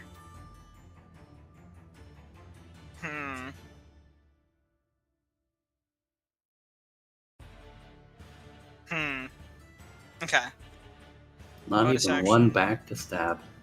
Not even. If you wanted to live up to his name, you All should right. stab Revy. I don't really know how this works, quite frankly, but he's gonna try and take the hide action. Stealth check and attempt to hide. Follow the rules in Chapter 7. If you succeed, I don't want to follow those rules. Cover to hide behind. Damn it. Alright, well, let me see what his sneak attack says. Yep. Alright, nothing. Cool. He is going to charge up and throw a dynamite stick, and he is going to use his bonus action to disengage.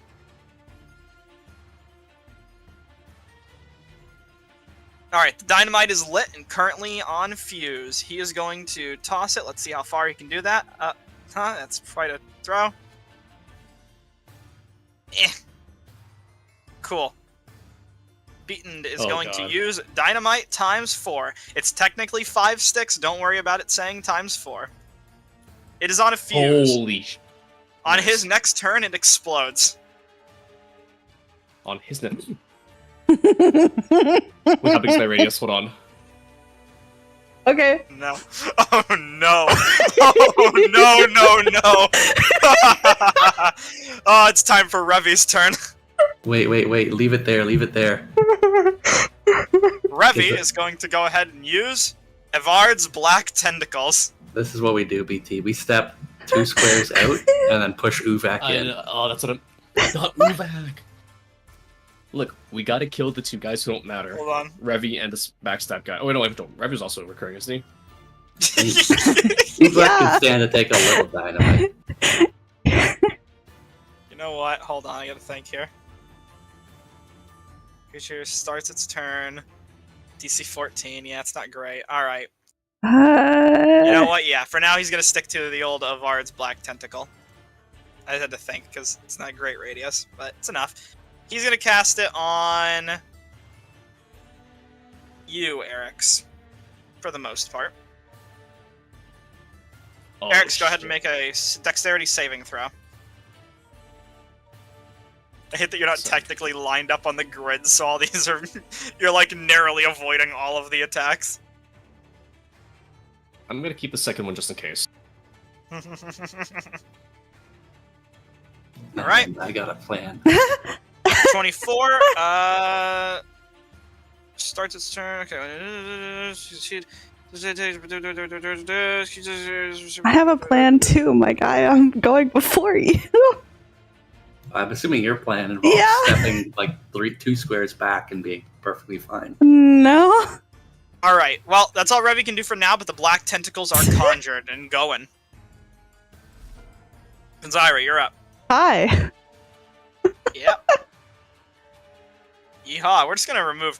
I don't think we need this one, Eridonis. I think that'll be fine. We don't need I just that. wanted to check for before Yeah, my... it'll be I'll do fine. some math.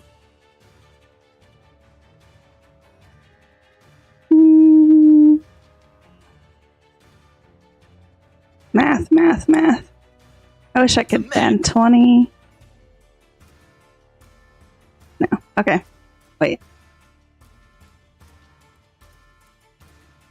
But you're there too. Fuck. Okay. Well, I've been waiting for this moment. Oh no. As fun as it would be to have my mage hand throw it, I don't have my mage hand out yet because I didn't specify that. But I do have my good lefty and righty right here. So I'm just gonna fucking pick this up and try and yeet it in the middle of these two because I believe, if my calculations are correct, You can hug it 40 feet. I can huck it 40 feet? 30 Or feet? 30 feet. Mm-hmm. Check the food. 30 feet. Okay. Yep. So you in can decide theory, how far you want to throw it, and I'll go ahead and draw a new radius. let me recalculate this then. 15 grab. 20. Let's see. I can throw it 30. Yeah.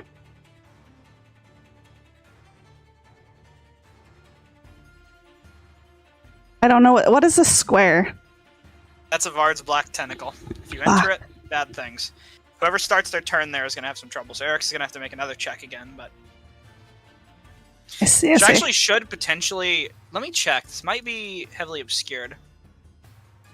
Not sure, though. Creature succeed. Okay, so it's not heavily obscured, at least. It is difficult terrain, however. Okay. It's like Cube's difficult terrain. If you enter it, you have to make a save. Clean black tentacles are reaching from the ground.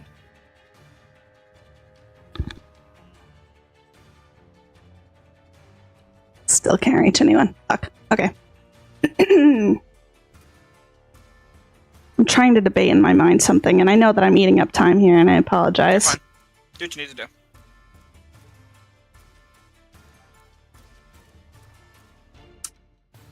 Do what I need to do. Okay, so if I'm standing here, it only goes 30 feet, and then from there, it has 40 foot.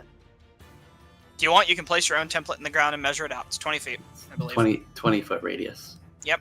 So just go ahead and Well, you can throw your own template down so you can move it around. So if you throw it 30, I can go 20. does it have a 20? From in a line, it has a 40, it says. It's a 20 radius. The actual AoE is 20 feet. Huh. Oh, I guess it's from one point to the other, it's 40 feet, but it's 20 feet from the center, which Got is what it. we measure for radiuses. Well, we're gonna have to do this then, which is minorly. I don't think is throwing an action or Yeah, you're making an attack technically. kind of sucks. I'm gonna be for real, for real. Then I can't do what I was going to do. All right, I'll have to try. To retrace your steps, you could. Nah, I'm moving myself a little bit. Because that's I picked it up. This is my 30 feet right here next to Mr. Man's. Yeah. And then I can throw it 30. Right there is fine. You want to throw it right there. So let me just go ahead and draft out the radius. Right there. I mean, that's as good as it's gonna get. I can't really get it any farther. Alright. It's not gonna... Well, if I put it here, it would probably hit him, Yeah. right? God, Revy. Yeah. That's my intention here. I wanted to get them both, but it couldn't go far enough, so just get him. It's fine. Alright. You couldn't use your mage hand? Oh. I don't have it out. Mm-hmm. Ooh, okay. Alright. Is that all?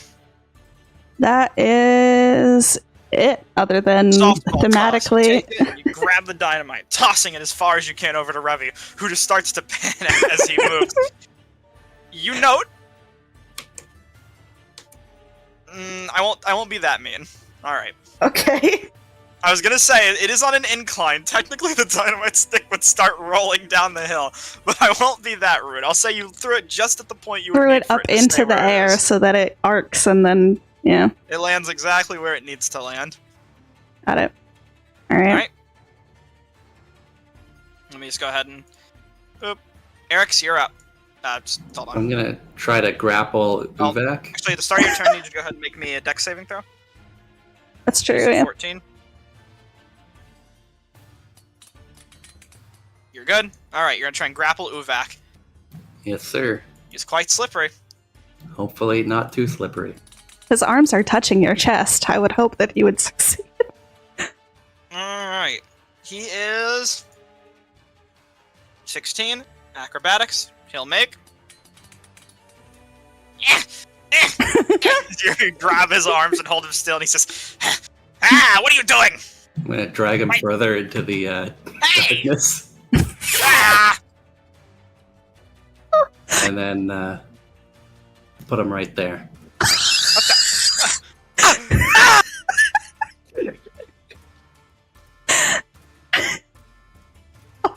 God.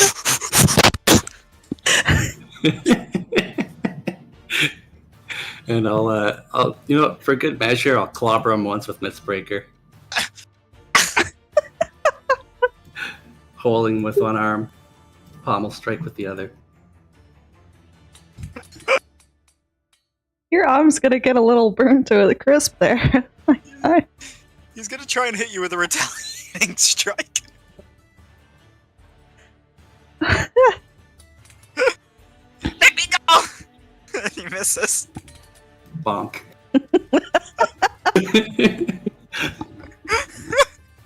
The impregnable defenses of Eric. And with a little bonk, and I'm gonna let him go, just like he asked. Ha! Your funeral. No! And I'm walking out of here.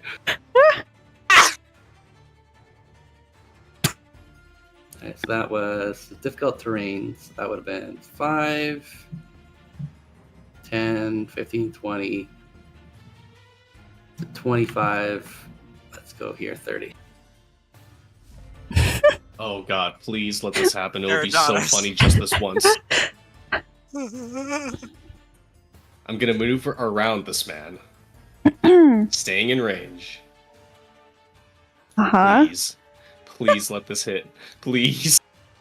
Hey, what are you doing? Please, I need this.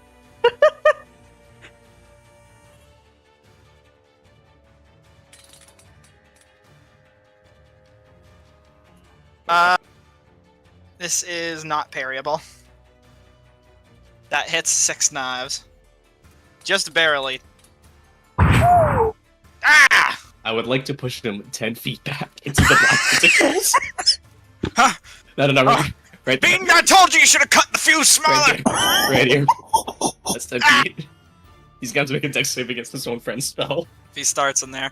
Or Revy enters can it- or end enters it on concentration whenever he pleases. He's ending concentration on Everett's black glorious. tentacles right now. Drops concentration, taking a deep breath.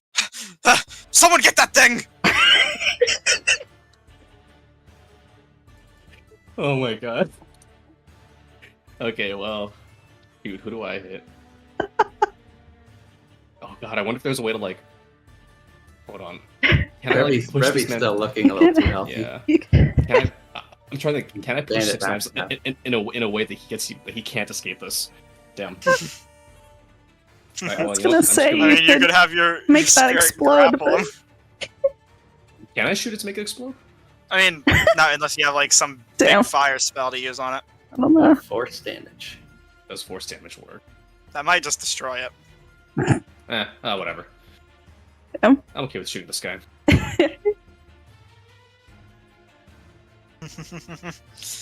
Alright, you're blasting Revy. Got it. Oh, that was almost a 20, my goodness. Where's his AC? Yep, that's gonna hit him. He can't shield that, so. Hits Revy.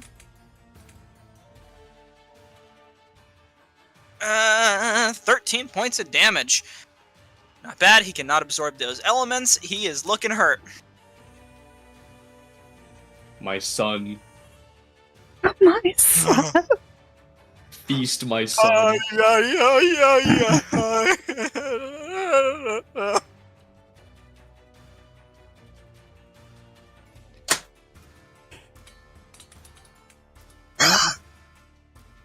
Oh my Feast, god. my hungry boy. 9 points of damage isn't that bad. Got another attack in him, I think. Yep.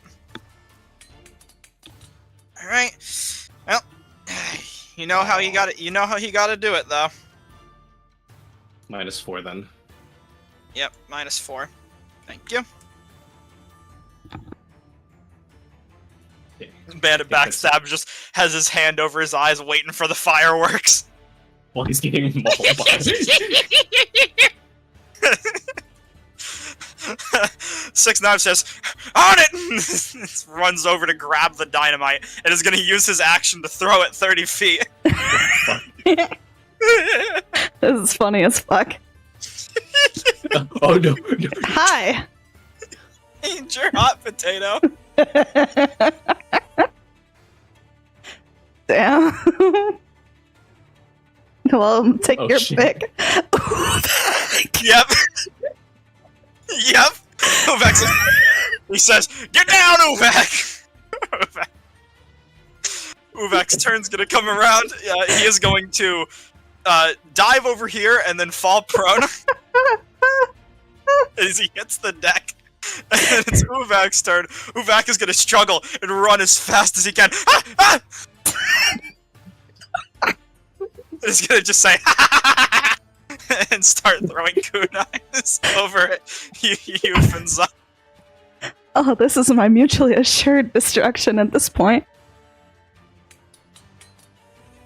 Well, it's gonna be the end of Bandit Backstab's turn, so.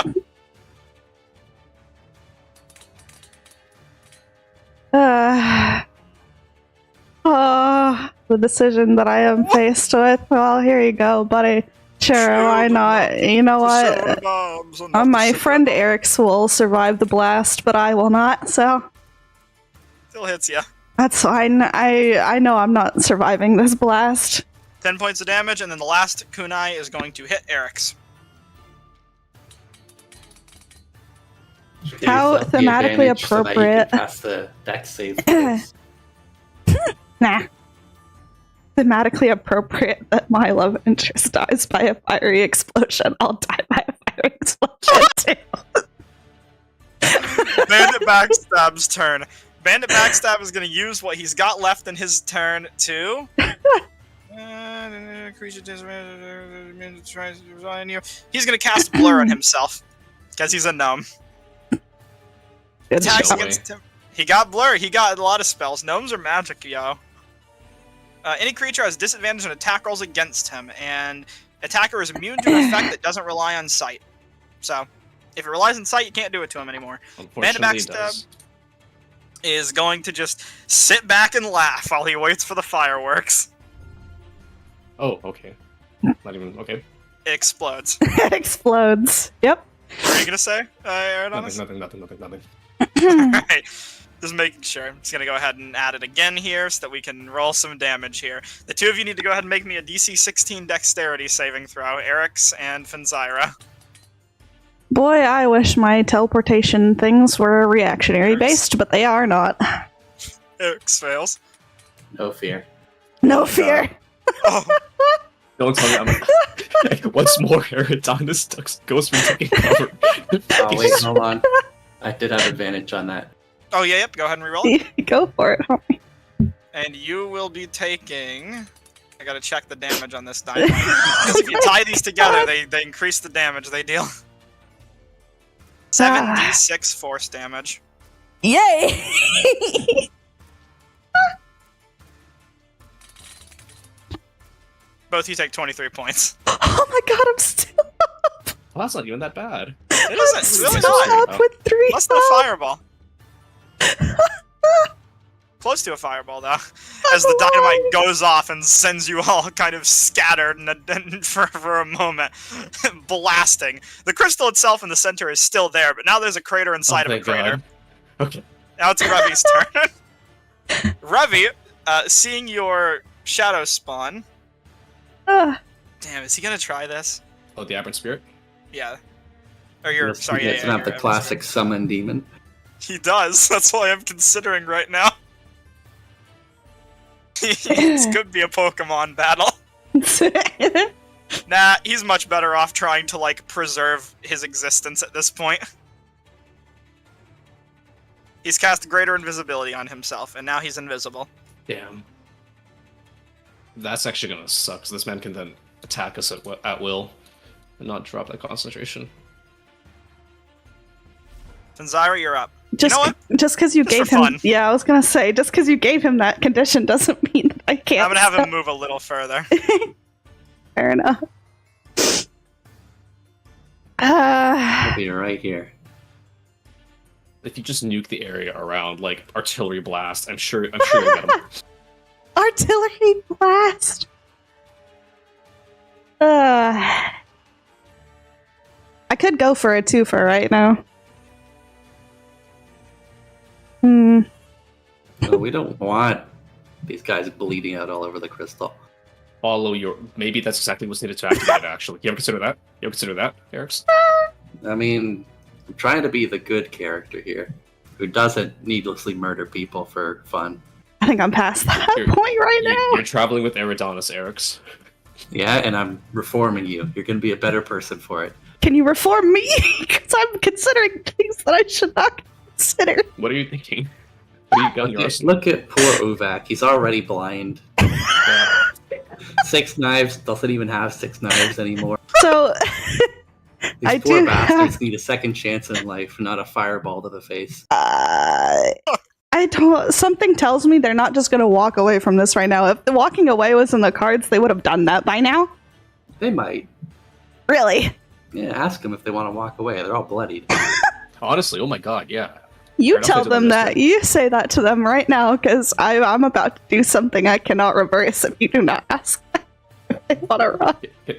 Can we do this out of initiative? Go for it. Eric, you want to talk to Shadai? You're the shit talker. I'm not as good at persuasion as you are. Oh, okay. As you do this, you just see Fens charging something up. You better fucking. I ain't 6 fucking around. knives. Have you ever heard of turning over a new leaf? Letting bygones be bygones? My friend Eric's over there has been teaching me quite a bit about the matter. This doesn't need to end with you all being splattered against the field here. Even if some of you did make it, half of you wouldn't. Is it a risk you really want to take with your own life? Or would you want to walk away and pester someone else? Persuasion check. Can I do it with advantage? They don't like 'Cause it you. works. Okay. I'm being pretty intimidating right now. I'm charging something up, bruh.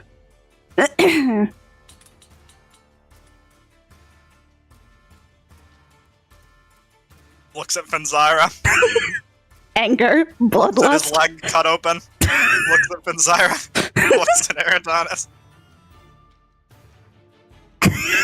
Thinks. I'm thinking out of character. Hold on. I mean, if it's we only roll if it's within the realm of possibility, right? Because if it's not, then I feel like he would just, There's Look, I there's don't mind- something to the roll. I don't mind There- either way. I'm just saying This- because The roll if was he to dies, I test get a something breastplate. else. The roll is for something else, technically. if we could, how do I even do that? If we could just convince some of his hired help to abandon him, like I'm pretty sure he'd. He spits and says, "It ain't over till it's over." Okay, All If right, you rolled I low, feel you would no have accepted it remorse. and betrayed. Oh, then perish.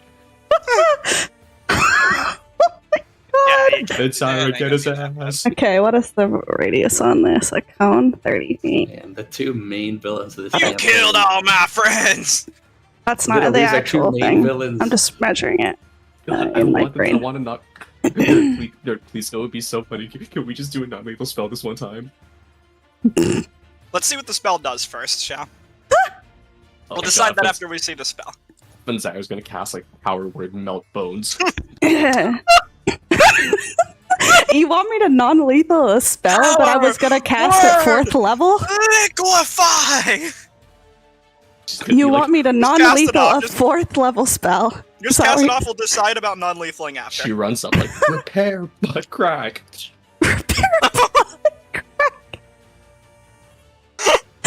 Oh my god. Fourth level pulse wave. Alright. Alright. These are con saves. He cannot do anything about that. Alright. Twofer. Deck save from both of them. Con saves from both of them. Wow. Well, 6 knives succeed, Uvak do not. In fact, do not. Technically, it's a special, it's a reaction. I can't react while I'm casting a spell, I don't think. What are you trying to do? Make 6 knives to reroll How'd you do that? with the Chronal Shift. It's a reaction, though. Right? You can just do reactions, I believe. Okay, It's a thing. You could do that if you wanted. why not? I'm feeling a little perky. Well, he got the same thing. He got a little bit higher, so good for him. He can have it. Oh god. 26 damage. Oh my Christ. Oh no, does it fucking kill Uvak or something? Uvak's at 1 HP. Like, come on, he's gotta run 27 away now. health. Come on. Postrick takes half damage. Let's see how Postrick is doing. Oops, wait, hold on.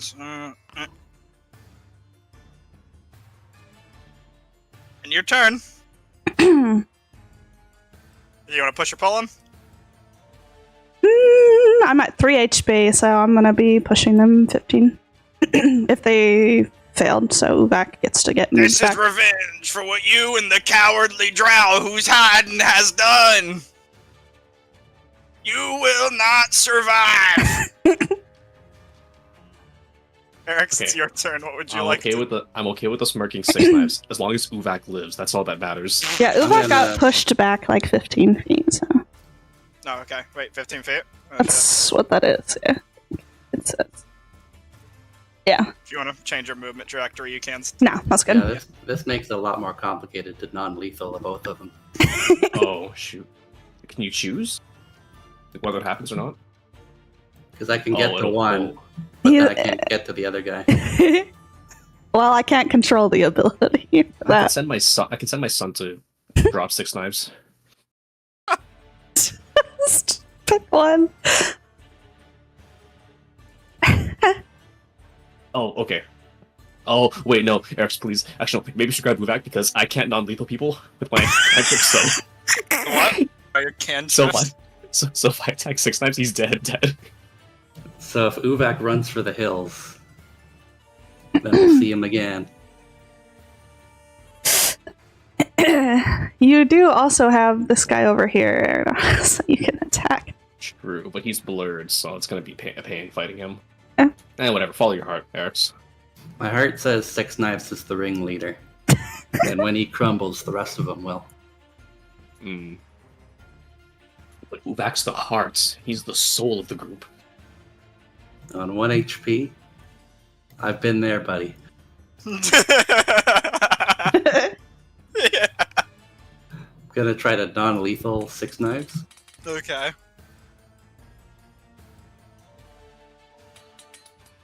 That misses him. And he's gonna try this. I don't know if it matters.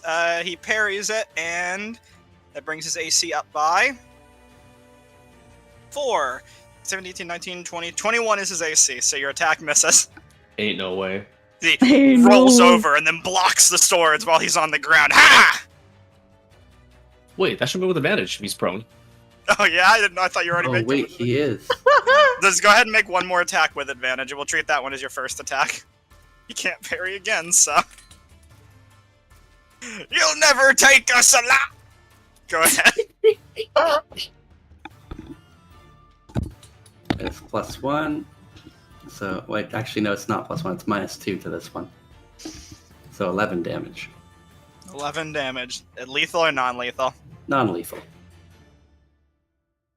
He's unconscious.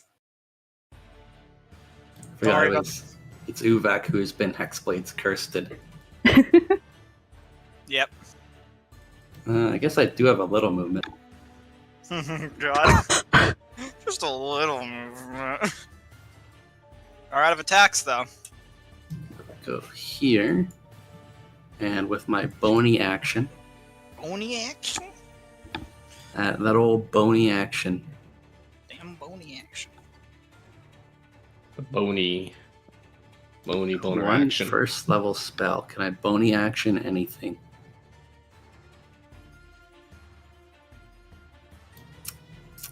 You can prep a smite spell or something. I'm like, it's ensnaring strike. I need to hit a guy. Shield of Faith won't really be useful. All right, I've got no bony actions. Damn. Okay. Quick assessment of the battlefield. Six Knives is down. Uvak is perilously low on HP.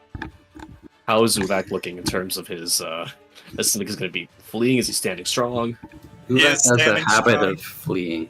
So Yeah, I let's see. figured.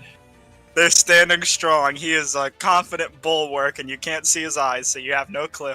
Look, to be fair, this was the same guy who was like, he's blind, he doesn't believe you. As he stood in a warehouse filled with the corpses of his comrades, so... Well, you know what? Blame for asking. Let me try. 6 Knives is down. You can either surrender or walk away. Uvek says, "Of course! I'll surrender now!" Puts up his hands. He did that before. Is he putting his hands up in like a boxing stance, or He's like raising him up. he's gonna punch you in the jaw the moment you step to him? That's okay, I can take it. Alright, well. I don't think he's going to get through 52 hit points with my armor class. Where the hell is Revy? I can't hurt you. Okay, how's this little goblin boy looking? The deep gnome, bandit backstab. Oh, He's sorry, looking okay. perfectly fine, and he's lighting another fuse. Oh my god. Okay, I get it. Disadvantage on this one, because... Yes. He's blurred. Still fucking hits some disadvantage, mate.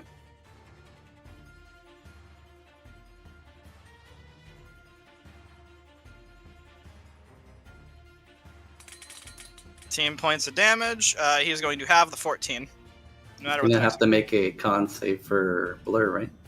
Yep. Is blur concentration? Oh, it is. Okay.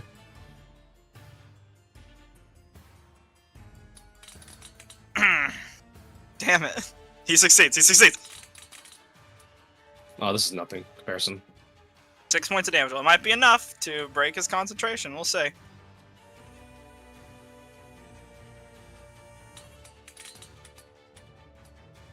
Holy, Oh excellent. my god. Feast He my is no son. longer blood. Ah! Shit!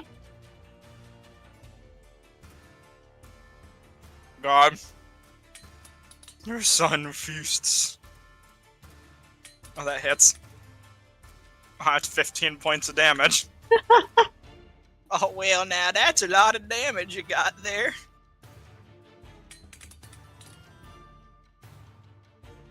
Oh, no. Lethal or non-lethal? You choose. You give the order. Non-lethal. I'm turning over a new leaf. My As son you hit just him. slaps him. Oh! And he falls unconscious. Wait a minute. Is the fuse still lit, or...? Yeah, it is. Hell yeah, it is. Okay, question. I mean, he would have done it on his turn. He was starting to light it, so he didn't Okay. actually get to light it. Oh, Okay. I'll say he has a flint and steel and a fucking dynamite Okay. in his hand. Okay. So he's not gonna blow up. Let's have my son move up. Like, just around, Because why not? 6 Knives is not conscious. Uvak, who has his hands up to surrender, betrays you. I knew it. I fucking knew it. In a flurry, is going to throw out 3 kunais as he reaches, as he's rising his hands into the air. You see his, he goes past his shirt while he's raising his hands, and then up into the air, 3 kunais, and he throws back at you as he runs backwards, cackling. We will meet again! Oh my We god. will not meet again.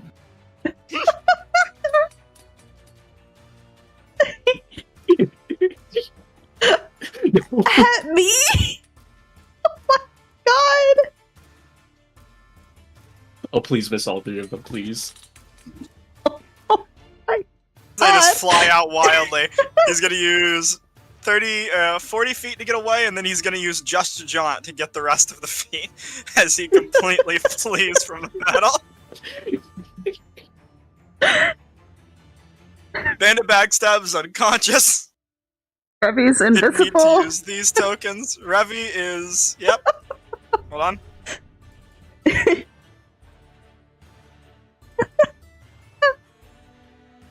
Uh-huh.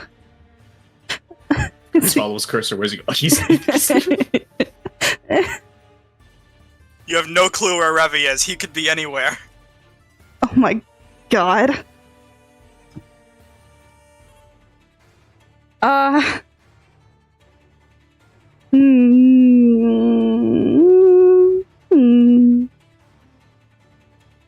Well, I can't see him, so that's kind of Any potions you could drink? yeah. That would be great, but no, I don't. I'm also out of potions. Shoot. You're gonna have to restock.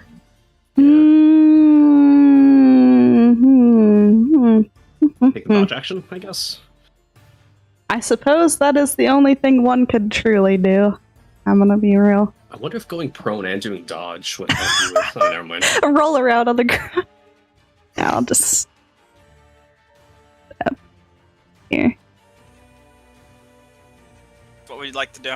Dodge. I mean, if he's invisible, we could still probably make perception checks to try to detect him, even though it'll be disadvantage. To Let's see what I can perceive. do here. It's gotta be some nonsense, I right? pass at 16. I'm looking around, but I don't think I'm gonna spot him. Okay, surely, this guy's not leaving behind footprints or anything, right? You see a trail of footprints on the ground leading this direction. He's leaving. Nuke him. They seem No. to trail off a decent distance. Oh, God. God, is it over? The combat is over. I'm gonna just push Sick Knives back into the crater.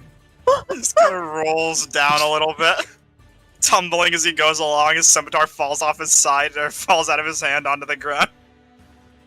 I would also grab that. He lands face first on the ground. His hat's just like on the back of his head, just tied to him and tangled up. Music change. Yep. Oh, sweet. He's lost his right to his new weapon already.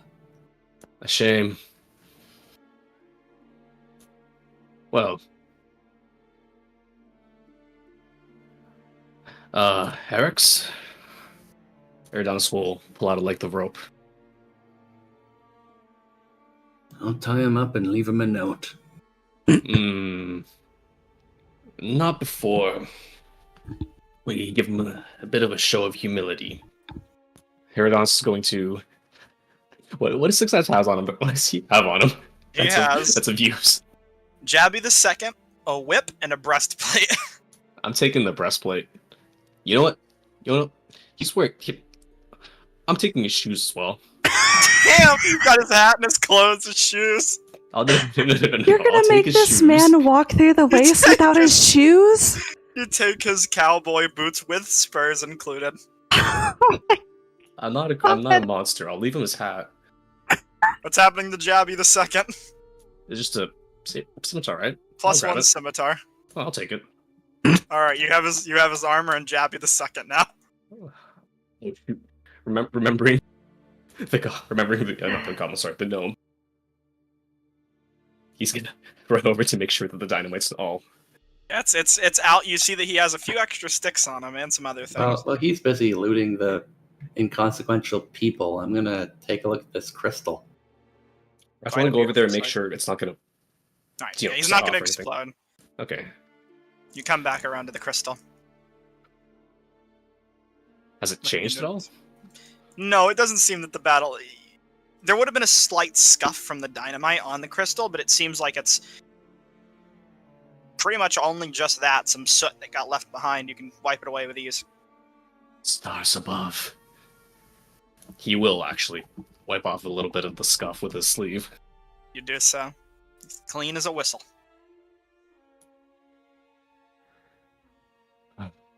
Good. Eridanus is then going to pull out his orb. Mhm. Or the floating pieces. Mm-hmm.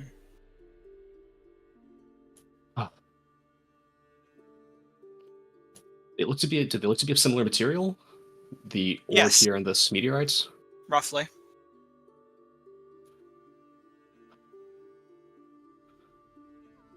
My friend, perhaps this is kin to you. Or was this the body from which you were carved? He's going to take the floating fragments of the orb, and he's going to, I suppose, hover it over the fallen star here to see if anything happens, while also trying to peer into the crystal itself, if it is translucent. Mm-hmm. The shattered orb seems to glow, and the crystal's interior seems to spark, and like small fireworks on the interior of stars.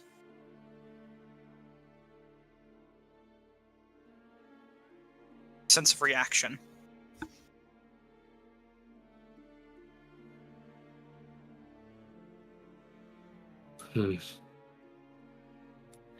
It's 7 p.m. Is it getting dark at all Quite, outside? but the light from this Okay. star is shining very brightly to illuminate the nearby area. All right. You said, I don't think I caught the entirety of it. You said there's a reaction coming from the meteorites?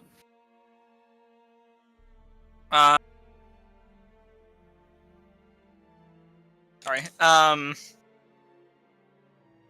Yes, there's a reaction coming from the meteorite when your orb gets closer to it. It seems.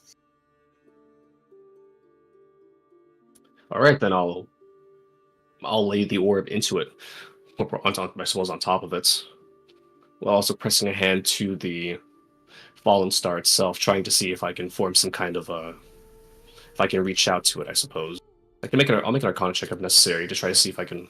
I guess I want to try to parse what sign was meant to be sent when the scholars set this down. Oh yes. Make an Arcana check. As you lay the crystal shards of the orb onto this star, you watch an arcane energy well up from the star below and begin to suffuse your orb. The orb... it's fine. You can just watch the reaction. The orb pulls itself together as the shards are infused with a new magical energy, reforming the crystal and giving you back your familiar. You watch as the interior of the crystal is new. The star itself dims to a point where it's no longer reactive and not but an empty husk. And you see the fire around retract back inward. Within it, you see fireworks, sparks shooting around. A new chance with new magic, as all the energy is drained from the nearby stars into your own, instilling it with new power, which I'll show you once we're done. For now, you know there is something new here.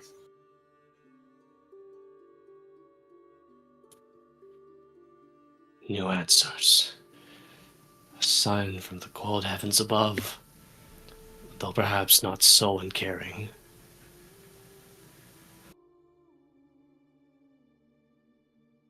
Zyra, as this concludes, you see that same shadow from before in the waterfall. That echo of yourself standing nearby, near one of the smaller crystals around over here.